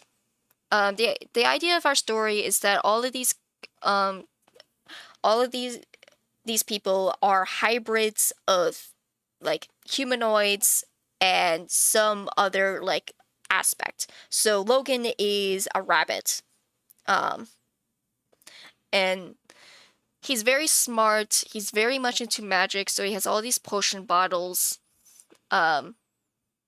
And he's very professional, so he's got this vest that he wears with a tie. And he's got glasses. His glasses are actually more of goggles because of how his, like, you know, his face works, but there's no goggle option, so I just gave him those glasses. And then this is Logan in combat, which was actually designed by Space, and this was the first model that actually got made. So Space had found Hero Forge and made Logan in it. And so I'm impressed with all of this. Thank you. So Logan is an archer. And so we gave him so he has a bow. But he's also got potions on him because he's a magic man, as we call him.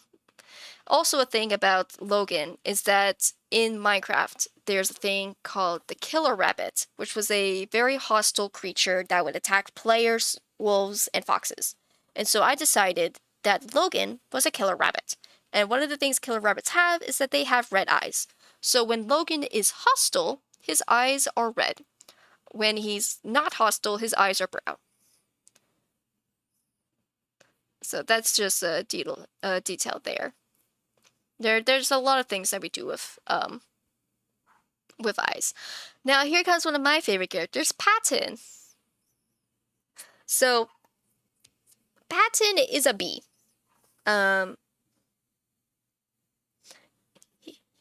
He is a bee, and this is how he dresses. Isn't he adorable? He's got a little. This is supposed to represent like overalls. So he's wearing overalls that has a skirt, and he's got pants underneath because you gotta protect that area. And these are his wings. These were like the smallest wings I could like give him, which I think is fine. I think they're good sized wings. So, so one thing about Patton is that he needs to be able to survive. He needs flowers. He takes the energy from flowers to be able to survive. Otherwise, he will die. So, because of that, he's always wearing a flower crown. And he can also take the energy from the flowers to be able to increase his healing. So, there's that. He's also married, so he has this little ring. He's got a little wedding ring. And Patton is extremely smart. He's a master of redstone and building. So he's a builder. He likes to build things and he likes to invent things.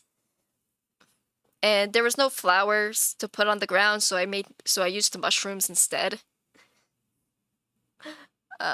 So that's Patton's casual look. And then he has a winter wear too, but I won't show it. This is what he looks like when he's fighting. So this is when he's all armored up. And I kept his shirt. He's just putting armor over it. Patton uses a crossbow. So, and something also special about Patton is that he is a champion of the gods. So, because of story shenanigans, Patton is a champion of the goddess of life. And because of other more shenanigans, he also has the ability to control plants. So, not only does he have the ability to heal other people, he also has the ability to control plants. And is futurely destined to become the god of nature. But that's in the way future. For now, he's just a champion. And Patton also gets red eyes when he's hostile. This is because bees in Minecraft's eyes turn from blue to red when they become hostile. So I did the same for Patton. Patton is just this little pale ginger man. He's so cute. He's like 4'5". He's very short. Logan is 4'2". He is the shortest out of everyone, and he hates it. He hates being short, but he is short. Short little rabbit man. Though, do not take him lightly. His kick is so powerful, it will break your neck. Just for the fun of it, I made this design of Patton as a god. Just plants everywhere. Plants everywhere. I feel like I could probably do a better design than this. But yeah, plants everywhere. Patton is a god. I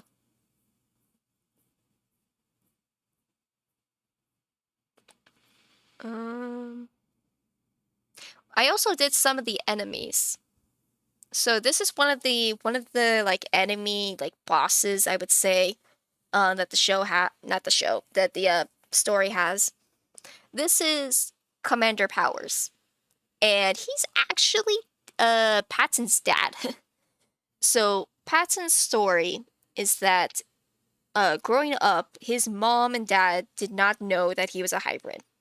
Um, this is technically his stepdad because his actual dad was a bee, but we're ignoring that part. Just Patton has a whole journey and arc about accepting who his actual family is, which is it his blood family who like brought him into the world, or the family that actually raised him, which was Logan's. So Logan and Patton have a brother relationship because after Patton had escaped from where he was being held, he got adopted by Logan's family. So Patton and Logan have been brothers ever since. So this is Commander Powers, and he's part of the guild, the Hunters Guild, which their main purpose is to basically murder all of the hybrids, as they are seen as monsters that are a danger to the world and need to be destroyed, which is the main conflict of the story. And so Powers is a very high-ranking officer in the Human Guild who was sent to go get Patton back, and he dies. He does not succeed. So I dressed him up as what would be seen as like a warrior, but I gave him darker tones to show that he was not as he seems. He has bones around him from all the murders he's done, and I just pretend that this is the emblem of the Hunters Guild on his shield.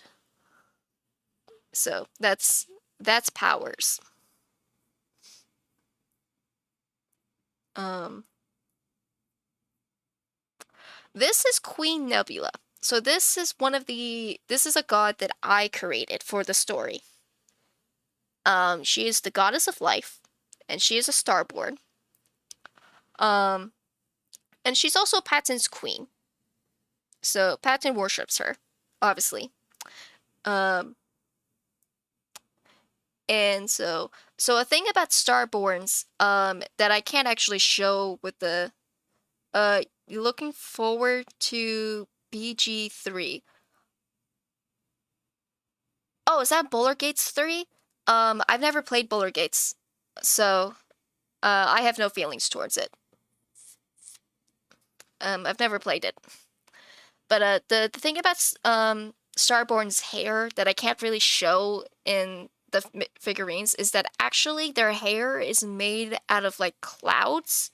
It looks like a galaxy stuffed inside a cloud that floats around their head. But obviously I can't exactly show that in the figurines. So the hair is transparent. It's transparent plastic. And that's about as much as I can do about the hair. But yeah.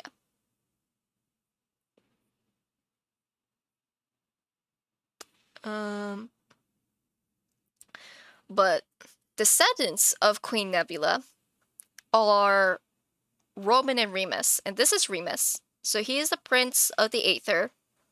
And this is his cloud hair. I did them first, and so to show that their hair was kind of like a cloud that floats around them, I gave them an afro. It's a transparent plastic afro. They also have a whole story. Another thing about Starborns is that they sparkle, which again is something that I can't really show on a figurine, so I gave them freckles. And the sparkles and the colors of their eyes and hair is represented by the color of their magic aura, which Remus was originally green, but in the story, Remus sadly sacrifices himself to save his brother and dies. But Roman couldn't handle his brother being dead, so he makes a deal with the goddess of death to bring his brother back. And her compromise was that, like, okay, I'll bring your brother back, but you're going to be soul bound to each other. So because of that, their magics are tied together, and so Remus' magic became half of Roman's magic, which is red. So that's how their colors kind of got mixed together. And that's not too interesting. We're gonna go to Roman. So this is Roman. He was the next heir to the Aetherian throne. And you can see that his sparkles are in the reverse. So he has red on the right and green on the left, where Remus had green on the right and red on the left. Roman is a painter. He's a very passionate painter and artist. So I gave him art supplies, and the colors on his palette actually represents the characters of the story. So white represents a character called Caleb. Red is him. This blue is Logan. This purple is Virgil. This green is Remus. This is Patton, and that's Janice. Janice's eyes glow yellow because that is the color of his magic, and thus the color of his soul. So yeah, and he has green on his brush because he's very connected to his brother. And then he has paint bottles that also have the colors that are on his palette.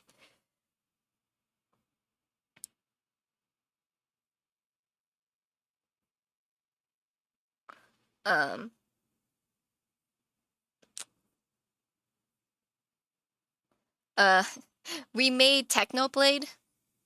Now, I will say I'm not super in love with Technoblade's design.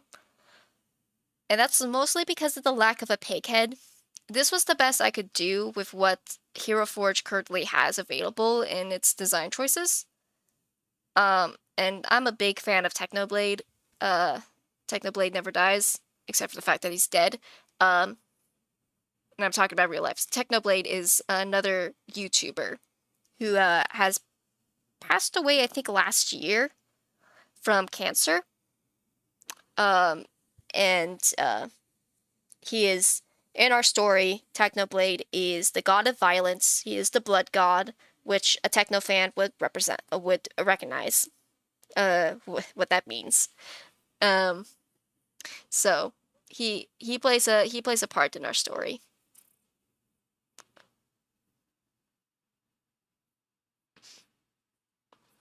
But rest in peace, Technoblade. This is the Raven Queen.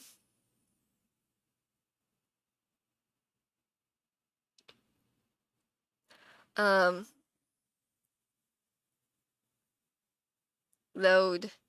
load, load, load, load, load, load, load, load. There we go. There she is. This is the Raven Queen. Now, the Raven Queen, is a little bit harder to explain. So, she is based off of Philza Minecraft's wife. Christian. Or is it Kirsten? It's one of those two. I can never remember. And in the lore of the Dream SMP, Christian was the goddess of death. And so that is what she represents. She's the goddess of death. She is a bird, so she's got these big giant wings. She's 10 feet tall. She's a big woman. She's got rabbit feet. Not rabbit feet. She's got talons and claws. And the thing about her is that she's a mother. So she's very caring. Like, she is the most caring mother you will ever meet. And she sees all of the souls as her children. So she'll state that, like, one day you will all become my children. As stating that when you die, you become my child and I take care of you. And you go to the afterlife. Granted that if you are a bad person in the life that you have lived, she will punish you for all of eternity. Every time I have more questions, but I'm enjoying the moment that you enjoy talking about all your characters and passion. Yes, I love talking about my series. So, but yeah, so the Raven Queen is actually Actually, I think she has a tail. Does she have a tail? Yeah, she's got a tail. Woo! Look at that tail. So I couldn't. She also wears a veil, but I can't. There's no veil option, so she just has a sun hat on. And her she's got soulless black eyes, but like I promise, she is very loving and very caring, and she just wants to take care of all the souls. But if you were a bad soul, if you were like say a genocidal maniac who wanted to murder all the hybrids, she punishes you for all of eternity. For every death that you caused, you will be punished. And if you were a terrible parent to your kids, she also doesn't tolerate that. So she is not without her fangs. So if you are a good person, she treats you very nicely. If you are a bad person, she will punish you for your crimes. And like it's also to state that like she does not punish all murder. If you murdered in self-defense, she will let that go. But if you murdered out of sports and out of like militia, then she will punish you for it. However she wants to punish you, you know?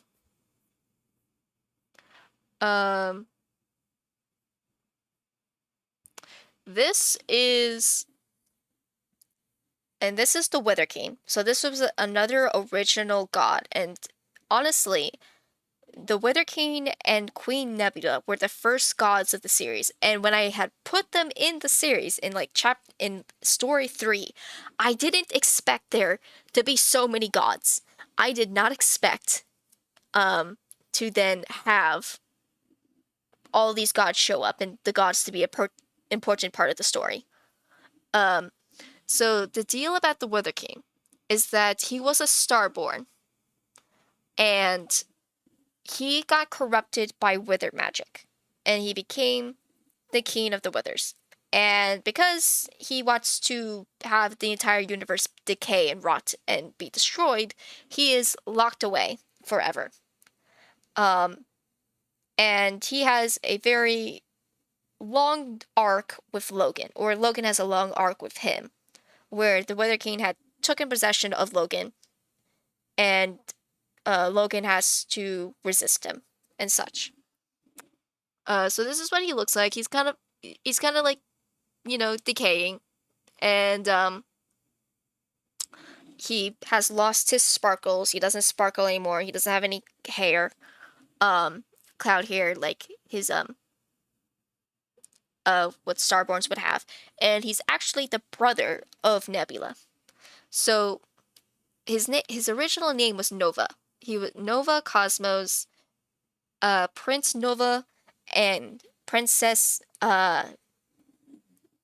Nebula Cosmos were the first Starborns, and they got into a war in the Aether with the Elytrans, like these flying dinosaur type creatures, over land. And in the war, Nova had went out to try to find something that would end the war. And what he found was wither magic, which ended up corrupting him, and he ended up attacking both sides, which made the Starborns and the Elytrans work together to take down the king. And then Nova became the queen of the Starborns, which she would rise to become the goddess of life to help balance out her brother, who had become the god of decay.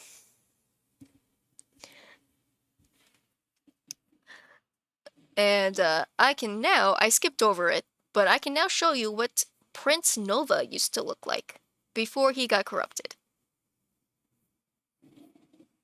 And, like, lost all of his humanity.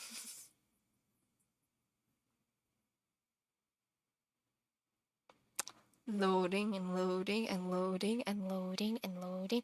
There he is! Look at this nerd! Look at this nerd in his white cape. Look at this nerd. He's wearing glasses. That's how you know he's a nerd. Look at him. Look at him. So, Nova has he's silver. So his color was silver, and Nebula's color was gold. Um, and they were twins. They were twin siblings, the first Starborns. He was silver, she was gold. And actually, because of that, there's a little lore thing about if the if a royal family ever produces a silver colored heir, then it would mean the rise of the Wither King. um, because the Wither King was a silver sparkled starborn. So any silver sparkled starborns are seen are treated with hesitancy because they think it's the rise of the Wither King. Which is like never even really mentioned yet because we don't spend a lot of time in the Aether to learn about that kind of cultural fact. But yeah, so those are almost all of the characters. Then, so here's the thing about this series. All the characters are gay. Like every one of our pairings is gay. Like this is also a very male-heavy cast. So it's just all of these gay men being gay. And we wanted them to be able to have biological children. So I said something magic, they can have children. It's called the magical birth, which takes about a week. And it's described as like you hold your partner's magic instead of your magic, and then it just forms into a baby, which then you magically summon out of your core, and then boom, you have a baby. So because of that, they all have children. They all grow up and get married and with who they want to be married with, and they have kids. So we have some of those kids.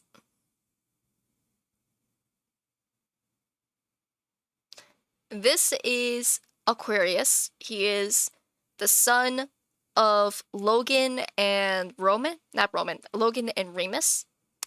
He also grows up to kind of be an inventor. He works under Patton. Patton gets a workshop, and so Aquarius is also autistic. So in the point of our story, the kids haven't showed up yet. They're actually a side project that Space wants to work on. That I personally don't have interested in working on, but I made the characters for Space anyway. But Aquarius is autistic. My brother is also on the autistic spectrum, so I wanted to have a character that was autistic. Though I will say, I am terrible at writing autistic characters. I'm very bad at it. I need to work on that.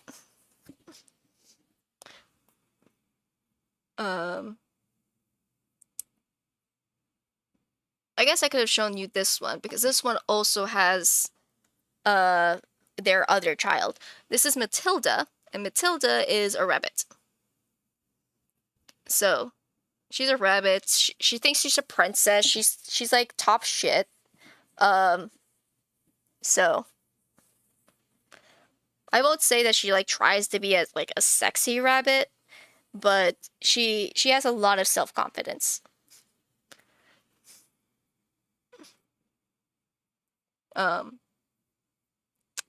Then this is not technically Logan's child. This is a sheep hybrid that Logan meets and tutors and wants to adopt. So before Logan got kids of his own, he wanted to adopt this sheep named Courtney, who he was tutoring because she wanted to become a teacher. The adoption never ends up going through though, because tragedy strikes their land where a magical fungus starts killing people en masse and as like a giant sickness. And Courtney had sadly passed away before Logan could adopt her. And so it was spread by fungus, so I gave her mushrooms. And this little rabbit here is supposed to represent Logan. But yeah, she was a little sheep who who was so excited to be Logan's daughter, and then she died. I think she was like 10 years old. Um, this is June, also known as Junebug. She is Patton and Janice's child. She's also a bee. She's technically a bee ghost. We haven't figured out how it fully works yet, but she's kind of a mixture of both of them. So she's kind of her own kind of species, but for now she basically just looks like a bee. So she's very shy, likes to play the ukulele, and she has a deep connection with the Raven Queen. So she has a little pet raven named Cole.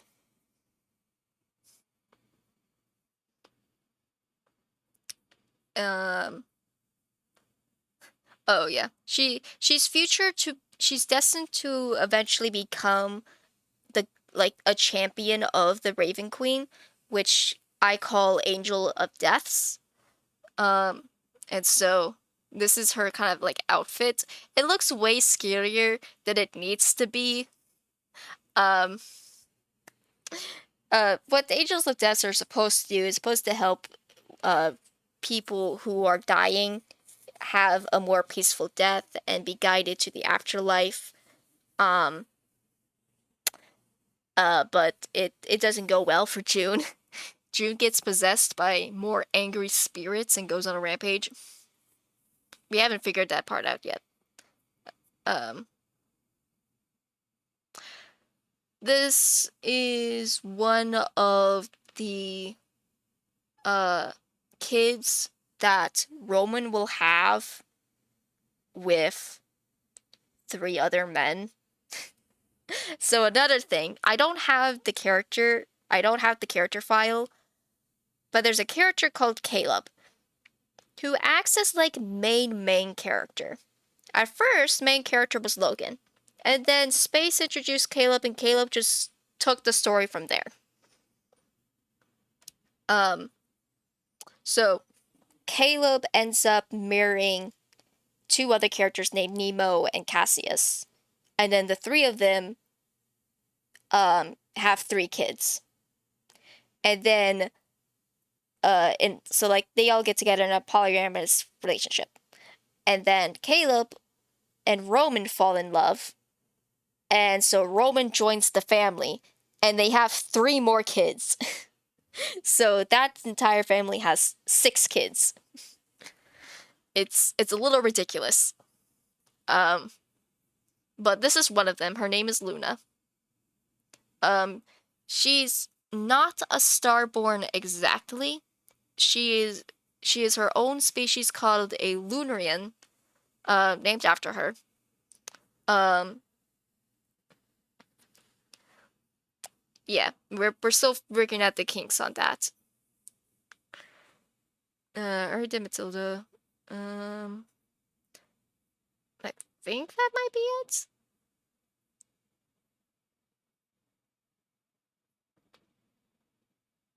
Oh, actually, here's another one. So this is Apollo, which he needs a new name. But this is Apollo, and he's another also new kind of. This is a working design. It's not completely finished, given as seen by him not wearing clothes. But he is a sunbird, so he kind of like he gets his energy from the sun. Me and Space just had like a long talk about the difference between a sunburn and a phoenix, because there's also a phoenix.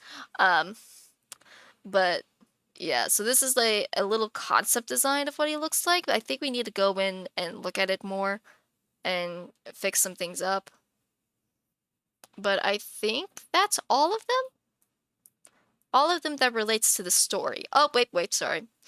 There's one more. I did this one for the fun of it. This character actually does not even show up in the story at all. Like, he exists, but he's, like, never mentioned. And that is Warden Sam. So, he's based off of some of the design concepts of Awesome Sam's dude, the Minecraft YouTuber. That's his name. And in the Dream SMP, he has a role he plays, which is called the Warden. And taking that, I made him the god of law and order. And so he actually ends up is the one who guards Nova in his jail cell. He makes sure that Nova does not escape. That is his job. As also being the god of law and order. Some designs have portray him as this kind of centaurian looking person. I think he's supposed to be like a creeper hybrid, which I guess makes sense because they got the 4 legs. So, but I like that idea, so I kind of took it and ran with it. So this is what he kind of looks like. Like I said, he does not actually show up in the story at all. He's like maybe mentioned once, but I thought it'd be fun to make him, so I did. And I believe that is all. I believe that is all of them. I'm out of characters. I don't have all of the character miniature files. As Space also designed all of his characters. But with all that said and done, 1-2, you said you had questions, so I will happily answer any questions because I know that I was very much brushing past details to try to not get sidetracked. So I know there's probably a lot of things that don't make sense. Like if Space was here, Space would know what I was talking about, but I understand that someone who has no idea what I'm talking about would be like, I don't know what any of this means. So, we'll get into the QA part of this tech talk.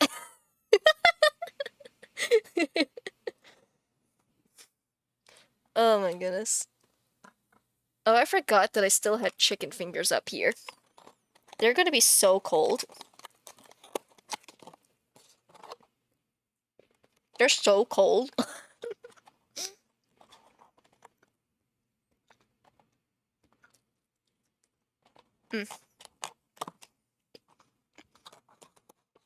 I'll be honest, I forgot all my questions. Aww.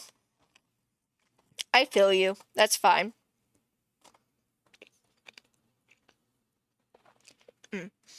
I'm gonna have, I was just listening to the story and lore, yeah. We sadly cannot, as much as we love this story and think, and Space is very proud of it, because of how deep, the Minecraft, usage is, we can't sell it for profit because we would get copyright claimed so quickly. And I don't believe Mojang would be interested in our story about mass genocide and racism and very, very gay characters. It's, but probably mostly the genocide part. So if we would ever want to actually try to sell it, we would have to rip away all of the Minecraft inspiration, and rename the gods so they're not named after YouTubers. Which would mean having to rewrite the series for a 4th time.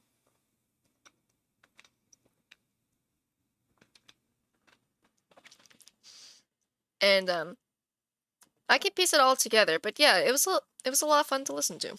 I'm glad. I'm happy you had fun listening to it. Oh my goodness. But yeah, so we're making it into a book, but it's for our own personal collection. Space just thought it'd be really cool to have it on like a bookshelf. um, I would also want to one day be able to buy those figurines and like put them like in this metaphorical shelf, like put the figurines, the miniatures next to the books. I think that would be cool. Um, for as much time and effort I put into this book series, I kind of wish that I could make money off of it. Uh, I'll that buy that book just to have it. Yeah, yeah. I still think I would like personally before before I would actually try to sell it to the masses, I would want to like still work out some kinks in the story. Um every draft that we do, it's mostly me saying like, okay, we need to like tighten this up. Like we need to tighten this plot point up. We need to make this plot point make more sense. I think one of my main goals for draft 3 was saying that like this character needs to have more wins. He just gets shit on the entire series. Could we not? Um, um, Space also has a very, and I can't really just say Space. We both we use these stories to kind of like process and get out of our stress. So we still put these characters through the ringer. Like these like Space's main character, Caleb, gets tortured so much. I have to sometimes stop Space from doing it. Um like Caleb gets beat around senselessly. And not even to the point, not even to like the sense of like, yeah, but then he gets back up and keeps going. No.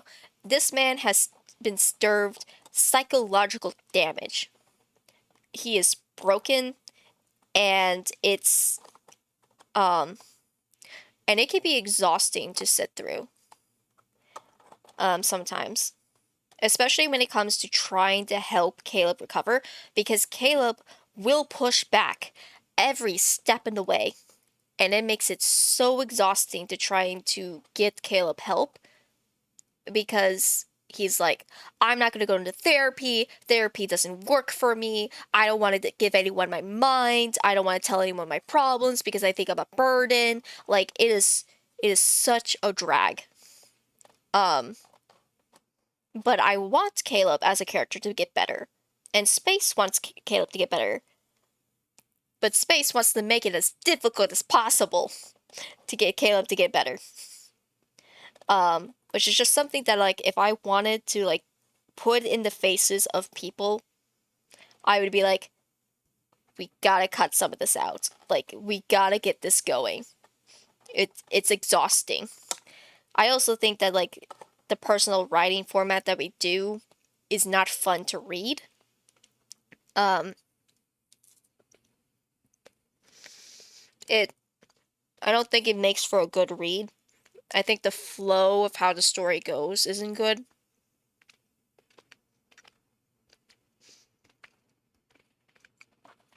Um so like lines of dialogue would be like, well, the dialogue's fine, but then it'd be like, blah blah blah blah blah. Patton says, blah blah blah blah blah. Janice says, blah blah blah blah blah. Nemo lowers his head. Uh, like it's, I don't know. I don't know how to describe it, but it's fine for me in Space to have our fun.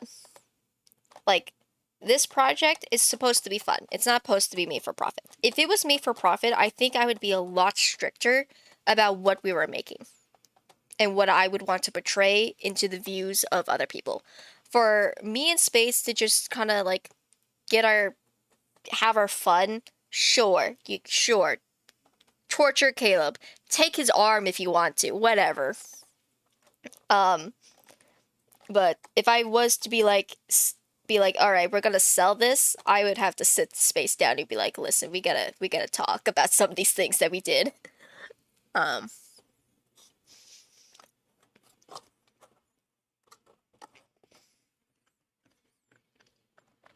yeah. So I just have two different standards.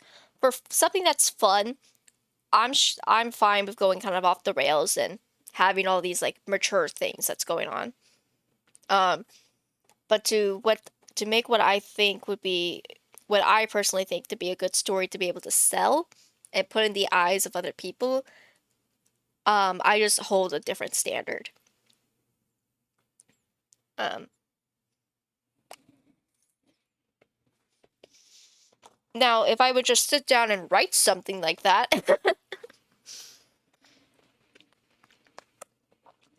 that would be cool, right? But I tend to have a hard time writing by myself. One of the things I enjoy about writing with space is the idea that I'm doing it with someone.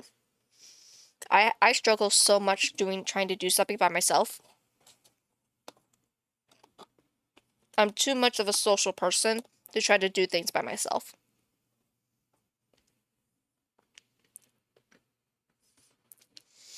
Hmm.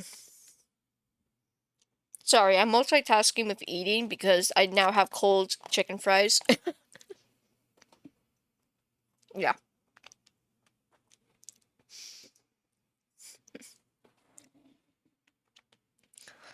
So, yeah. I think the only reason why I was really actually able to finish that script was because it was a class assignment. Because since college has ended, I have not really written anything. Though that is a lie. I did start writing another fan fiction in the form of a screenplay where I took the characters and I put them in high school. Um and it's but my problem with it so far right now is that it's a suicide story, and I don't think I have the research to really tell a good source suicide story. It doesn't end in suicide. Like the suicide does not happen. There's an attempted suicide. Um and I had to like stop myself and really think about like what again, like what do I want to tell and what do I want people to see? Um which is why I was a lot more happy and proud of the romance story I wrote because it's so good. It's so sweet. Um I get a little like there's too much darkness in the world for me to add to it. You know? It's a mindset you have to get into. Yeah. I think that was another thing why I ended up not finishing that project was that I just didn't. I didn't want to. Um I didn't want to have to deal with the idea of suicide, which is a topic that I have very little experience with. I won't say I have no experience with, but I'm going to say little experience. I've never lost anyone to suicide. Okay, I knew someone who was suicide, but I didn't know they were suicidal when the time they were suicidal. Um, I was suicidal, but not to like a very dangerous degree. Middle school, middle school emotions. Uh,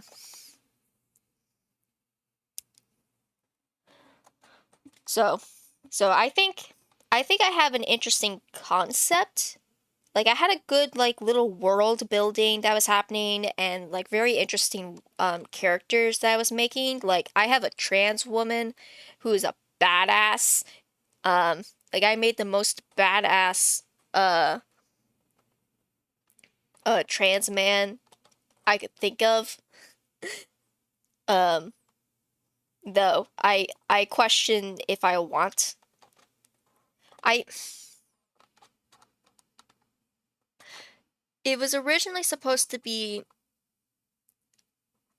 a female who wanted to be male but was still in the middle of transitioning, so still looked female. And I still portrayed, like, still visualized that character as a very feminine um, presence. So I wonder if I should, like, switch it because I really like the idea of this badass female character, but having this like badass female character and then also stating that she's a guy, like wants to be a guy, I feel like would do trans people injustice. So I think I might switch those roles because I really like the badass woman I wrote that I have like pictured in my mind, and I want her, and I think I would want her to like also feel comfortable in that role, and so say that like, yeah, you look like this badass woman, but you're actually a male. I feel like would just do her dirty. So I think I might switch those the I think I might keep her as trans, but be trans woman instead of trans male. Either way, she writes a Harley to high school, so you know, you have to write the story the way you want to. Yeah. Um. Either way, that character writes a Harley to school, and I think it's badass. um. Yeah.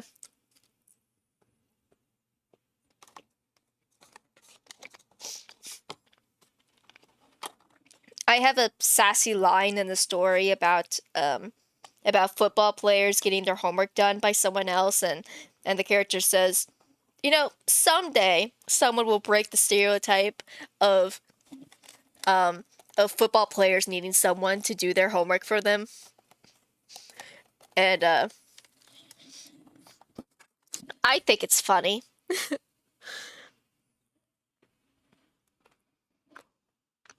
hmm You know what? That script is like 15 pages long. Do you guys want to see it? Do you want me to like read my script? Because I can read it. I'll pull it up on the screen. We can read it together. You can see what I wrote. It's probably going to change if I keep trying to develop it. But for now, I can show you what I wrote. I mean, I already posted it onto the internet, so it's not too much of a secret.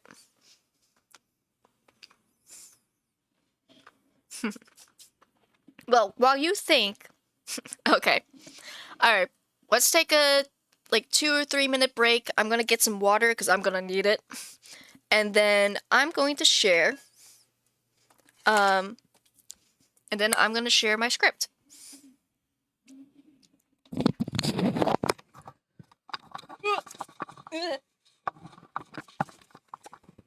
You know what? Before I Okay, 2 minutes on the clock. Yeah. Where before I go, I will play this for you. Where? Oh, it's over here, that's why. What do you expect me to say? You know that I will always find a way to fuck up everything that we ever made. Some people change and some people don't. Alright. Don't give it another shot. Ooh. We've had enough of I'll have that playing for you guys. everything we ever made. Some people change, but you know I won't. Maria, I wanna make everything okay. Don't trust me, forgive me, you have to find a way. Maria, I wanna make everything okay. Don't trust me, believe me, you have to run away. What you expect me to do? Push you away when we're both feeling blue. No lies can help with what you're going through. Some things can change, but you know it won't. Why do we wait for the worst? Everyone knows that the ending is cursed. This ship is sinking, so just say the words. Some people change, but you know I won't. Maria, I wanna make everything okay. Don't trust me, forgive me, you have to find a way. Maria, I wanna make everything okay. Don't trust me, believe me, you have to run away.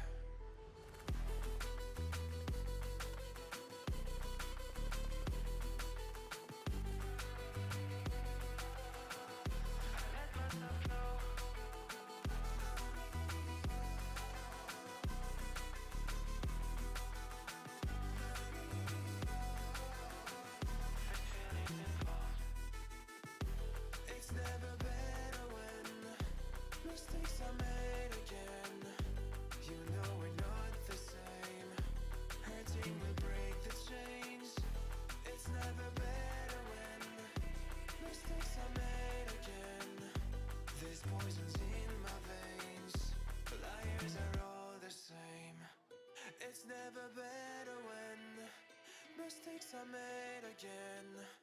You know we're not the same. Hurting will break the chains.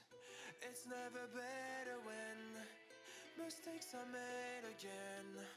There's poisons in my veins. Liars are all the same.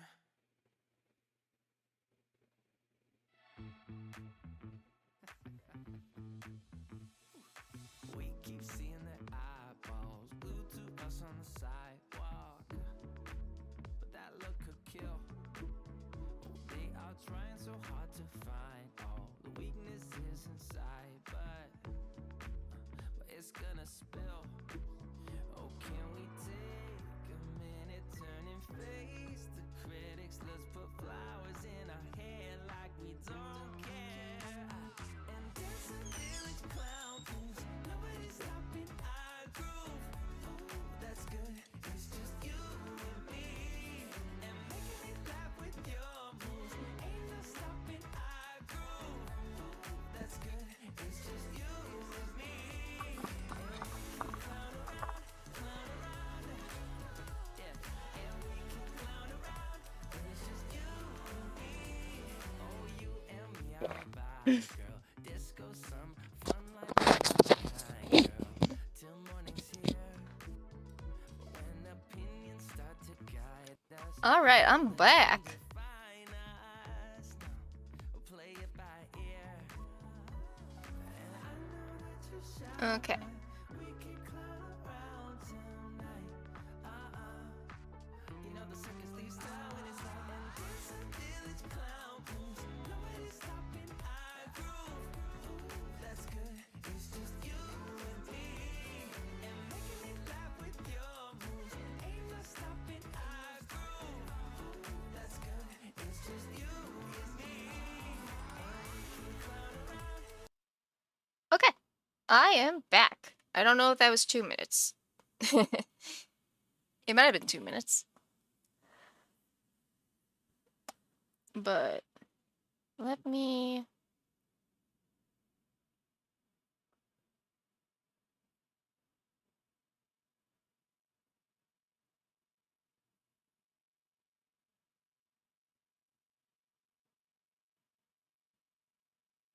Okay.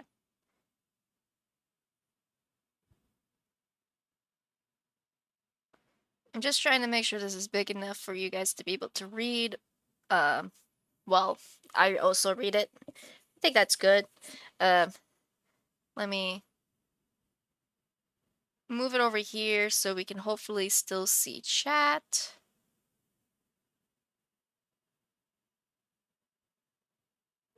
Yeah, I think that works. You can still kind of see chat. Turn that off. Okay. So, the story is called Growing Pains, is what I called it.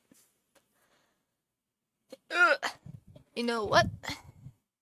Can I lift? Can I wiggle this out?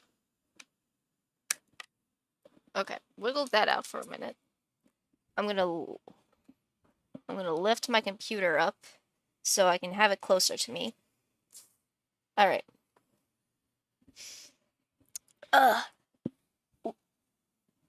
Is everyone ready? I don't want to start and then someone come in the middle of it. It's only 14 pages, if that.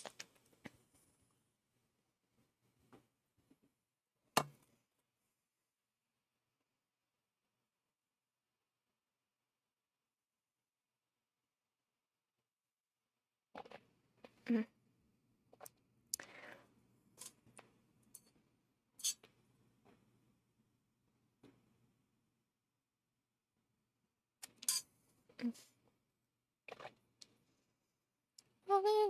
Down nose, oh my God, that's you and me.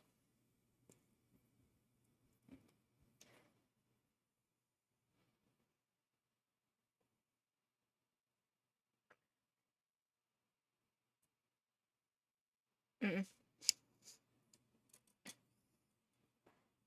Alright. I think I'm gonna go ahead and go. This is being recorded, so if anyone misses it, they could just go back to the beginning. Not to the beginning, but they could go backwards. Okay, you're back? Alright, cool. I was just about to start. Alright. I haven't looked at this for probably a couple of months now, so. Welcome to a, what do you call it? Script reading? Script reading. Exterior Bridge Night. Patton Johnson, a 16-year-old, pale, chubby, freckled redhead with round glasses, stands on the top of the bridge edge, looking down at the waters below. This is his moment. This is where it all ends. Patton takes a step forward, ready to end it all. Teen 1. Patton! Something grabs Patton's leg. Patton looks up, now being held upside down to see two teens wearing motorcycle helmets that covered their faces, leaning over the edge. Each are holding onto one of Patton's legs. Patton looks at them with tears in his eyes, too shocked to speak. Teen 2. Hold on. Cut to title card a week earlier. Exterior parking lot, school morning. Kids getting out of their cars or being dropped off by their parents at the front of the school parking lot. Cut to Patton's stepmom's car. A happier, livelier Patton comes out of the car. Next to him, a skinny, tall, grumpier, slouching, emo-looking 16-year-old, non-binary kid with a guitar case on their back comes out of the car. This is Patton's step-sibling, Virgil Parks. Thanks for the ride, Mom. Virgil's birth mother and Patton's stepmother, Hannah Parks, blows a kiss to her children. Of course, sweetie. Have a good day at school. Hannah drives off. Patton waves as she leaves with a smile on his face. This is how Patton normally is, cheerful and full of smiles and joy. Virgil rolls their eyes as they start to walk away. Do you have to call her Mom? Patton quickly catches up to Virgil. Well, she's going to be my mom soon. You could call Dad, too. Now, too. Fat chance. As Patton and Virgil walk off screen, we zoom in on an upcoming motorcycle. The motorcycle, a Harley, stops. Two figures get off of it. The first one, wearing a leather jacket that has the design of a two-headed snake with the words "the" above and "snake" under it. The figure takes off their helmets to reveal Janice Taylor, a 17-year-old trans man still in the middle of his transitioning, with vertigo skin and radiating self-confidence. Next to him, taking her helmet off, is Logan, a 14-year-old Asian girl with square-framed glasses. Logan dresses like she's always going into a business meeting, radiating professionalism. The two look like they would never be friends, but it seems to work somehow. A few students crowd around the Harley. Take a picture, it'll last longer. Janice chews on a piece of gum as he puts his helmet away. A few students take Janice up on the offer as the two head for the school. Interior hallway school continue. Janice and Logan walk down the halls. When is your dad's court hearing? This weekend. Mom picked a good lawyer for him. He'll be home in time for Sunday's dinner. As they walk, a set of twins eye them. Remus, a 16-year-old known as the evil twin, whistles at the pair as they go. Janice flips him off without looking back. Remus just laughs at the gesture. Remus's twin, Roman, popular kid, egotistical, thinks he's the Prince Charming, slaps Remus in the arm. Dude, what? I'm just joking. Remus scoffs and rolls his eyes. Remus is not joking. You know, it's stuff like this that explains why you're the evil one. Remus fakes offense, playing up the dramatics. Me, the evil one? Well, of course, my brother dear. Who else could be the antagonist to the great and noble Roman, haven't figured out the last name yet, whose heart is as big as his ego? Hey! Remus throws playful punches at his brother. Who else goes toe-to-toe with such a brave prince of all that is right and gay? Remus fights Remus off. Roman fights Remus off. I will be Disney's first gay prince if it's the last thing I do. Of course, your highness. Remus bows as he starts walking away. I gotta go catch someone before class starts. See ya. Remus goes down the hall. Cut to Patton closing his locker door, revealing Remus's grinning face. Boo. Patton jumps back, startled. Remus, you scared me. I know. That's the point. Lunch. Patton swings his book bag around and pulls out a paper lunch bag. He hands it to Remus. Thanks, Chubby. Homework. Patton pulls out a folder with Remus's name on it. He hands it to Remus. Here you go. Remus grins and ruffles Patton's hair. Good job, Red. Keep up the good work. Remus walks off with his goods. Patton takes a deep breath. Slam! Patton jumps as the fist of a football player hits the locker next to Patton. The whole football team now surrounds Patton. Homework, fatso. Patton nods as he opens his backpack more. It's full of folders with people's names on them. He starts handing them out. In the distance, Logan and Janice watch the exchange. What is going on there? The whole team got that kid doing their homework like a bunch of morons. One of these days, someone will break the football players are idiots that need their homework done by someone else trope. That's cheating. That it is, my observant friend. Are you going to do anything about it? Logan narrows his eyes in thought and hatred that someone is cheating. A bass guitar starts to play. Interior band room school continuous. Virgil sits on the floor. The bass playing is coming from them. A pair of headphones on their head. A pair of legs enters the screen. Virgil? Virgil! Virgil looks up to reveal Mr. Black, 30s, a band teacher. Virgil takes their headphones off. Come on, bud. Gotta go to class. You can't hide in here forever. Virgil huffs as he starts putting their bass away. I could, you know. Just write me a note being like, sorry, Miss Carter, Virgil had to miss your pointless math class because it's boring and pointless. Virgil decided to spend their time on something that's more important, like music. You don't have to like math, but you can't just skip it. That's disrespectful to Miss Carter. Now get going before you are tardy, because I will not be writing you a note. Virgil grumbles as he puts their headphones back on. They stick their hands into their jacket pockets and leaves. These are scenes that I have not written yet. Interior drama classroom school. Roman and Remus get their roles for the upcoming play and are not happy about it. The principal's office. Patton is punished for all the cheating he helped the others do. Classroom. Janice tells off a substitute teacher about misgendering him. Audition, school, afternoon. Patton is put on the production design work as part of detention. Rowan bets Janice that he can get Patton to fall in love with him. Parking lot, school, evening. Roman and Remus get in their car and drive off. Janice goes to put his helmet on when he sees Patton just standing there tapping his foot. Hey. Patton looks over Janice's direction. Are your parents picking you up? Patton looks around before walking up to Janice, nervous. I've never been in trouble before. My dad doesn't know that I'm here. Janice looks at his phone to check on the time, then looks at Patton. Where does your dad think you have been for the past 3 hours? I told him I went to a friend's house to work on a project. I've never been in trouble before. I just know he would be so disappointed in me if he finds out. So, what exactly was your plan for getting home? I don't know, maybe call an Uber or walk. Yeah, okay, shut up and get on my bike. What? Patton pulls out another helmet that Logan normally wears and holds it out in front of Patton. Get on my bike. I'm taking you home. Patton looks at the helmet, then at the bike, and then at himself. Aren't I too fat? Janice scans Patton, unimpressed. Oh, honey, heavier people ride motorcycles. Now take this and get on. Patton nods and takes the helmet. Thank you. Janice gets on his Harley. No problem. Hurry up. Patton puts the helmet on and gets on the bike. He's not too sure what to do. You can either hold on to the bars next to your seat, or you can hold on to me. But if you grope me, I'm kicking you off. Oh no, I would never. Patton looks around and grabs the bars. Alright, rules of riding the motorcycle. Rule 1, when we turn, lean into the turn. Don't fight it. Rule 2, no sudden movements. Don't go shaking your butt around unless you really want to kiss the ground. Rule 3, no distracting the driver. No funniness while I'm driving. Got it? Janice looks at Patton. Patton nods his head in agreement. Okay.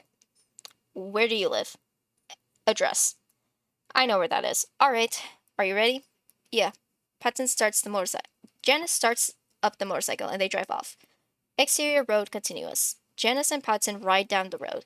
Patton has a deft grip on the handlebars. They make a turn, and Patton remembers to lean into it, then lean back. As they continue to ride, Patton starts to relax and it looks to be having fun. Front Parker's house continuous. Janice rides into the driveway and stops. He turns the motorcycle off and parks it. Here, let me get you off. Here, let me help. Blah. Here, let me help you off. Janice gets off and helps Patton keep his balance as they get off. That was really fun after getting over the fear of crashing and dying. Hey, I'm a safe rider. But yeah, I guess there's always that chance some jerk does something stupid. Thank you for the ride, really. The front door opens and Davis Johnson, late 30s, Patton's biological dad, bare belly, definitely looks like he would grill out, laid back and goofy, comes out of the house. Hey, kiddo. Patton looks at Janice. Please don't tell him. Tell him you know what. Davis makes it over to them. You must be the friend Patton told me about. David offers his hand. David. Janice takes it. Janice. Cool motorcycle. Thanks. So, what is this project you two are working on? Patton freezes. He is not a quick thinker. Research project on the founding fathers. We have American history together. Just watched Hamilton. Took a lot of notes. Gonna fact check it later. Cool. Sounds like fun. Well, stop by any time. A friend of Patton's is always welcome in our home. No problem. Thank you, Mr. David. You're welcome. We'll see you inside, kiddo. David pats Patton on the back and walks back into the house. Patton relaxes. Thank you so much. Whatever. It's your funeral when he finds out. Janice gets back on his bike. Wait, can you do this again? I mean, you have detention too, so you could just drive me home every day. What is it in for me? What do I get out of this? Gas isn't cheap, you know. I'll cover your gas, please, just until detention is over with. Janice looks at Patton as he gives Janice puppy dog eyes. Fine, I'll drive you home, but you're paying my gas bill for the whole week. Deal. Thank you so much. Yeah, I'll see you tomorrow. Janice starts his Harley and drives off. Patton walks towards his house. Interior hallway, Park's house continuous. Parker walks past Virgil's door. Music similar to MCR or other punk bands can be heard coming from the door. Patton stops and knocks on the door before opening it. Hey, Virgil. Virgil looks up and stops playing his bass. You ever learn how to knock? I just did. What do you want? I was hoping we could hang out, do some bonding since we're going to be brothers soon. We are not going to be brothers. This whole thing will end when my mom realizes how much of a loser your dad is. My dad isn't a loser. Your dad looks like he just walked out of the store that sells how to be a loser dad at 10 steps. Now get out of my room. Patton looks at his feet. He hasn't entered the room yet. I'm not in your room.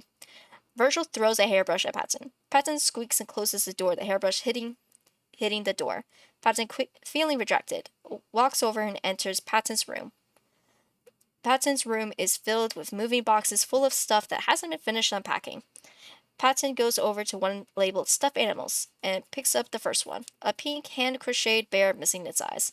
Patton holds the bear close to his chest and sits on his bed. Patton curls around the small bear as he tries not to cry. Visitor Center Jail. Janice sits across Walter Taylor, 40s, Janice's dad, black, active protester of human rights. Then she gave me detention for disrespecting her, as if she didn't disrespect me first. Good job sticking up for yourself, but make sure you pick your battles wisely. If I don't stop the little stuff, how are we going to stop the big stuff? But if you focus on pulling the weeds, you'll miss the roots. It's good to stop injustice when you see it, but real change doesn't happen until you tackle the root of the problem. Like your friend Logan. She's going to be a politician, right? That is tackling the problem at its roots. Going in and digging them out. Yeah, but I don't know. It will be a long time before people like Logan get into office. They just expect me to sit around and wait while the people of today are getting hurt and mistreated? No, I expect you to fight and stand up for yourself. I also expect you to not go looking for trouble and ending up in here with me. Can't make change behind bars, son. I know. When I'm a detective, I'll make sure people like you aren't locked up. I punched a cop. He pulled you out of your car and threw you on the ground. It was self-defense. Anyone with a brain could have seen that. Let's not talk about this right now. Come here. Janice moves over and sits next to his dad. I love you. I'm proud of you. Stay safe. Walter kisses Janice's head. I will. And that's basically it. So, if it wasn't completely obvious, the people who will eventually stop Patson's suicide is Janice and Logan. And one of the things that I like had thought about is that Patton and Janice are going to get together. Patton was going to learn a lot about self-confidence and standing up for himself from Janice, and Janice was going to learn like passion, like compassion and patience from Patton. In fact, I think I have a whoop, didn't mean to open Zoom. No, no, no, no, no. Close, close, close, close. Do not crash my computer. Okay. I believe actually if I change my view to my beat board, I have all of these beats. So if I you saw nothing. So how this goes is that there's an Act 1, which is the shocking event, meeting the characters, learning the dynamics, and Patton meeting Janice. There's the classroom scene, where Roman and Remus get their roles, but they're upset about it. What that means is that typically Roman plays the hero character, and Remus plays the antagonist character. And that's what they've always done.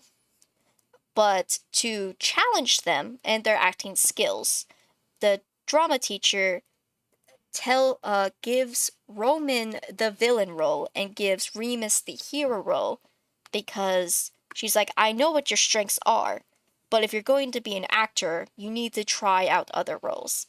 So Roman and Remus have to learn to be heroes and villains.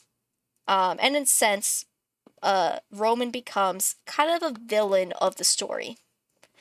He kind of learns that he's more of an ego, and he's not as great as he sounds. As it was stated in another scene, Roman states that he's going to try to get Patton to fall in love with him, for no other reason that he just wants to prove he can, which is a really asshole thing to do, and is one of the things that would eventually push Patton into suicide. And I hadn't really figured out Remus yet. The principal office scene is Patton being punished for assignments. The football, helping the team cheat. The football team are also punished and become more hostile towards Patton. So Patton also gets a lot of enemies throughout the story, from his soon-to-be brother, from the football team, from Roman manipulating him. A lot of things do not go well in Patton's life. There's a substitute teacher that tries to miss Janice, and Janice tries to stop it, tells her off, and that gets him in trouble. The auditorium, the drama teacher is the one who holds detention, and so she decides to have the people who are in detention help set up and work on the play, which is how they all kind of get together. So while Janice and Patton are there because of the trouble that they're in, Roman and Remus are there because they are part of the play. So it's kind of like Breakfast Club, but not really. What else do I have over here? I have an Act 3. Oh, I don't have an Act 2. Act 3 would be recovery. So my thought process was that I have this opening scene that tells you what's going to happen. Patton is going to attempt to take his life. And then we go backwards to see how we got to that point. And then by the end of the Act 2 break, we hit that point. And obviously Patton does not succeed. So then Act 3 is all about recovery. So, I have some scene kind of ideas, like some dialogues. So, Patton and his dad, Dave enters the room. He sees his son. He rushes over and hugs him. Patton squeezes his eyes shut, but stops the tears from forming. I'm sorry. David shushes him. It's okay now. I'm here. And it's just a comfort seat for Patton. Then we have the two parents. So eventually, Patton will explain what happened. And of course, Hannah gets really angry at Virgil. So Hannah goes, "How could you have done that to him? I thought I raised you better than that. You don't get to this," and some other line about like you don't get to decide, because Virgil's thing is that he doesn't like Patton's dad, and I can't remember why. I don't know if I wrote it down. So Virgil tries to push the Johnsons away, and so Hannah says, "You don't get to decide that. You don't control my life. I'll marry whoever the hell I want." So Hannah gets very angry at Virgil. And then there's Roman and Remus's parents, as they also played a part in it. So, as equally pissed as Hannah, but calmer about how they addressed it. So this was trying to show, the idea was that these two scenes played together, like going back and forth, showing the two different parenting styles, one calm and collected and one full of emotion. For emotion and yelling. So it was supposed to be a moment for parents to be able to learn how to handle a situation like this. So as equally pissed as Hannah, but calmer about how they addressed it. First off, you two are grounded until further notice. We are extremely disappointed in you two. We didn't raise you to act like this. This behavior, what you did, how you hurt that poor boy, will not be tolerated in this household. Do I make myself clear? You will be writing a sincere apology to this boy and his family. Just help me understand why you thought this was a good idea. And I think the parents talking about the twins, I'm just as angry and disappointed in them as you are. But they are just kids. If we play our cards right, we can make sure it never happens again. So that line was supposed to suggest the idea of like, we have to help them, because if we just yell at them, then nothing changes, which is what Hannah does to Virgil. It's just Hannah yells at Virgil and nothing gets changed. While Roman and Remus's parents would try to sit them down and figure out what's their side to it. So that was those. And then I have this entire chart of like character relationships and how all the characters kind of like what relationships they have to each other. So let's start with Patton. So Patton Johnson, this is like the notes that I wrote about him. Baking club and animal club. He thinks he's gonna be a vet until he realizes he would have to do things he doesn't want to do, and switches to wanting to open a cat cafe. And yes, he's still allergic to cats. This is a reference to Canon Patton of the series being allergic to cats. Patton wears his feelings on his sleeve and has a little backbone. This leads to him getting talked into doing things he does not want to do, like helping someone cheat or taking the blame for something he didn't do. Patton has an eyeless pink stuffed bear that is his birth mother was making him while she was pregnant with him. She didn't have the time to finish it, and the color was picked before they found out Patton was a boy. Patton learned how to crochet to feel closer to his mom. So Patton is a pansexual, feminine man and an absolute sweetheart. And then going over to Virgil, he's an emo, he's shy, he just wants to listen to his music, he plays the bass guitar, but he's too scared to join the band. Also, he rides a skateboard and works tech at the drama club. He hates the twins. And then their relationship to each other is Virgil is Patton's new step-sibling, and the two are polar opposites of each other. Patton is rainbows and sunshines, while Virgil is rains and storm clouds. Patton wants nothing but to be a part of Virgil's life, while Virgil wants nothing but to be alone and play his bass guitar in peace. Virgil doesn't like Patton's dad and thinks he's too lame for his mom, who got hurt in her previous abusive relationship, and he's determined to not let this fake smiley chump hurt their mother. Virgil thinks Patton is just as fake and annoying as his dad and wants nothing to do with him. Patton's mother died shortly after childbirth due to health complications, so Patton was excited to have a new mom and a new brother. Hannah is wonderful to Patton, and she makes Patton's dad very happy. Because of this, Patton doesn't speak up about how Virgil treats him worried that it would cause them to split up, so Patton works really hard to get along with Virgil, which obviously does not go well for him. The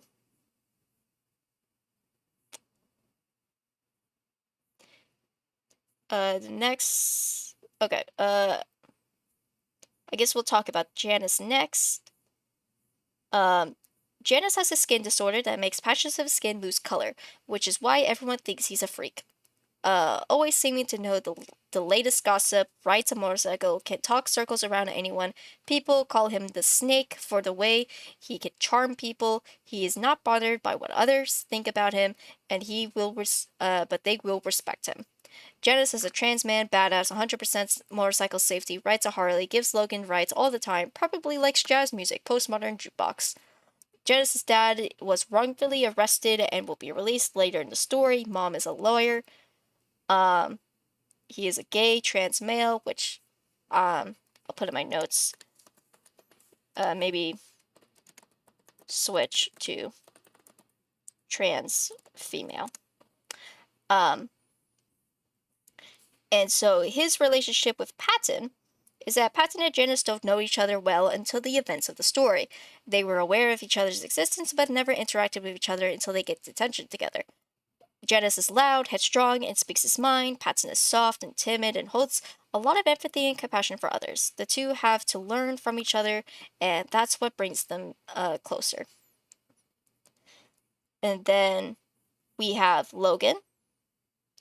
Logan is a nerd, president of the debate club, chess club, and the science club. Straight A's. People try to bully her, but it doesn't faze her. Logan cares too much about her grades to the point that she can't accept anything lower than an A in any subject. Everything is on a strict schedule, and she will throw a fit if someone tries to mess with it.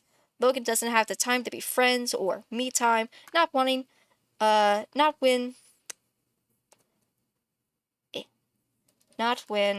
her future is on the line. Is secretly taking self-defense classes. Logan is autistic, like Eric. Eric is my brother. Likes rock music, Icon for Hire, OK Rock, Hailstorm. Though I guess Icon for Hire is more pop, but whatever. Rock pop. So Logan is a lesbian female. Logan and Janus's relationship, they're childhood best friends. Their parents are close friends, so the two grew up together. Logan is all brains, while Janus is all charm. Both can talk circles around anyone, Logan with her facts, and Janus with his silvered tongue. So, that's how they're friends. Going over to Remus. Remus is crude and a wild card, is constantly pulling pranks and getting into trouble. Remus is brutally honest and never seems to stop talking about what is on his mind. He's not that book smart, but luckily, there's a certain puffball he knows that can do his homework for him. Besides, he is the evil twin after all. Remus plays with the dramatics of being seen as evil and behaves as such, always getting the villain role in acting. It's the skin he's most comfortable in. Getting the hero role for the next school play forces Remus to have to change his point of view and learn what it means to be a hero, which can be shown in his actions taken in the story. He is a bisexual cis man, and has a thing for people dominating him. So Remus's relationship with Patton is that after missing with Logan, I'll do Logan first then. So Remus first went for Logan to try to get help with his homework, but Logan put him in his place, which Remus found to be really hot, but is constantly trying to woo her. He also finds Janus's whole vibe to be really hot and tries to befriend him too. Logan wants nothing to do with Remus, while Janus likes to torment Roman because it gets on both of their nerves. But Remus is slowly growing on Janus. So, after messing with Logan, Remus switches to Patton, and a little harmless threats later, Patton is doing Remus's bidding. Remus constantly takes Patton's lunch to the point that Patton just packs two and willingly gives it to Remus, while Remus has never landed a hand on Patton, other than taking notice to how they can push. Others have taken notice to how they can push Patton around and have bandwagoned on him. Some actually getting physical with Patson for the fun of it. Because of this, Patson fears Remus like any other bully. Remus, no matter how much of the less evil of the bullies, is still in the wrong, and he has to be punished for and see the errors of his ways. Perhaps he saves Patson from some other bullies. Then we have Roman. So Roman is the popular character, loves being the center of attention and playing the hero, egotistical but means well. He just needs to get off his high horse. He plays the antagonist role in the story as he decides to mess with Patson's feelings and push Patson further past his breaking point, even if he doesn't realize it. Roman always plays the hero, always believing that he does good, but when given the role as the villain to play, he realizes more of a villain than a hero after all. So he is a gay cis white man. Roman and Remus's relationship is that they're twin brothers and also rivals. The two are always trying to one-up each other in skill. Roman is currently president of the drama club, with Remus as his right-hand man as vice president. In plays, Remus usually gets the villain role to Roman's hero role because the two have great chemistry. But when their teacher gives them opposite roles, they have to learn to adapt and perhaps learn from each other. Virgil and Roman's relationship is that Virgil hates everyone, especially hates Roman and his whole attitude. Roman finds Virgil charming and wants to help him shine, no matter how much Virgil pushes him away. Virgil will give Roman one thing: he's persistent. Surprisingly, Roman helps Virgil see past himself and realize that having friends and compassion isn't that bad, and to be wary of becoming what you hate. Virgil becoming like his abusive dad towards Patson. So I believe that is all the notes that I've had on this story concept. That's all I got through with the story concept. So each of those characters were going to have a character arc where they learn something new about themselves and such. The main couple being Janice and Patton. Maybe possibly Roman and Virgil. I wasn't too sure. But yeah.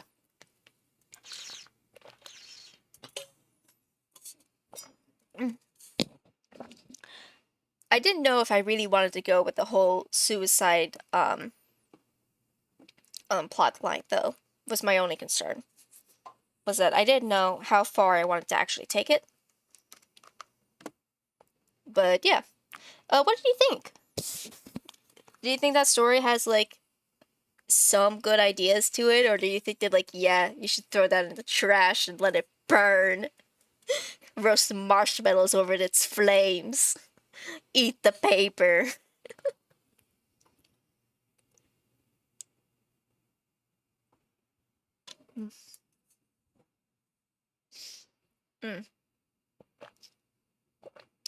I will say, that was fun. Processing all information and analyzing. Okay, no problem. Here,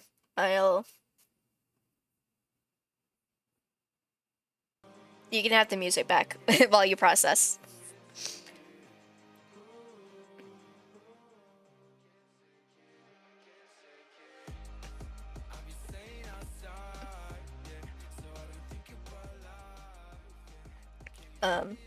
Yeah. So I made all the characters very diverse. I think there's not a single one of them that was straight. And I feel like if anyone ever asked me, why don't you have any straight characters? I'd be like, why don't you have any gay characters? Like, okay, so the story plot in all its involvement is on point. Yeah. So it definitely feels like there's a lot of things going on, which might seem a little bit difficult to do in a movie. Usually in a movie, you would have only 2 plot points. There would be like a plot A and maybe a plot B. I think if I structured it more like a mini series, I could have like plots A, B, and C, you know? Because otherwise, one of the problems I'll probably run into is pacing, to be able to like get all of those different things.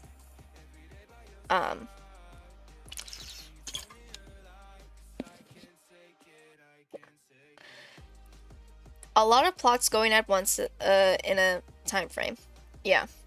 So, which me switching what format the script is going to be in is something I've done before.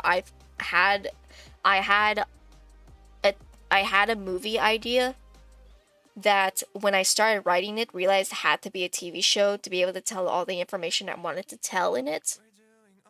Because I realized that the beginning of that story was like just taking too long. It was like, I was like, this is like too much background information that's important, but I need to like, so I think Growing Pains might be a more for a like mini series because I don't need too much time, but I need enough time. And 2 hours might not be enough time to be able to tell all of their stories. If I was just focusing on Patton and Janice, then it probably could be a movie.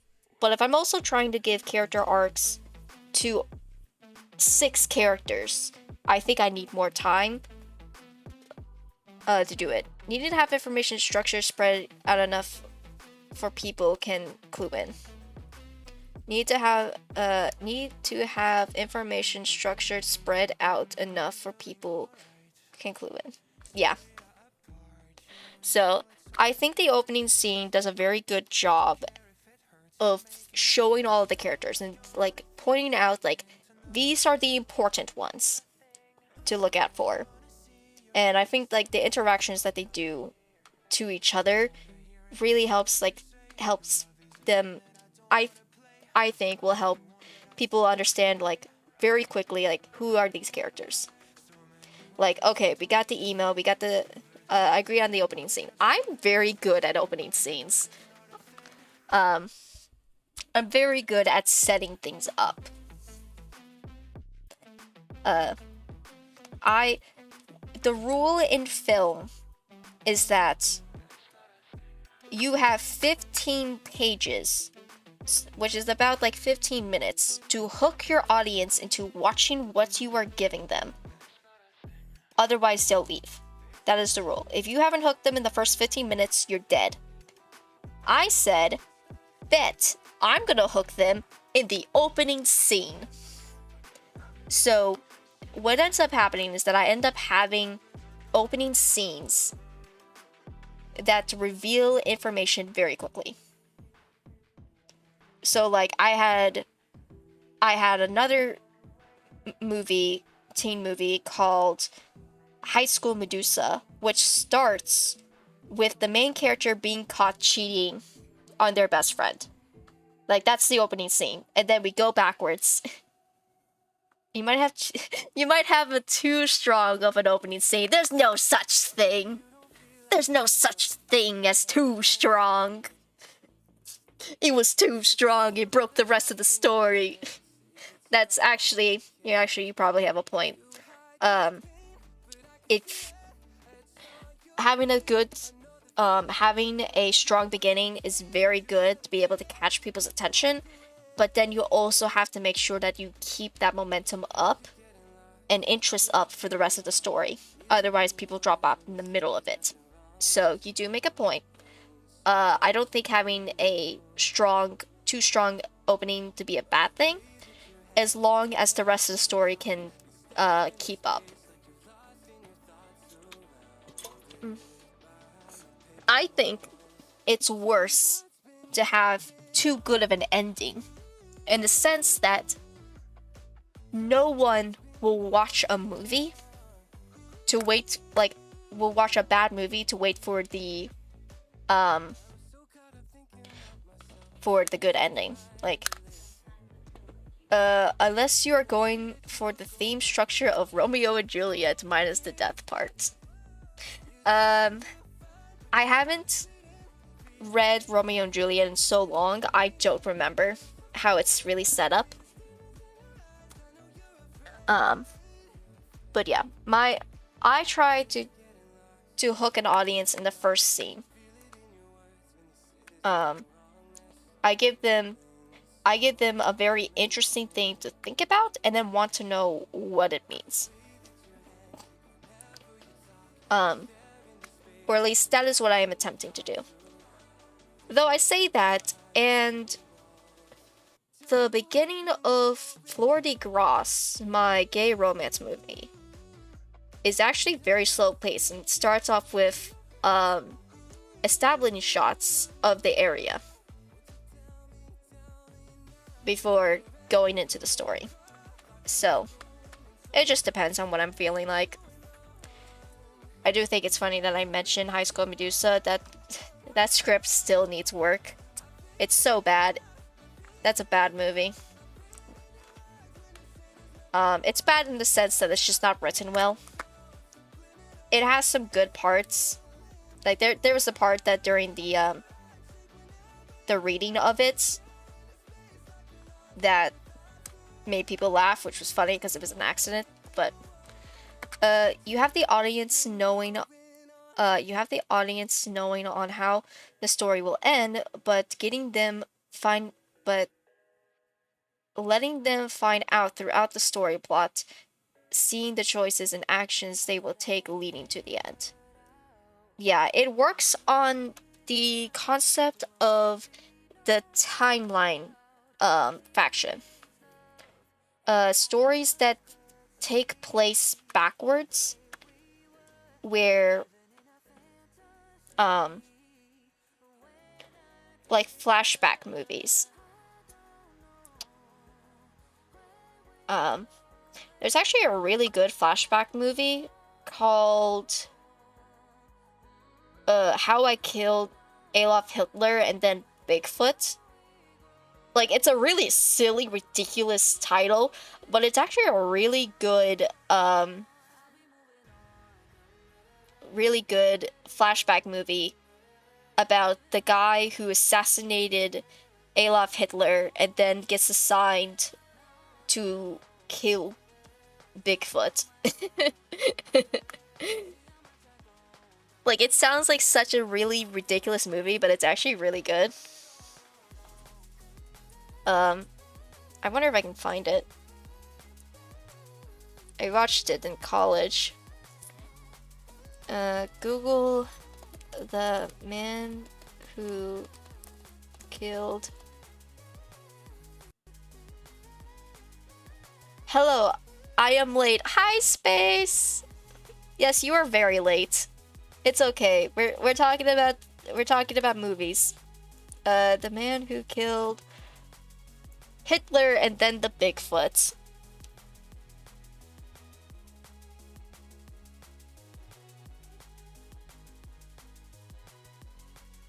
Okay.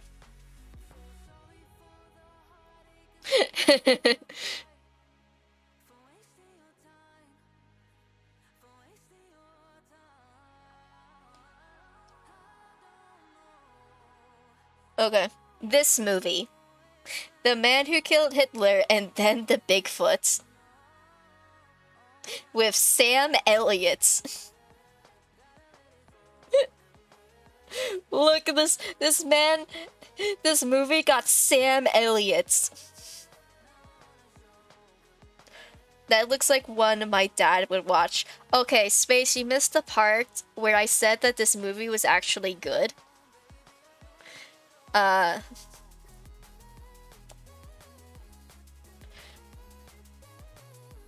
you forgot the part where I said that this movie was actually pretty good. You can watch it for free. Do not play. Okay, apparently you can watch this movie for free. However you want to watch it, I watched this movie. It's a good movie that does the flashback storytelling pretty well. It looks like my dad would watch and I would actually enjoy. It's a adventure drama, and like, I mean, Bigfoot looks really goofy, I gotta admit. It's really, but you know, I like it. I mean, Sam Elliott did a pretty good job.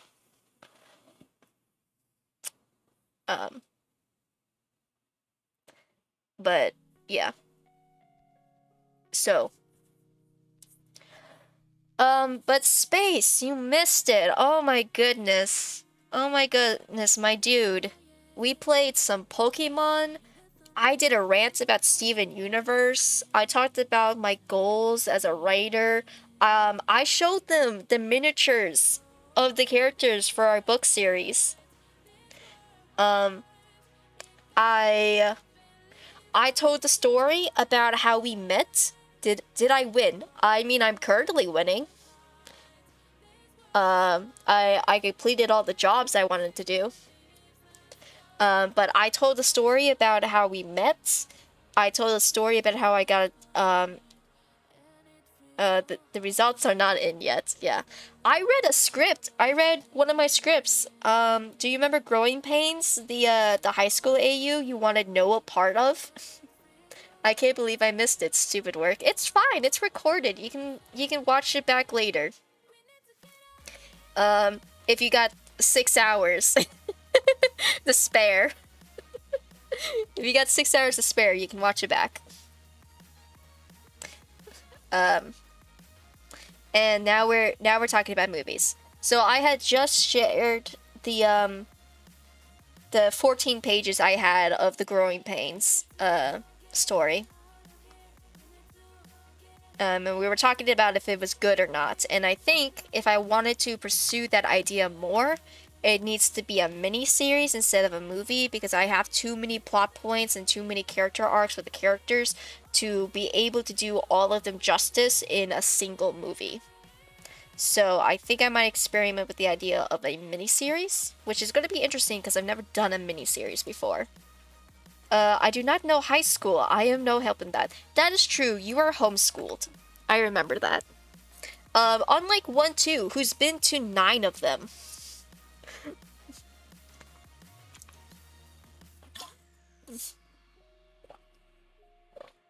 But to be fair, I think this story deals less with high school.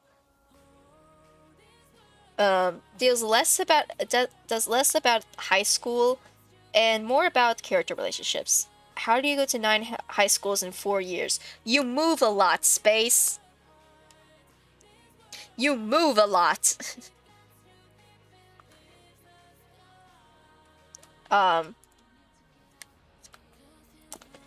But yeah, I don't know. You said you didn't want any interest in it, and so I didn't bother you with it. Which is fine, because you want to do another side series with all the children of the characters from the Origin AU, and I want no part of that, so it's fine. I have been in the same house for 20 years. I've also been in the same house for 20 years. Now that I think about it. I moved into this house when I was 3. 3 different elementary, 4 times in middle, and 2 in high school. Moved on the last year of school. Yeah. So, yeah, I think I've also been in this house for 20 years. Almost 21. I'll be 24 in August. I don't remember what month I moved into this house for, but I know I was 3 years old. So yeah, 21 years in August, basically. Isn't that exciting? Oh my goodness. What do I do now? I mean, I guess I could probably plug my Switch back in and continue playing Pokemon. Yeah, let's do that. I'm 1,000 points away from hitting the next rank. The next rescue rank. Let's try to hit it. So let me plug this back in. I unplugged.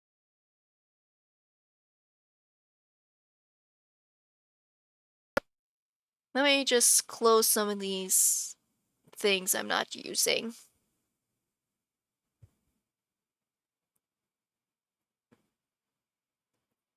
Okay.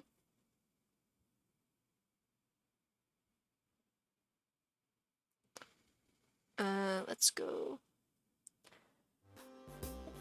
Ugh. I gotta turn my TV back on. It turned off while I was doing things.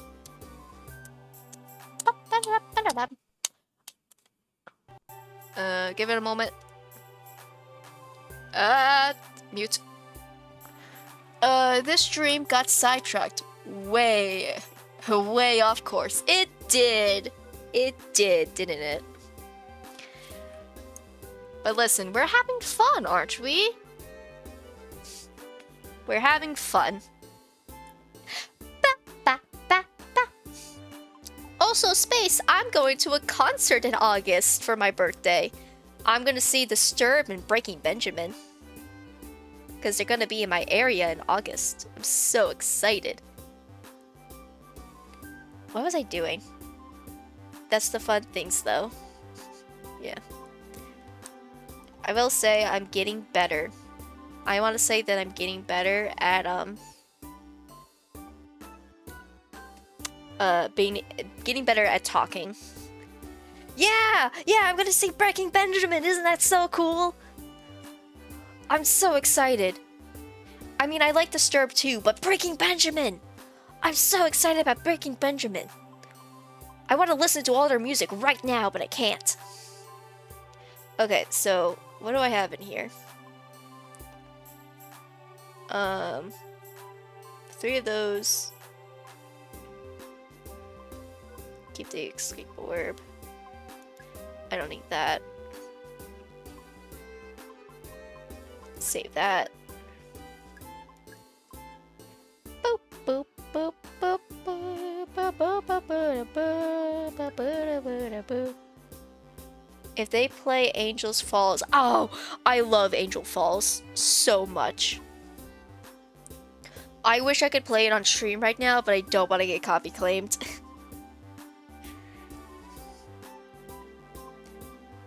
Ba-ba-da-ba-dum. Ba-ba-da-ba-dum. Ba-ba-da-ba-ba-ba-ba-ba. A friend is coming to visit me and we're going to a rodeo for your birthday. Oh, sweet. Congrats. I hope you have a lot of fun.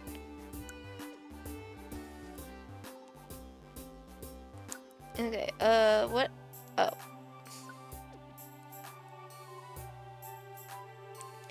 I once went to a barn dance. I didn't know how to barn dance, but I went. I was dating a girl at the time, and she would barn dance like every week, and so she brought me on one of the days to barn dance, and it was fun. I didn't know what I was doing, but it was fun. I had a headache by the end of the night, though. Yeah. We ended up breaking up. I'm not too sure why. She said that she didn't think we were she says that she didn't like me or something. I want to say it was because she hadn't come out to her parents yet, and she was very into family, and so while they knew that she was asexual, they didn't know that she was bi. And I think I put a threat on, and I think my presence put threat or anxiety on her. So I think that maybe she just wasn't ready to have a gay relationship yet. Whatever the reasoning was, she ended up breaking up with me. And I think that is nope, not the last relationship I've had. I had another relationship, and that one ends even sadder. The best way to barn dance is to pretend you know what you're doing. Oof, yeah, that sucks. Yeah. My last girlfriend dumped me. Honestly, it wasn't even a dump. She just stopped existing. We used to live in the same neighborhood, and then her parents moved, so she moved, and literally last January, was it like this January or last January? I think it was this January. This January, she just stopped talking to me. No. It had to be last January. Yeah, last January. Whatever January it was, at some point at the beginning of the year, she stopped talking to me. She didn't reply to my texts. She didn't answer her phone. I don't know if she's alive, but for one reason or another, she just cut all contact with me off, and I haven't heard from her since. So if that's not a breakup, I don't know what is. And so because of that, I am now currently single. I have yet to have a relationship that has lasted longer than a month.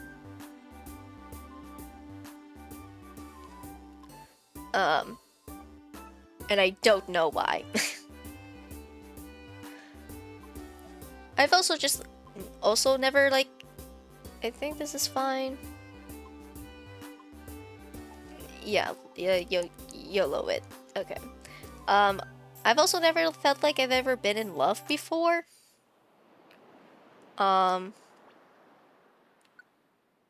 So, I don't know what that's about, but... Alright, let's get those bees in here. Well, I haven't had any, so... Space, I don't even think you want a romantic relationship, so you can't complain.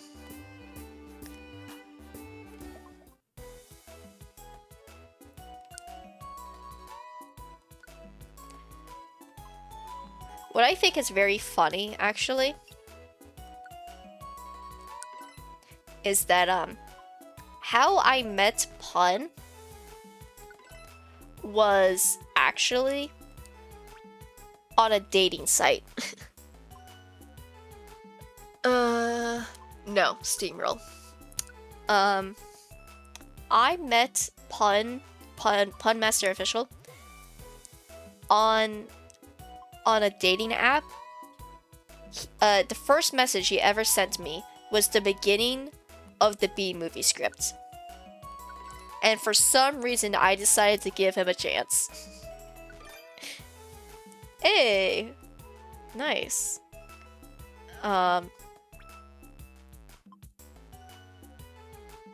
Moves that recoil damage or moves that hurt but user... Okay. No, squeeze out. Squeeze out, definitely. Okay. So like we talked, I found out he was a streamer. I watched one of his streams to try to get a sense of who he was as a person. And like we became friends. Pun now has a partner who is not me. And it was so funny. He was like, yeah, I've been meaning to mention that I have a partner now. I hope we can still be friends. And I was like, yeah, no, we can be friends. It's chill. So, no luck. So, Pun found love. I have yet to find love. It's in that grind. Now there's 4 things in the Stormy Sea. Another 4. Ugh. Let's see. What we got? We got bees that go all the way to 24. That's not terrible, I guess. I don't think, yeah.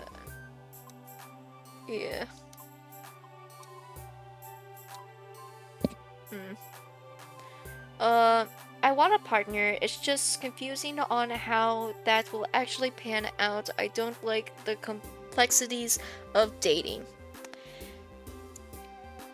Yeah. You'll figure it out. You'll figure out what you want. And how you want it.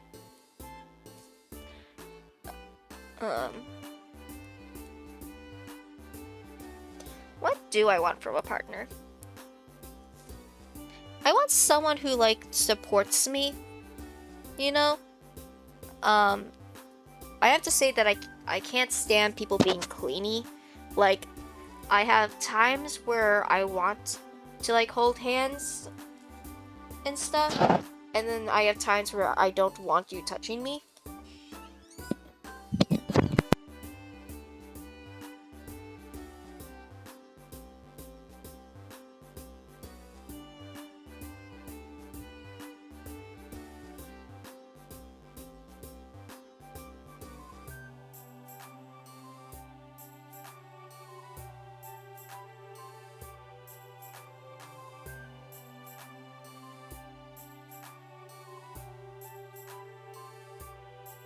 Sorry, my brother came in. What was I talking about? Oh, partners. Yeah, my first boyfriend, and honestly, actually my only boyfriend, he was way too clingy. He was always wanting to hold my hand, always wanted to have his shoulder over me, and I just did not. I was like, I wanted it for a little bit, and then I wanted to pull away, and he did not want to pull away. It was one of the many reasons why I ended up dumping him. So I definitely know that I don't want someone always touching me.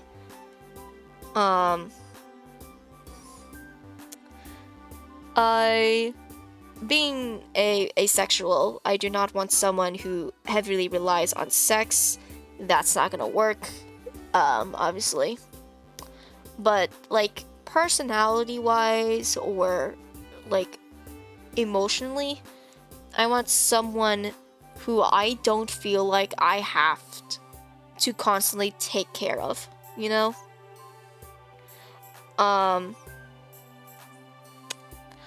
Like, I'm not here to be your therapist, you know? Like, I will help you when I can, but I do not want our entire, like, relationship to be, okay, I'm going to now break down all of your, I'm gonna break down, like, I'm gonna make you better. I do not want the mindset that I can, like, fix my partner. My partner should not need to be fixed. Or if they need to be fixed, they need to, like, seek it professionally. I do not want to be their reasoning or, like, to be their source of trying to get fixed. I don't have that type of time, and I don't have that type of effort. Like, I say that, and I probably would still do it anyway. I feel like that is just a boundary I would try to hold myself to, and probably fail at, because I care too much about people. Where? There you are. Oh, you need a better moveset. Hold on, Space. I gotta fix your moveset.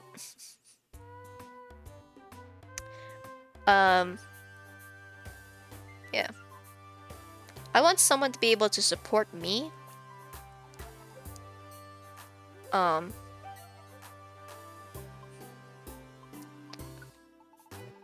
wait.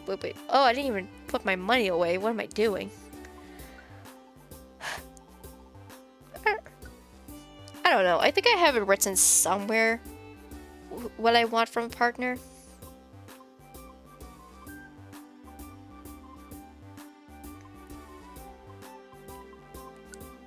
Okay. Wild Charge. That's recoil damage. I don't feel like it. Thunder Fang. Ooh, definitely Discharge. That's the entire room. Discharge is very nice. Yeah, let's get rid of Howl.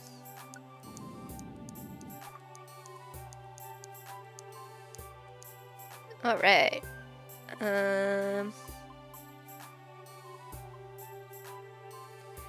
I don't think any romantic relationship can fix someone, which is why I think a lot of young people or people who are very different from each other have strained relationships when one person is giving everything and the other isn't giving very much. What does this do? It changes the flow into electric terrain condition. Electric type moves get more powerful. It also prevents Pokemon from sleeping for some reason. Okay. It has no effect on Pokemon in the air. Okay. Interesting. Let's see. You have more special than a physical. Good to know. Okay. So what special moves can I give you? And I think that's point, yeah. You should not it should not be your responsibility to fix your partner. You and your partner should be working together and being able to support each other. I feel like if one person is giving too much, then it's not worth it.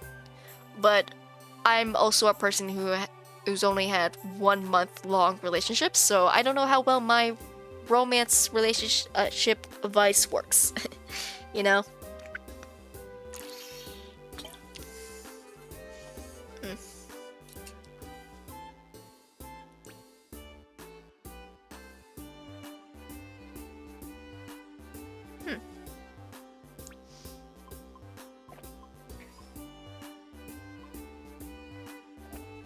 Relate? Yeah. Just a couple of single dudes over here, huh? All the single ladies, all the single ladies, all the single ladies, put your hands up. Whoa, oh, oh, oh, oh, oh, oh, whoa, oh, oh, oh. Alright, what can you learn? Nope, not Link. Learn. I hate to break it to you, this will cost money. Okay. Where are you?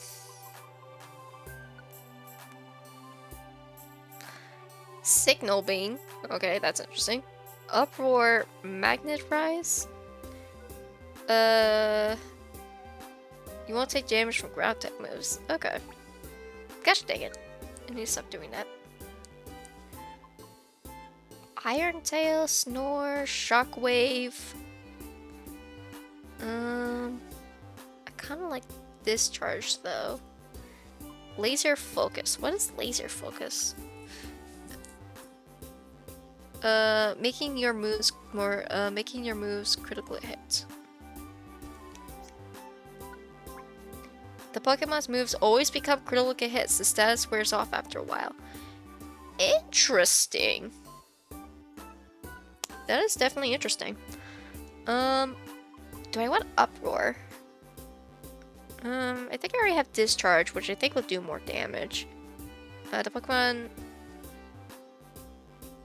It damages a Pokemon even when far away. It can also make the enemy confused. I don't know why people come to me for romantic relationship advice. They aren't even people that are close to me. They just see me and they start talking, and I'm thinking, my dude, I've been on one date. I don't know what to tell you except communicate if it's a disagreement and leave them if it's toxic. Yeah.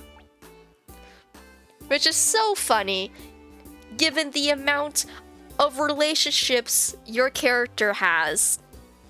Mr. I have 3 husbands.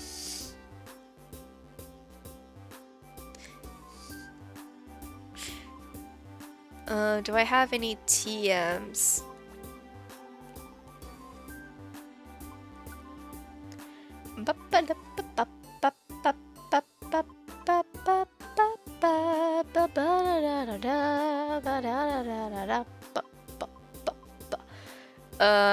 Not yet, he doesn't. He still has 2. Don't even. It ain't my fault everyone wants him. Yes, it is! 2 of the 3 people are controlled by you!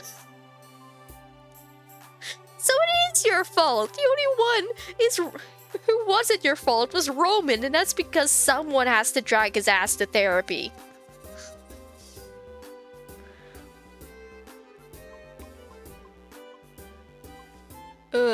I have Earthquake. Who can learn Earthquake? Oh, that's right, I can learn Earthquake. I don't know if I want to give myself Earthquake, though.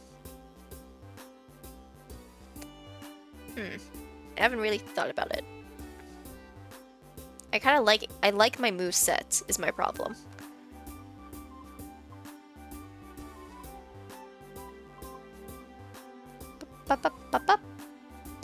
I'm curious what you talked about from this series, but I can't watch it until the VOD is up. You'll just have to wait. I'll be honest, I know one thing on relationships and thing to maintain one, but the only reason is I often watch and learn everything from others while in school and study them. I thought Roman already went to therapy. No, not Roman, Caleb. Someone has to drag Caleb to therapy. He won't go talk to a therapist, so Roman has to talk to him instead.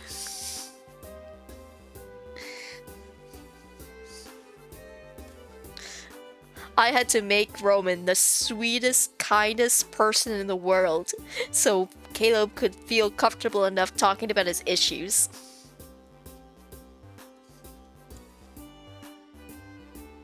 That you gave him because you just want to torment all of your babies.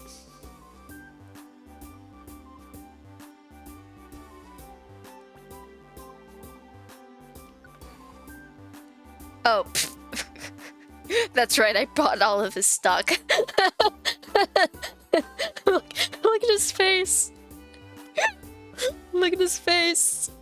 I studied them because I can't speak speak very well. So I had to learn to read everything from watching, and I can read lips. I left Nemo mostly alone. It's not my fault, Caleb's my favorite. Space, go to therapy.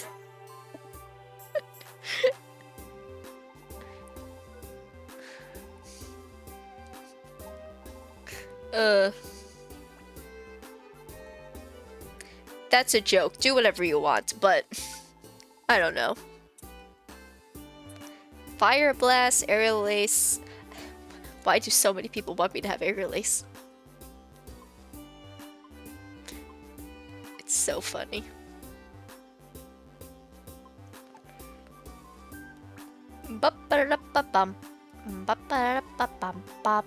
So many Giga Impacts. Like, so many. I don't know, maybe Fire Blast? I think it probably only has 5 PP. People are interesting to watch when they aren't talking to me. Oh, Space, your context is that 1-2 is hard of hearing. That's why they have a hard time talking to people. We actually talked about that. I know a little bit of sign language because I took classes in high school because I thought learning another vocal language would be too difficult for me.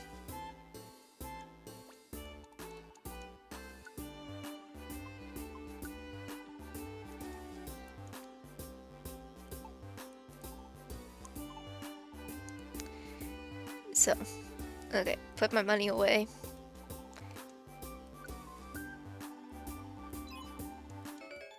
I got an apple. I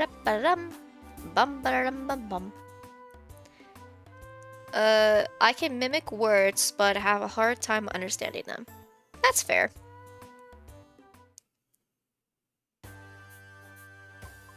Okay, we're going to the stormy sea, and I'm bringing Rainbow with me. Let's go!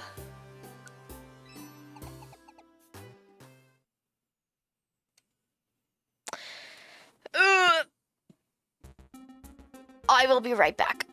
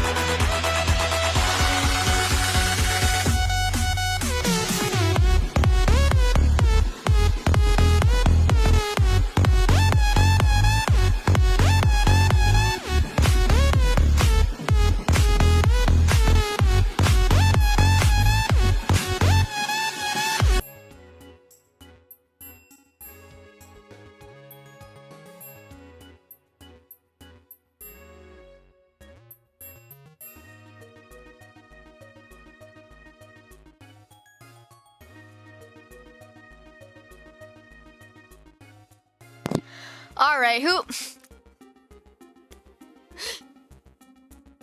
What just happened? Hmm?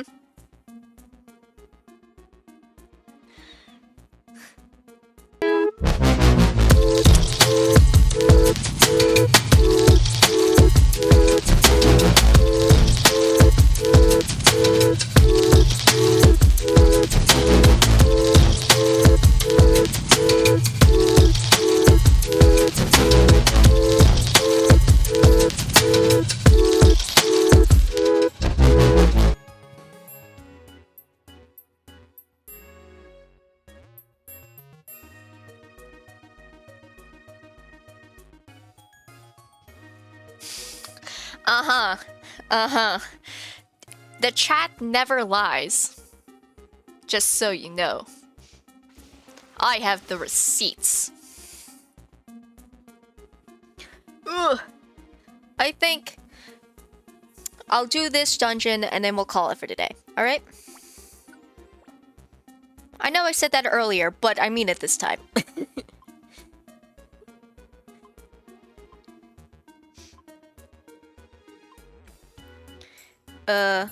Well, I am chat. And I lie. So, falsehood. I have the receipts, listen.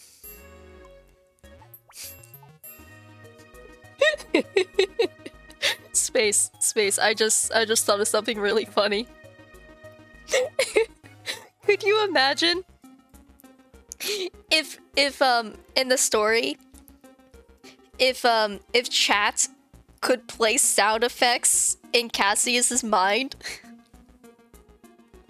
He's just walking around and then he just starts hearing sexy saxophone.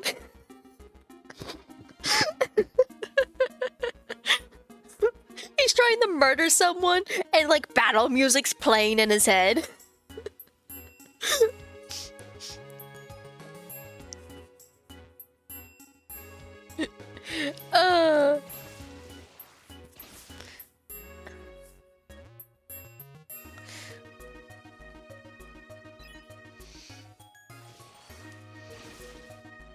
I want to, at some point, learn how to get donations up.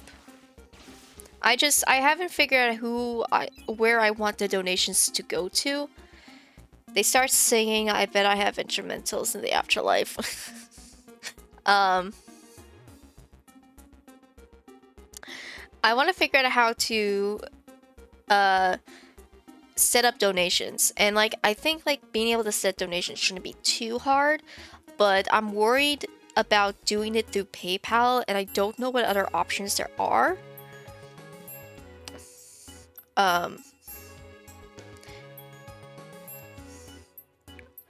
But yeah, I want to set up donations.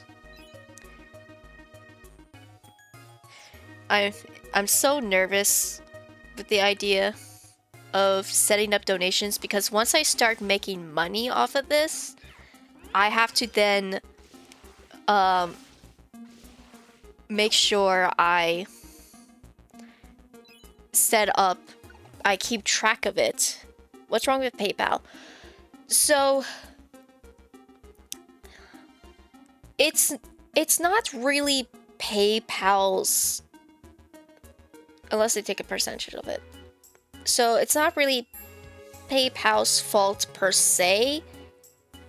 Well, yeah, it kind of is. So when you get a donation through PayPal, it's like, oh, good and dandy. But if someone decides that they want to refund their donation, you pay a refunding fee, which goes up the more money you've been given.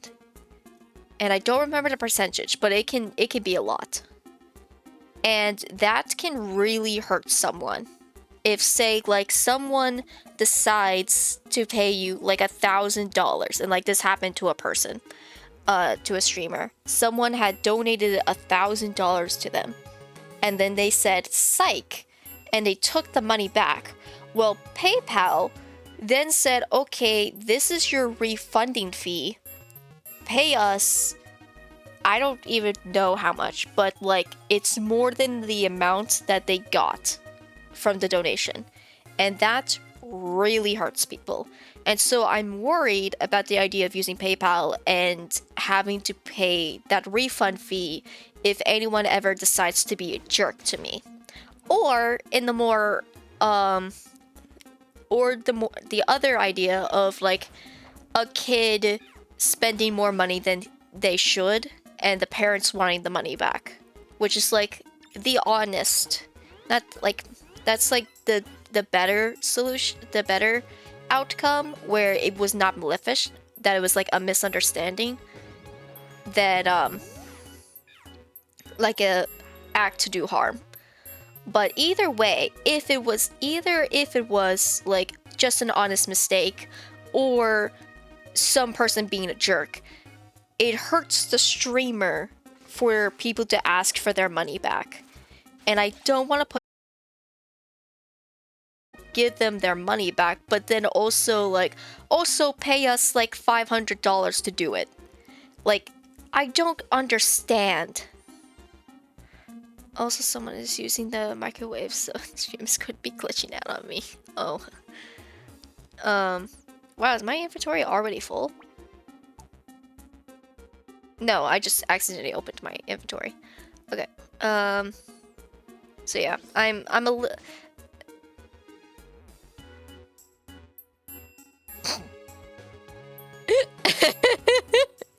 That trap turned my apple into a big apple. Who I thank you. That's so funny. Speaking of apples, I'm gonna eat one. Alright, that. And then I'm gonna eat the big apple. Even more hunger. Fantastic. Alright, let's get out of here. So yeah, that's my fear about opening up donations. But I also know that if donations is a good way for a starter person who's not an affiliate to be able to start making money. Which I also desperately need.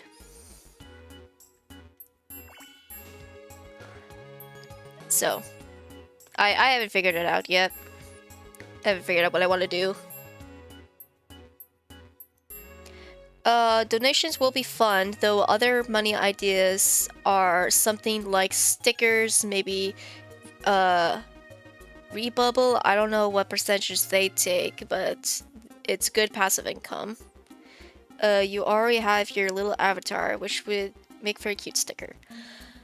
I guess that's true. I don't know if I'm there yet to really, like, market myself like that. I don't know. I guess I could try selling my art. I just never thought that my art was good enough to really sell.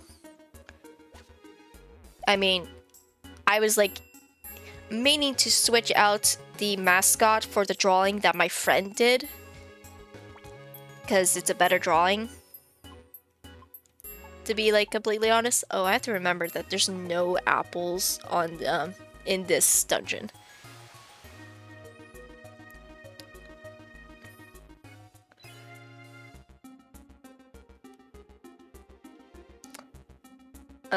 I collect stickers. Oh, that's cool. I don't know. Maybe I'll get with Lauren and maybe we could collab to make stickers or something. I don't know. That's a completely different business that I know nothing about. But I got artist friends, so maybe they'll know something about it.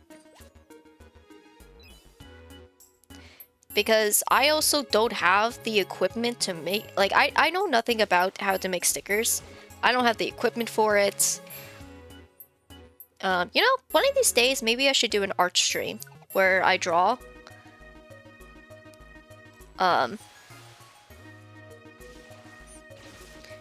Where, like, I draw. That might be fun. Pull out the old, drawing tablet.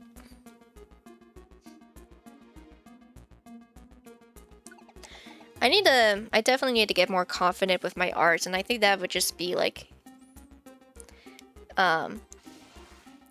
Draw and chat stream. Sure, maybe next stream I'll do a troll chat stream. Be back. Got to annoy someone. All right, you go ahead and annoy someone.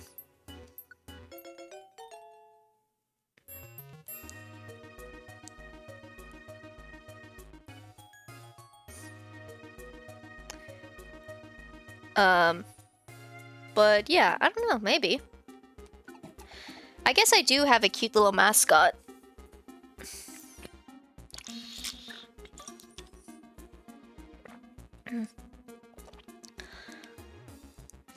I don't know how to make how to make stickers though. Or like or is it like I send the design to Redbubble and Redbubble makes the stickers for me? I don't know. I don't know how any of it works.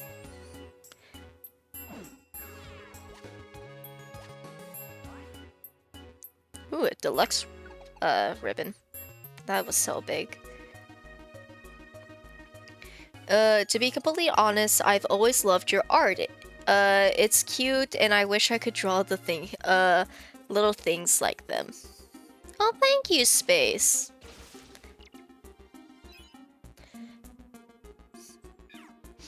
I don't know, what stickers I would make. Oh my gosh, what if I had a sticker of Nunya fishing? Because Nunya has lore.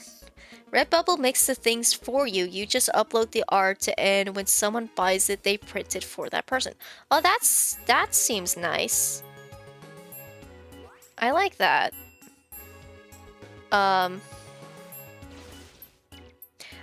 Because there's actually Nunya has lore where and preferences. So Nunya Bear loves fish and loves fishing. Nunya Bear also hates honey and is terrified of bees. Like, bees terrify her. Redbubble also does shirts and handbags and stuff. Well, let's not get ahead of ourselves, okay? I'm still like non-existent, you know? Ah yes, I remember this. Yes. Nunya's lore, she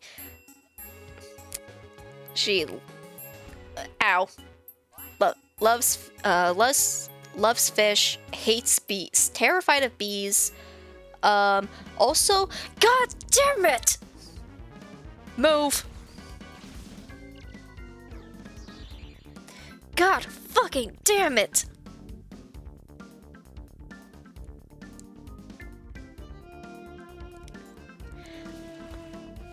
I hate these goddamn rooms.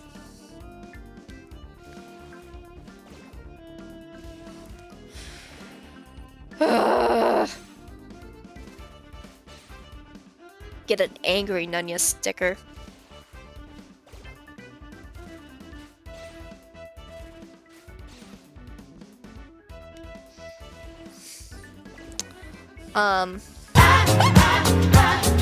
Staying alive, staying alive.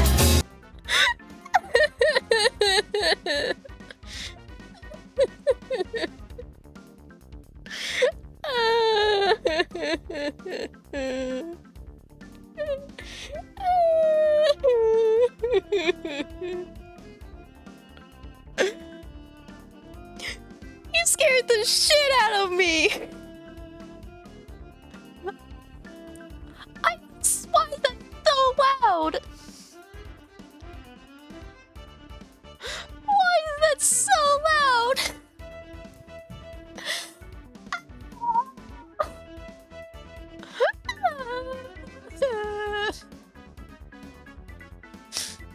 Where are my sound alerts? I gotta lower that. What the? Get out of me. I don't know if my mic picked up me screaming. Where is it? There you are, you little shit.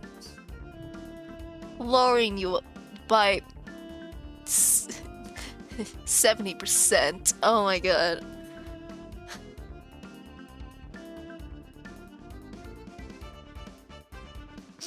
Oh my god. It's still too loud. Oh my god, that's still too loud.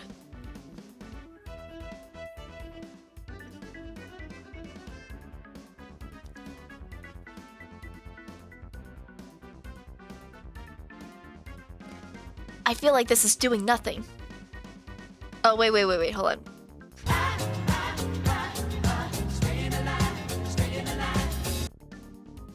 I don't know if this is working. Okay, hold on. If I put it this. Okay. It's at 10%. My god.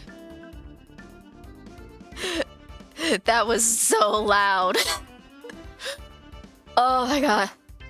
Space, start hitting all of the sound alerts. I need to know which ones need to be lowered. I need to know which ones need to be lowered. Play all of them. It'll take a few minutes because oh my god.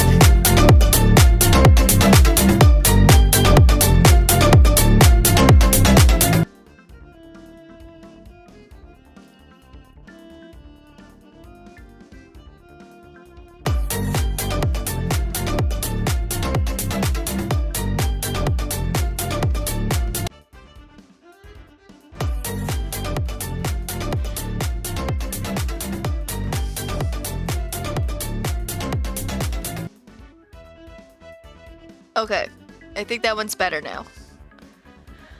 Oh, okay. Cough and Dance 2. Okay.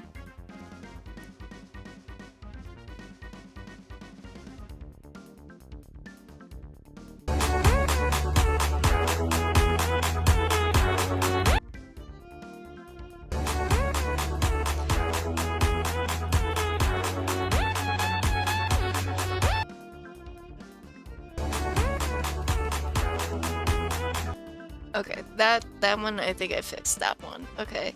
The pig step.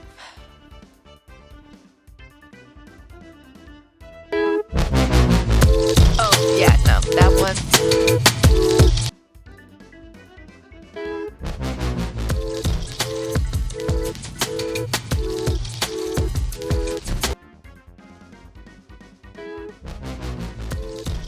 Alright, that's better. Run.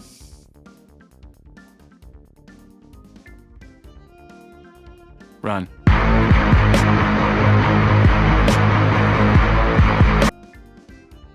Run. Alright.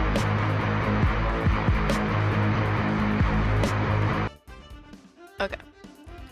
Run.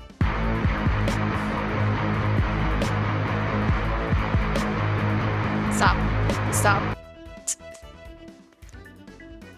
Turn down for what? Oh god. Turn down for what? Yep. Okay.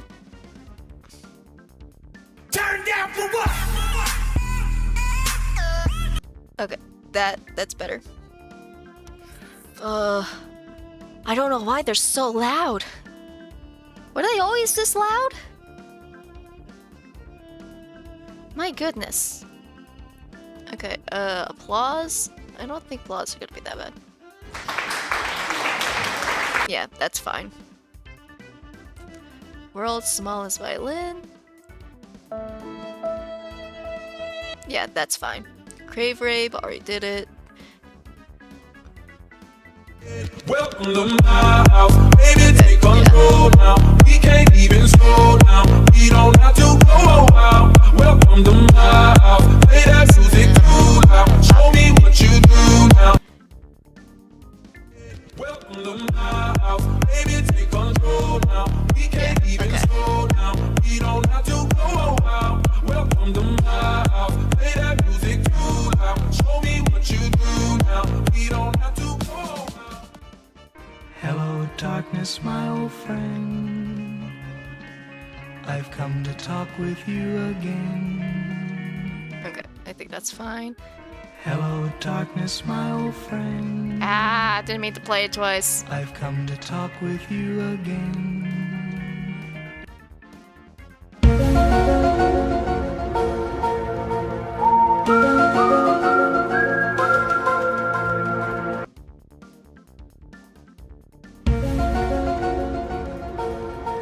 Excuse me.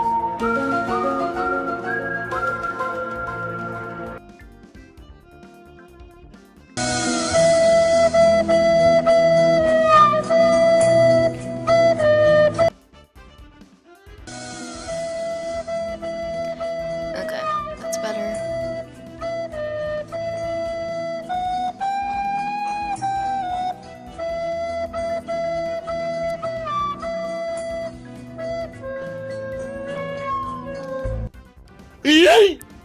Okay, that's fine.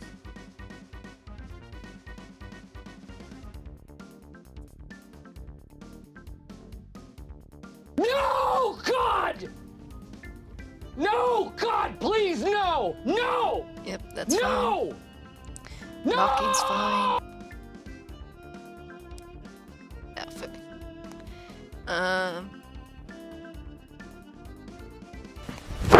Emotional damage!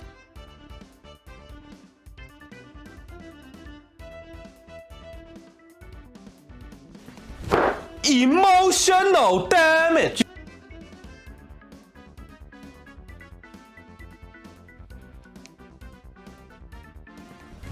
Emotional damage! Okay, I think that's fine. Did that, Yeehaw! I'm a cowboy!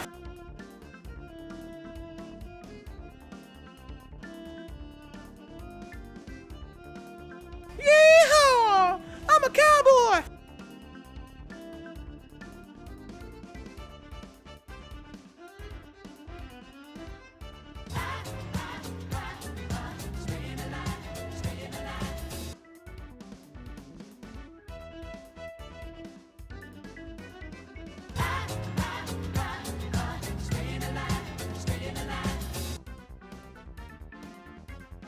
okay, let's try.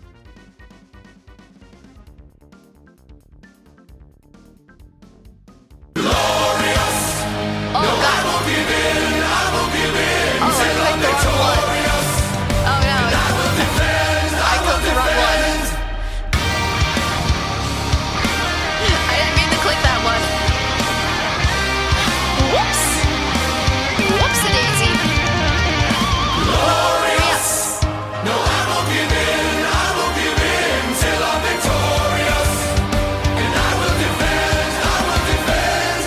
It's so long!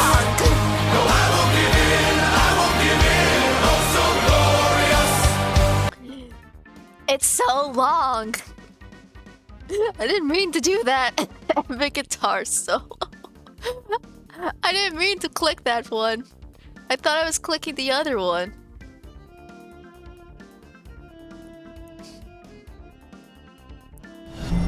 A new follower. Hell yeah. A new follower. Hell yeah. Alright. Alright. I think I fixed all the sound alerts. We should be good now. Oh, I have a headache. Those were all so loud in my ear. I don't know why.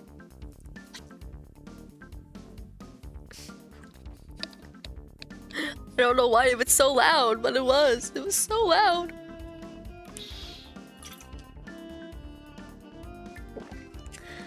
Oh, okay, okay.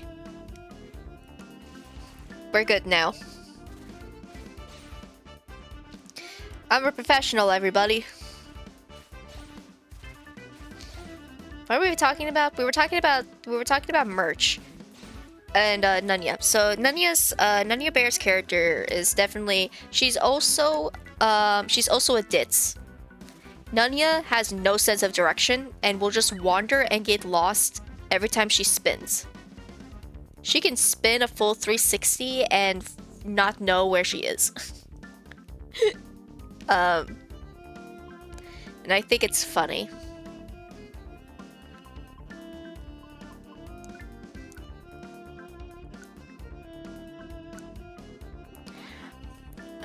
But yeah, so Nanya has like her own personal lore.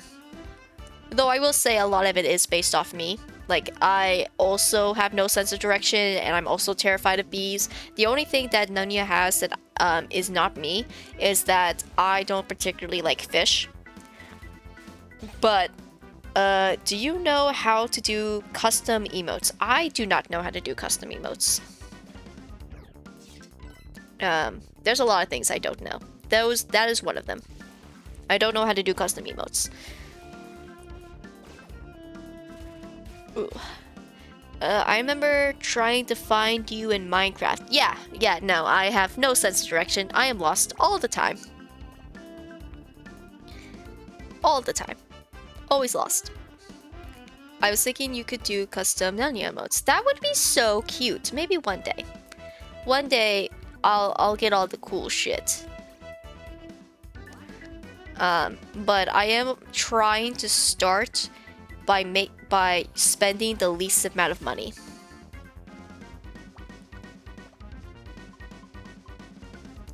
The least amount of money that I can spend in my startup would be great.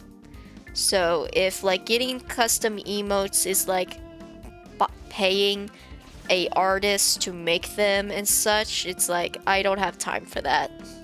I don't have that type of resources. Please tell me the stairs are up here. They are. Fantastic.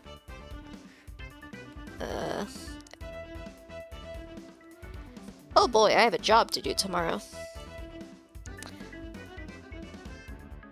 Ba-da-dum, ba-da-dum-dum. Yes, yes. Yes, I know. Shut up. I was thinking of using your art. That is true. I do need to, Oh, I found the stairs. Sweet. But, yeah.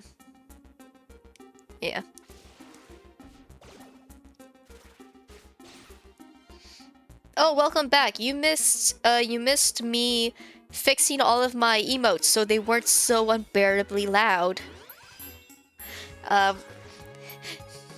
Space is over here trying to get me to sell my art, which honestly my sister's also been trying to get me to sell my art. But I get scared that my art is not good enough. Sure.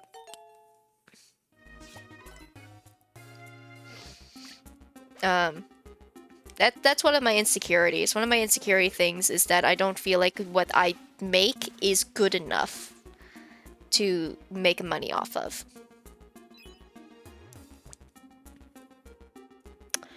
I want to buy your art. I agree. I agree, sell your art. Have you even seen my art? Okay, nope, to be fair. You've seen my mascots, so you have seen my art. Okay, alright. I'll think about it, guys. I'll think about it. Well, you got 2 people plus your sister saying otherwise. That is true. My sister actually took my paintings. I made 2 paintings because sometimes I paint, and my sister just took them. Okay, that is a lie. Actually, I should probably clarify that. My sister asked me if I could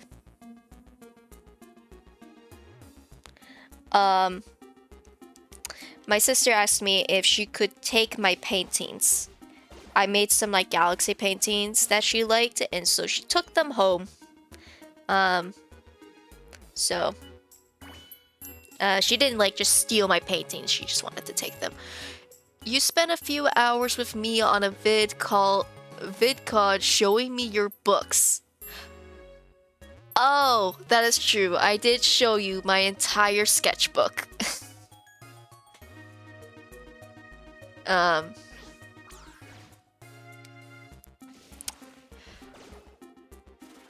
So,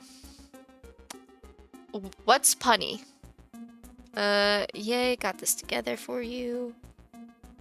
Thank you. I will look at it later. I don't know what was the pun. Did I say a pun?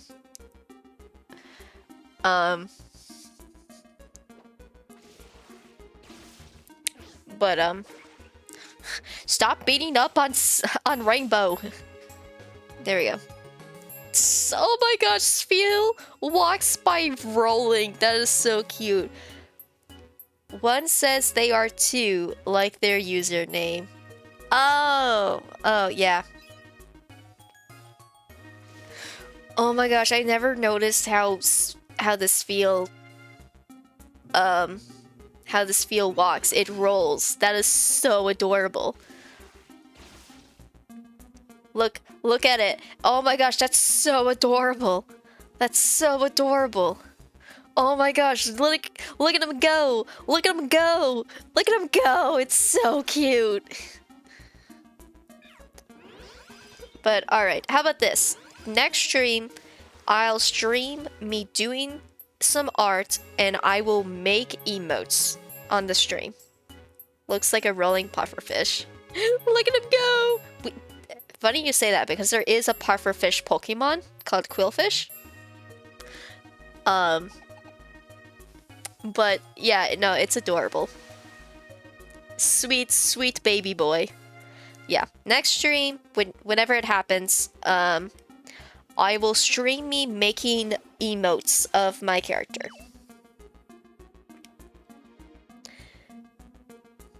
And you guys can like help me figure out what emotes to like make. Maybe I'll do some research into some other emotes that I could like copy.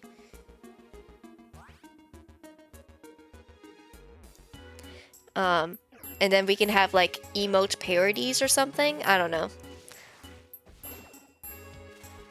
I'm just worried that like I'm going to make art and it's going to just be a copy of someone else's art, and then people are going to say that like, oh, you're stealing, and I'm like, I know, I'm sorry. I'm not really good at like just free-handing things.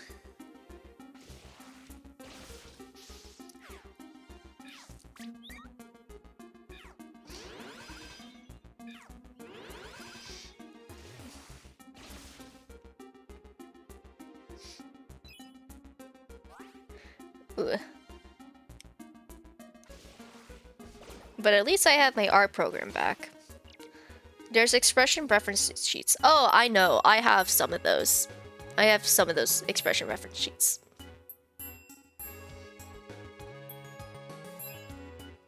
Don't you worry.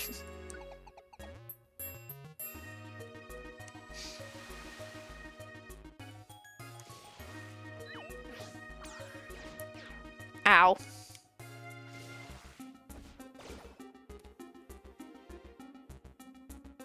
Where am I going? Where did I come from? Where? Cotton Eye Joe. Just something, Cotton Eye Joe. Hiya. Hiya. Are you just spamming emotes now? It ain't stealing if it's not like tracing. I mean, it's your character. Use all the references you need. Where you come from, where you go. Where you come from, where you come from, where do you go? Where you come from, Kanajo? He came to town like a rag and storm. Are you just saying the lyrics now? He's roaming through the fields. So handsome and strong. I also don't know if I can even add emotes until I'm an affiliate. But I guess I could make stickers.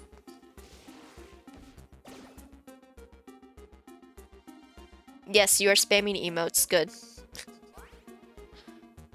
Yeah, I think emotes are actually for only affiliates. I don't know if I can have emotes yet.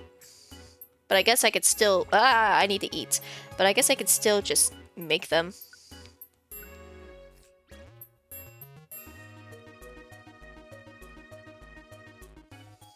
sell them as stickers.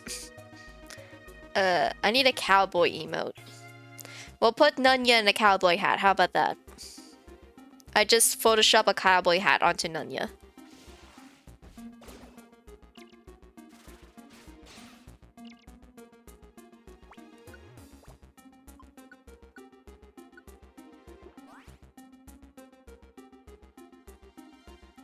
The stairs. The stairs. Leaving the sleeping Pokemon alone. Why are none of the emotes named what they are? I don't know. The creeper is named I guess because it makes an S sound? Cause like they explode. Steve is named Punch Trees. It could also maybe be a copyright thing. Maybe they can't use the actual names. I don't know.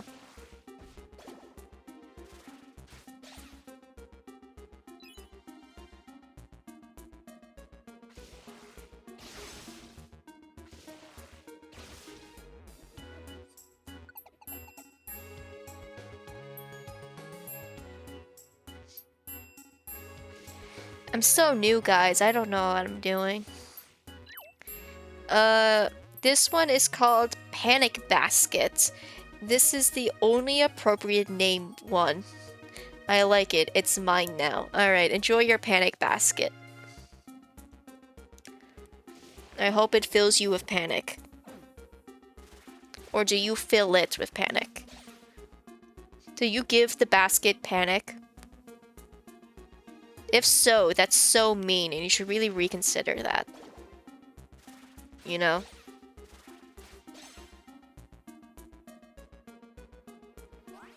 Reconsider your life choices. You are the panic. Fair enough.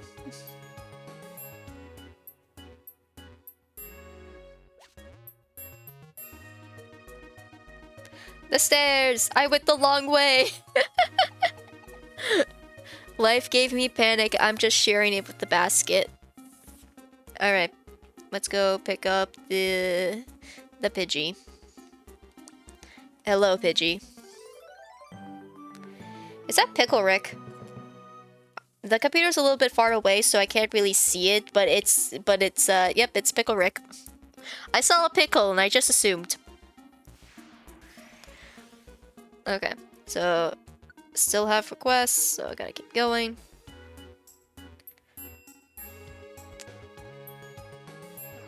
Ah! I just walked into that. Go away. But, yeah. I don't know, maybe... Yeah, maybe I... Who's fighting? Well, I think I won, so... But yeah, we'll do an art stream, and you can judge my art then. 'Cause... I don't know. I'm still hesitant, but that's just the anxiety talking. I named my anxiety Evelyn. Evelyn is very loud.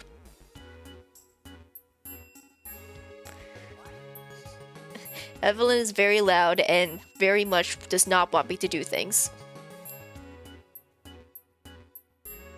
She's a scared little child.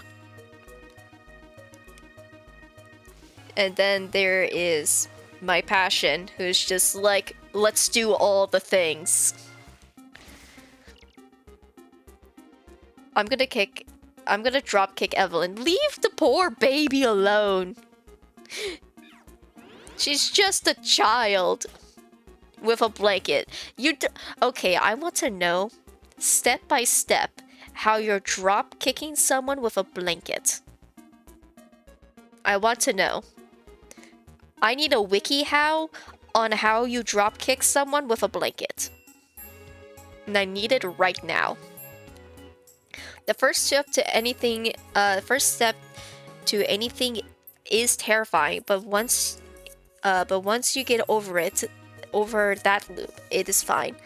I have a sister. I'm capable of things. I also have a sister. Granted, I'm the little sister of that sister relationship.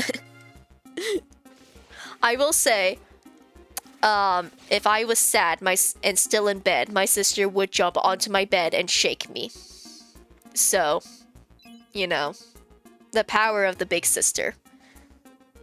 I don't have a WikiHow, but I can make a slideshow. Make a slideshow, and then I will go through that slideshow on stream. And we can learn how to dropkick someone with a blanket together. Oh yeah, this is exactly how it works.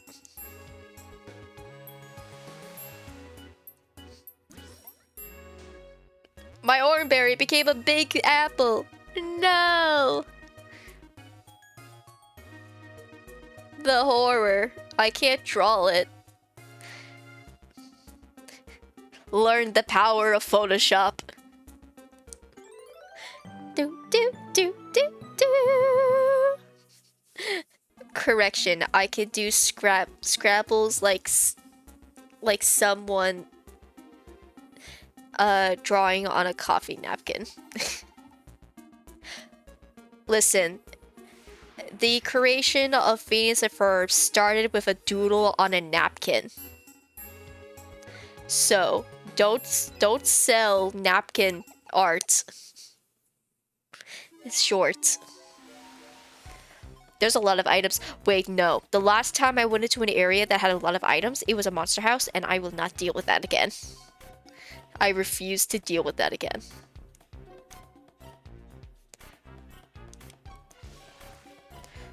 Correction, I could do scrabbles like... Oh, someone drawing on a napkin. Yes. Yeah, but, yeah, no, fun fact. The creation of Phineas and Ferb first started, when...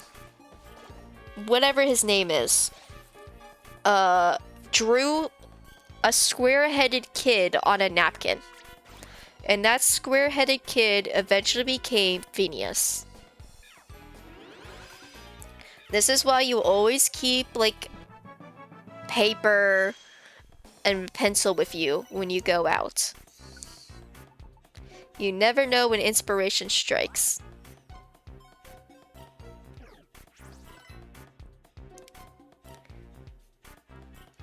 And for him, it striked in some coffee shop on a napkin.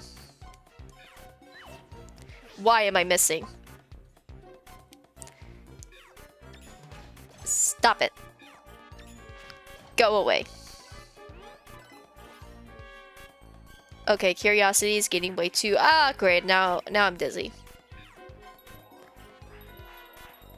I'm getting too curious now. I have to know. I'm going to step foot into that room and a monster house is going to drop on me. I want to do an art fight. I was looking forward to it, but art takes a long time and a lot of concentration, which I cannot sit still to do. That is true. I once also did a art fight once. Oh, wait, hold on. There was a sparkly ground at the bottom of that. I want that. I want the sparkly. Give me the sparkly. Sparkly usually means stat boosting. A deluxe ribbon. That was not what I wanted, but okay. I did it last year and only did one attack. I also only ended up doing like one attack, I think. Even if that. Okay, I'm gonna step into this room and a monster house is gonna drop. Yep, there it is. Bitches.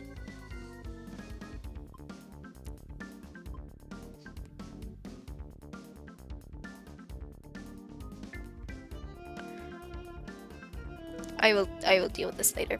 Okay. Push everyone back.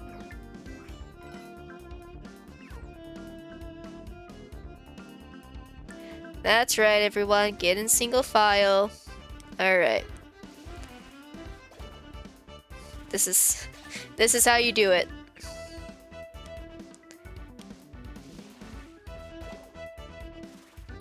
This is the only way you deal with this.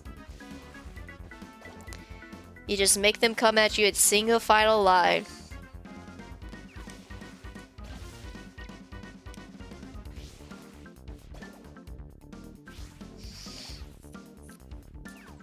I think it's so funny that every Pokemon keeps just picking up the item. The Grimer wants to battle. Sure, but if you die in this, I'm not reviving you.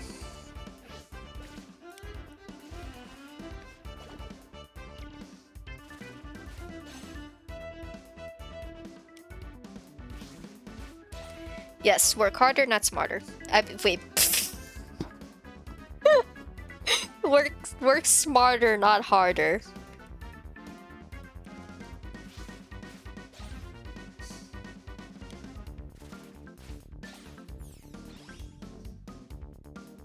Okay. I think that's all of them. Alright, swap that out with...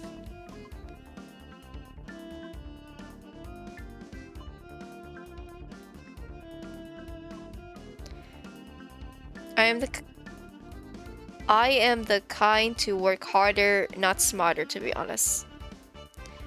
And replace that with this. I want to eat an apple.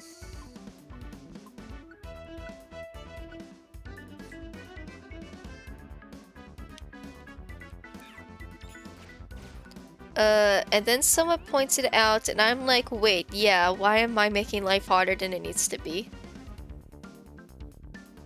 Oh, I don't have the treasure C. Alright, whatever.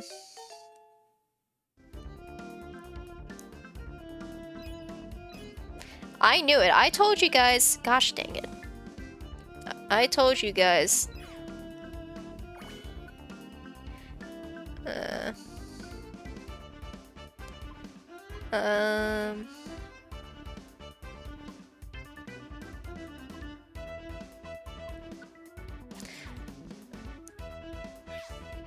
I told you guys that this was going to be a monster house. I saw all of those. I probably should not be leaving that fight. Okay, we're good.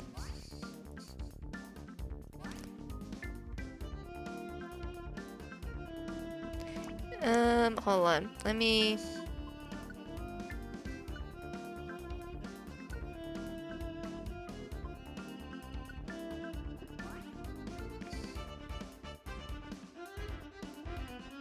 I went in anyway. Listen, there could be good... Some of those items could have been really good items. You never know. Curiosity won in the end. And we were fine. So, yeah.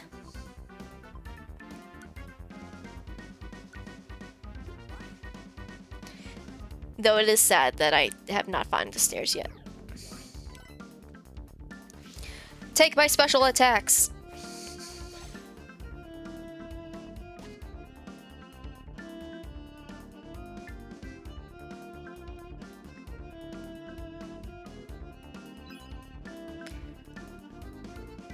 Ba-da-da-da-da-da-da.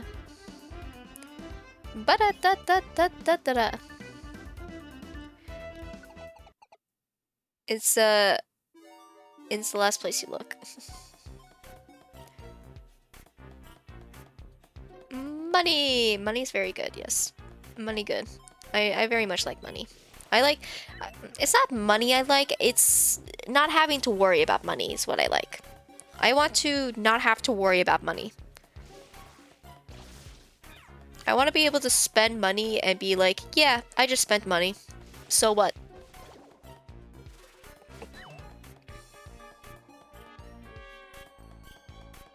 You know?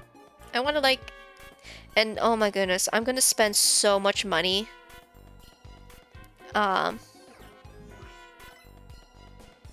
gonna spend so much money at the end of this month because I'm going to GalaxyCon.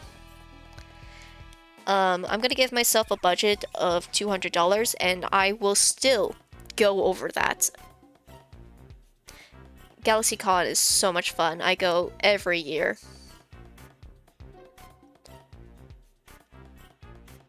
Money is not blood. Don't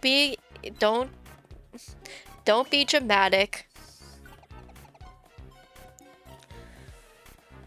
Oh, alright. I have to use the bathroom. I'll be right back.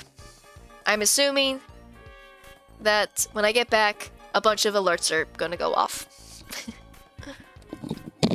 I'll be right back. Gotta be. Money is the blood of society. Alright, got me there.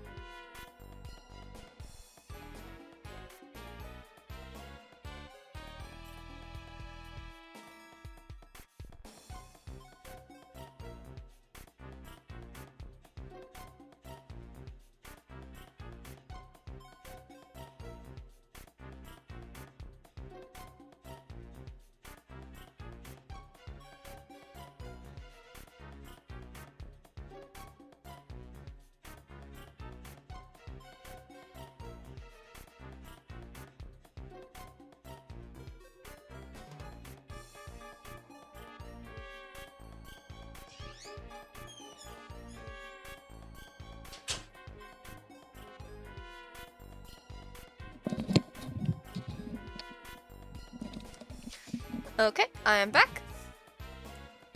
Ugh. Okay, looks like you didn't actually use any emotes. Not emotes, sound effects. Good job, you resisted. How much longer am I in here for?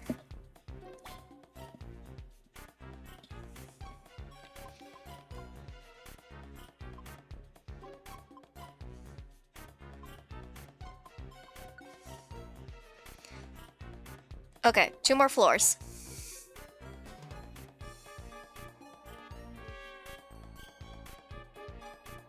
You know what's gonna be very funny about the idea of me promising the next stream to be a art stream is that you have Space has the ability to bully me until doing it. Space just sends me messages every day. When's the art stream? Where's the art stream, Nunya? Where is it? And I'm just gonna be like, I don't have your art stream, I don't have it.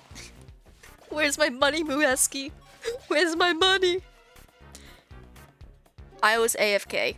Ah. What is Wary Walk?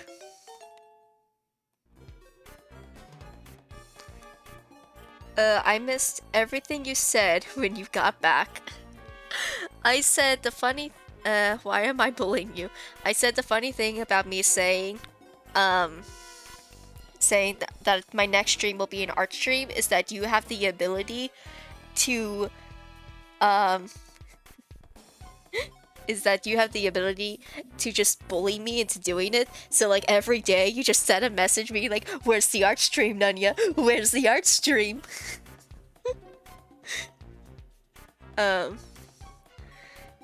Also, I was a good child and didn't spam alerts. Are you proud of me? I am proud. I'm so proud. What am I doing? Oh. Oh no. My controller is low on battery. If you want me to. I mean, you don't have to. I don't think it'll become a problem. I'm sure I'll keep my promises. Which one of you was it? It was one of you, right?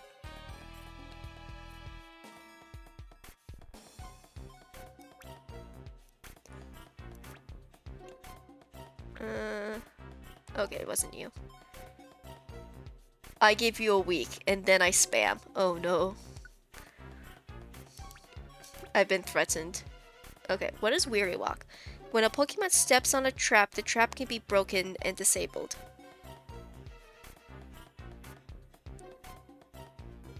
Oh, okay. So I guess it just like increases the chances of traps not working. Good to know. What is this? Efficiency band. I already have a lot of those. Apparently, you're very threatening. Apparently, I'm very intimidating. I don't know why, but I've been told that I'm intimidating. I think it's my energy. I don't think like I give off an intimidation of a sense of like they're scared of me. I think I'm probably just too high energy for some people, and that scares them. They're like, they can't handle me.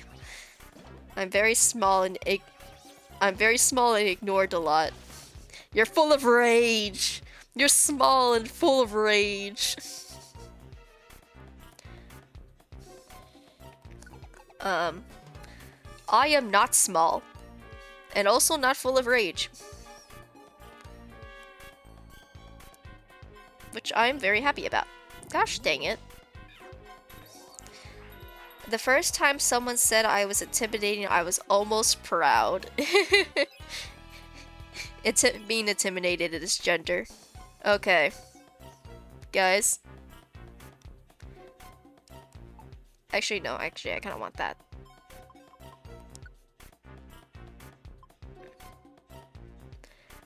And then I accidentally made someone upset and I cried. Oh. Oh, space.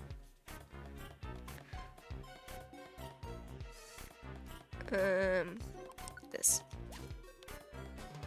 Okay. I think we're gonna hit another. We're gonna do it. We're gonna do another one. How's your... That's actually not what I wanted. I wanted this. Discharged? You got 7 of them? Okay. Okay. Let's do it!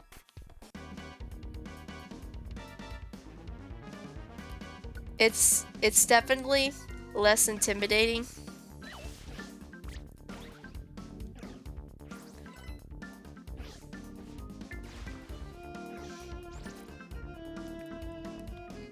Okay, you go in because you can hit a lot more of them. Okay. The only part of Cassie's gender I want is intimidation that has an on-off. I don't want to intimidate everyone. They look like a bunch of bugs. I mean, they are bugs.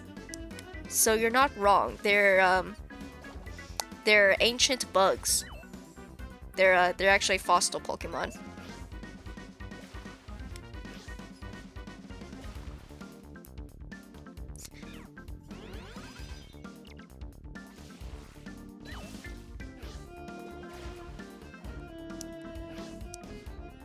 Oh. Well, there goes Rainbow.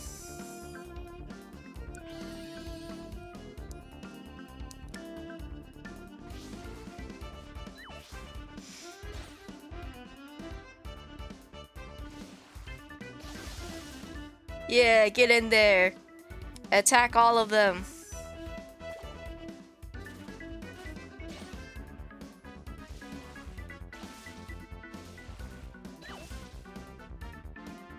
There's so many enemies.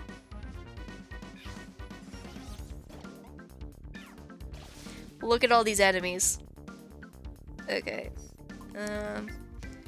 Wait, hold on. I'm just going to eat an apple.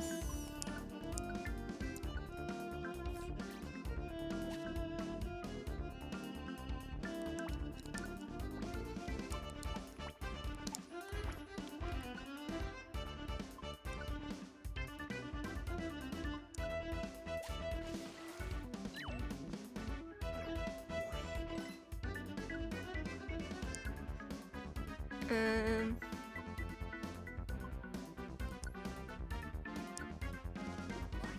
Okay, I'm back. Question. Yes, answer.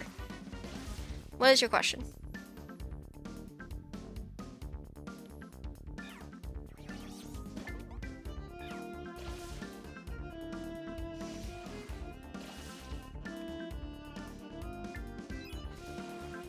Oh, I landed on a trap.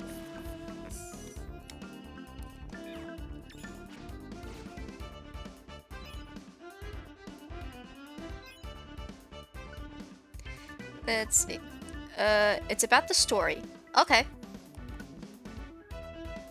Which one?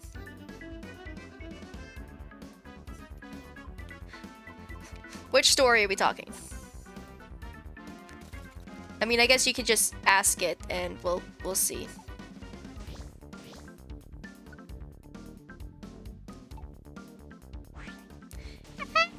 I landed on a thing. Where am I? Okay, I'm just this far.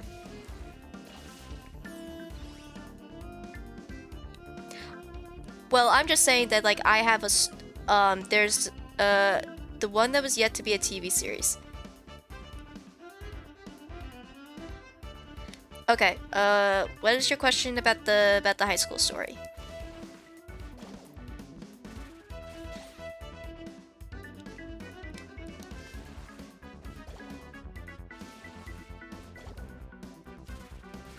Pacha. What is the title of the story? It's called Growing Pains. That was the working title I gave it. There's too many Pokemon. Choose someone to say goodbye. These two are apparently exactly the same, except this. I like the moveset on this one better. This one can go. Yes. Okay. Oh, if the answer to that question is that it's called Growing Pains. Oh wait, no, hold on. Sorry, what? Oh, you have Weary Walk. Okay. And you don't have anything, so actually let's just get rid of you. Yeah, go away.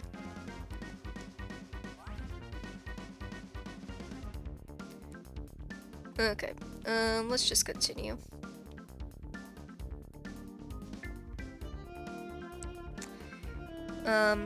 I don't know if that would always be the story of it, the title of that story, but when I first made it, I called it Growing Pains. I don't remember why. I don't know if there was some, like, reason. I don't remember the reason for why it's called Growing Pains. But I thought it was cool. Because, like, you know, you're in high school, so you're still growing and you're still changing. So I think that's why I decided to call it Growing Pains.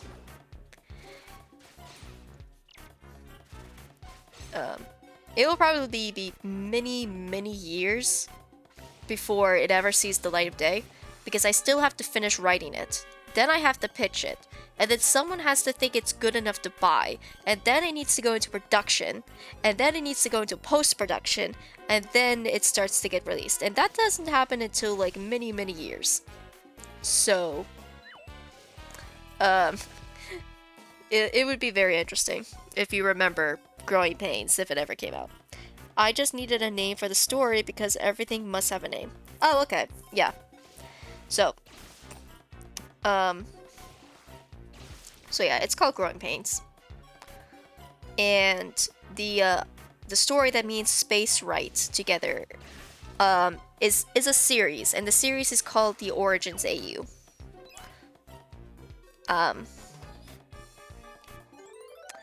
And then obviously there's a title for every story.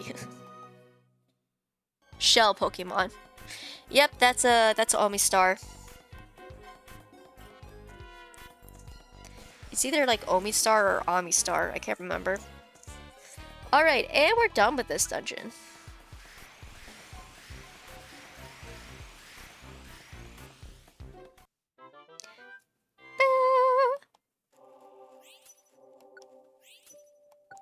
Gummy, iron, Bulgo, flint. Okay.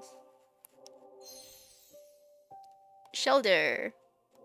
Defense rhythm. Sure, you can come. I got shelter. Woo! Sphere. Yes, I'm keeping the sphere because it's cute. And I'm gonna name it Round Boy.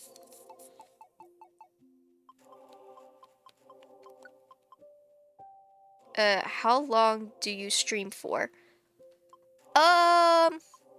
It just depends on how I'm feeling. I typically, from what it seems like, I have streamed for as long as 8 hours. This stream is actually about to be over very soon, so I don't believe we hit 8 hours. We hit about 7 hours, so not quite 8 hours. But I tend to just stream for as long as I want to, and as long as there's nothing like too crazy happening in my life. We're 3 minutes away from 8 hours? Okay, never mind. We streamed for 8 hours today. Yep, it is, it's 8 o'clock at night for me. God, could you imagine if I got paid for those 8 hours? My parents are always asking me to work 8-hour days. If I got paid for those 8 hours, I would be so golden. What am I trying to spell again? Boy.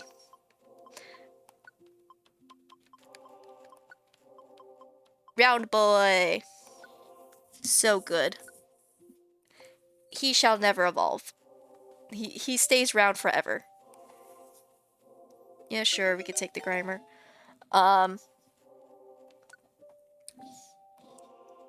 Okay, didn't have the place for those guys, so they just give me money.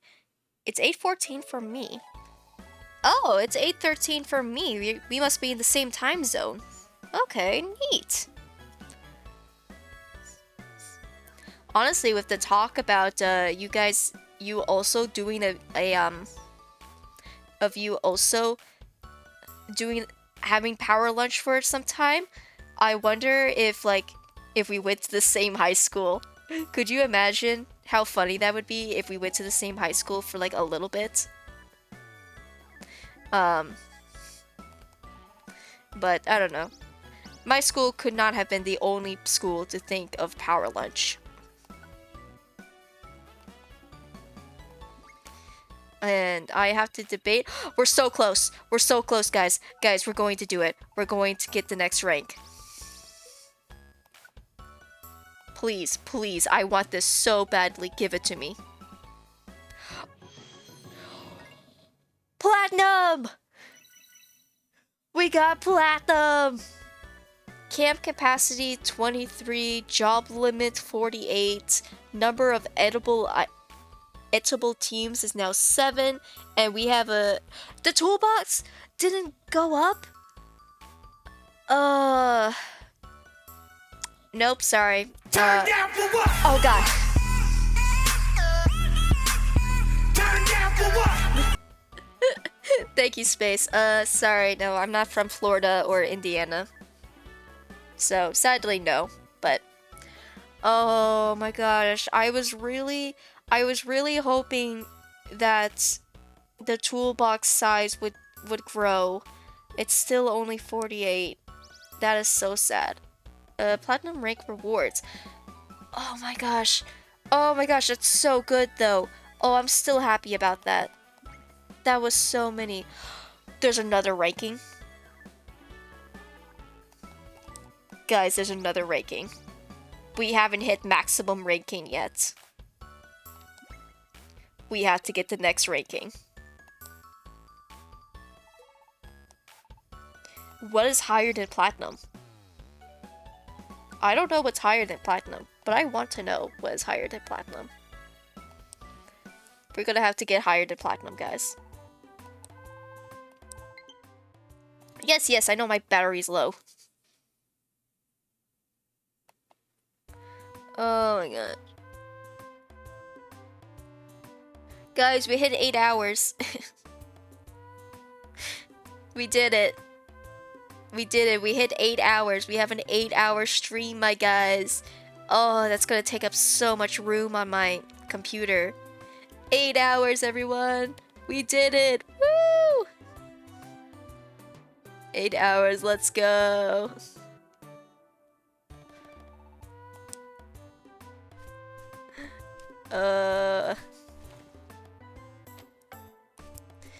It's a shame that there was no people today, but oh well.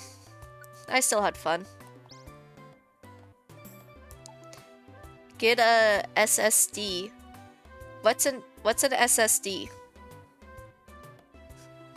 What's an SSD? Oh my gosh, wait, hold on, pause. Look at it! Look at it!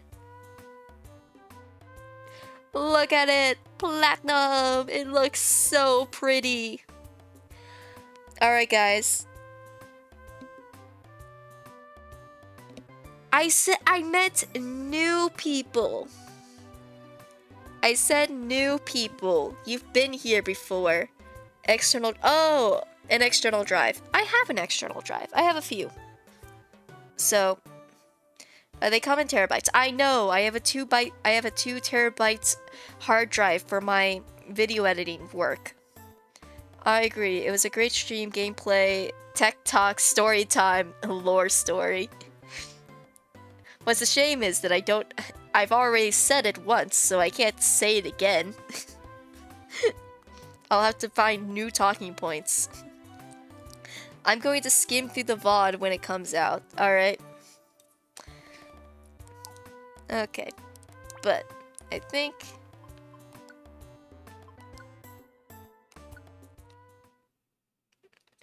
Alright. There we go. Guys, I've been playing on this game for 50 hours. I want to say, before I started streaming, the playtime hours, I want to say, was like 24. And now we're at 50.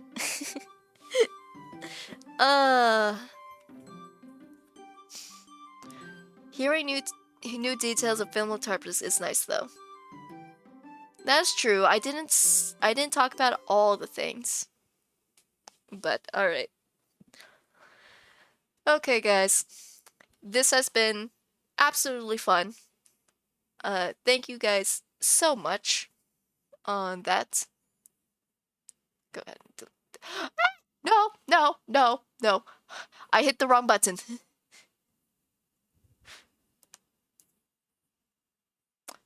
I didn't mean to do that. Get food, hydrate. All right, yeah, I got water. I'll make me some dinner. I'll take care of myself. I know. We'll do some writing later tonight. We'll get through the freaking Switch, and then we'll have to get through all the gay stuff.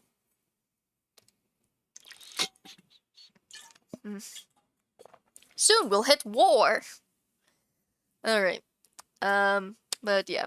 So next stream, I'm going to draw. I'll draw more pictures of Nunya, of my little character. War. What is it good for?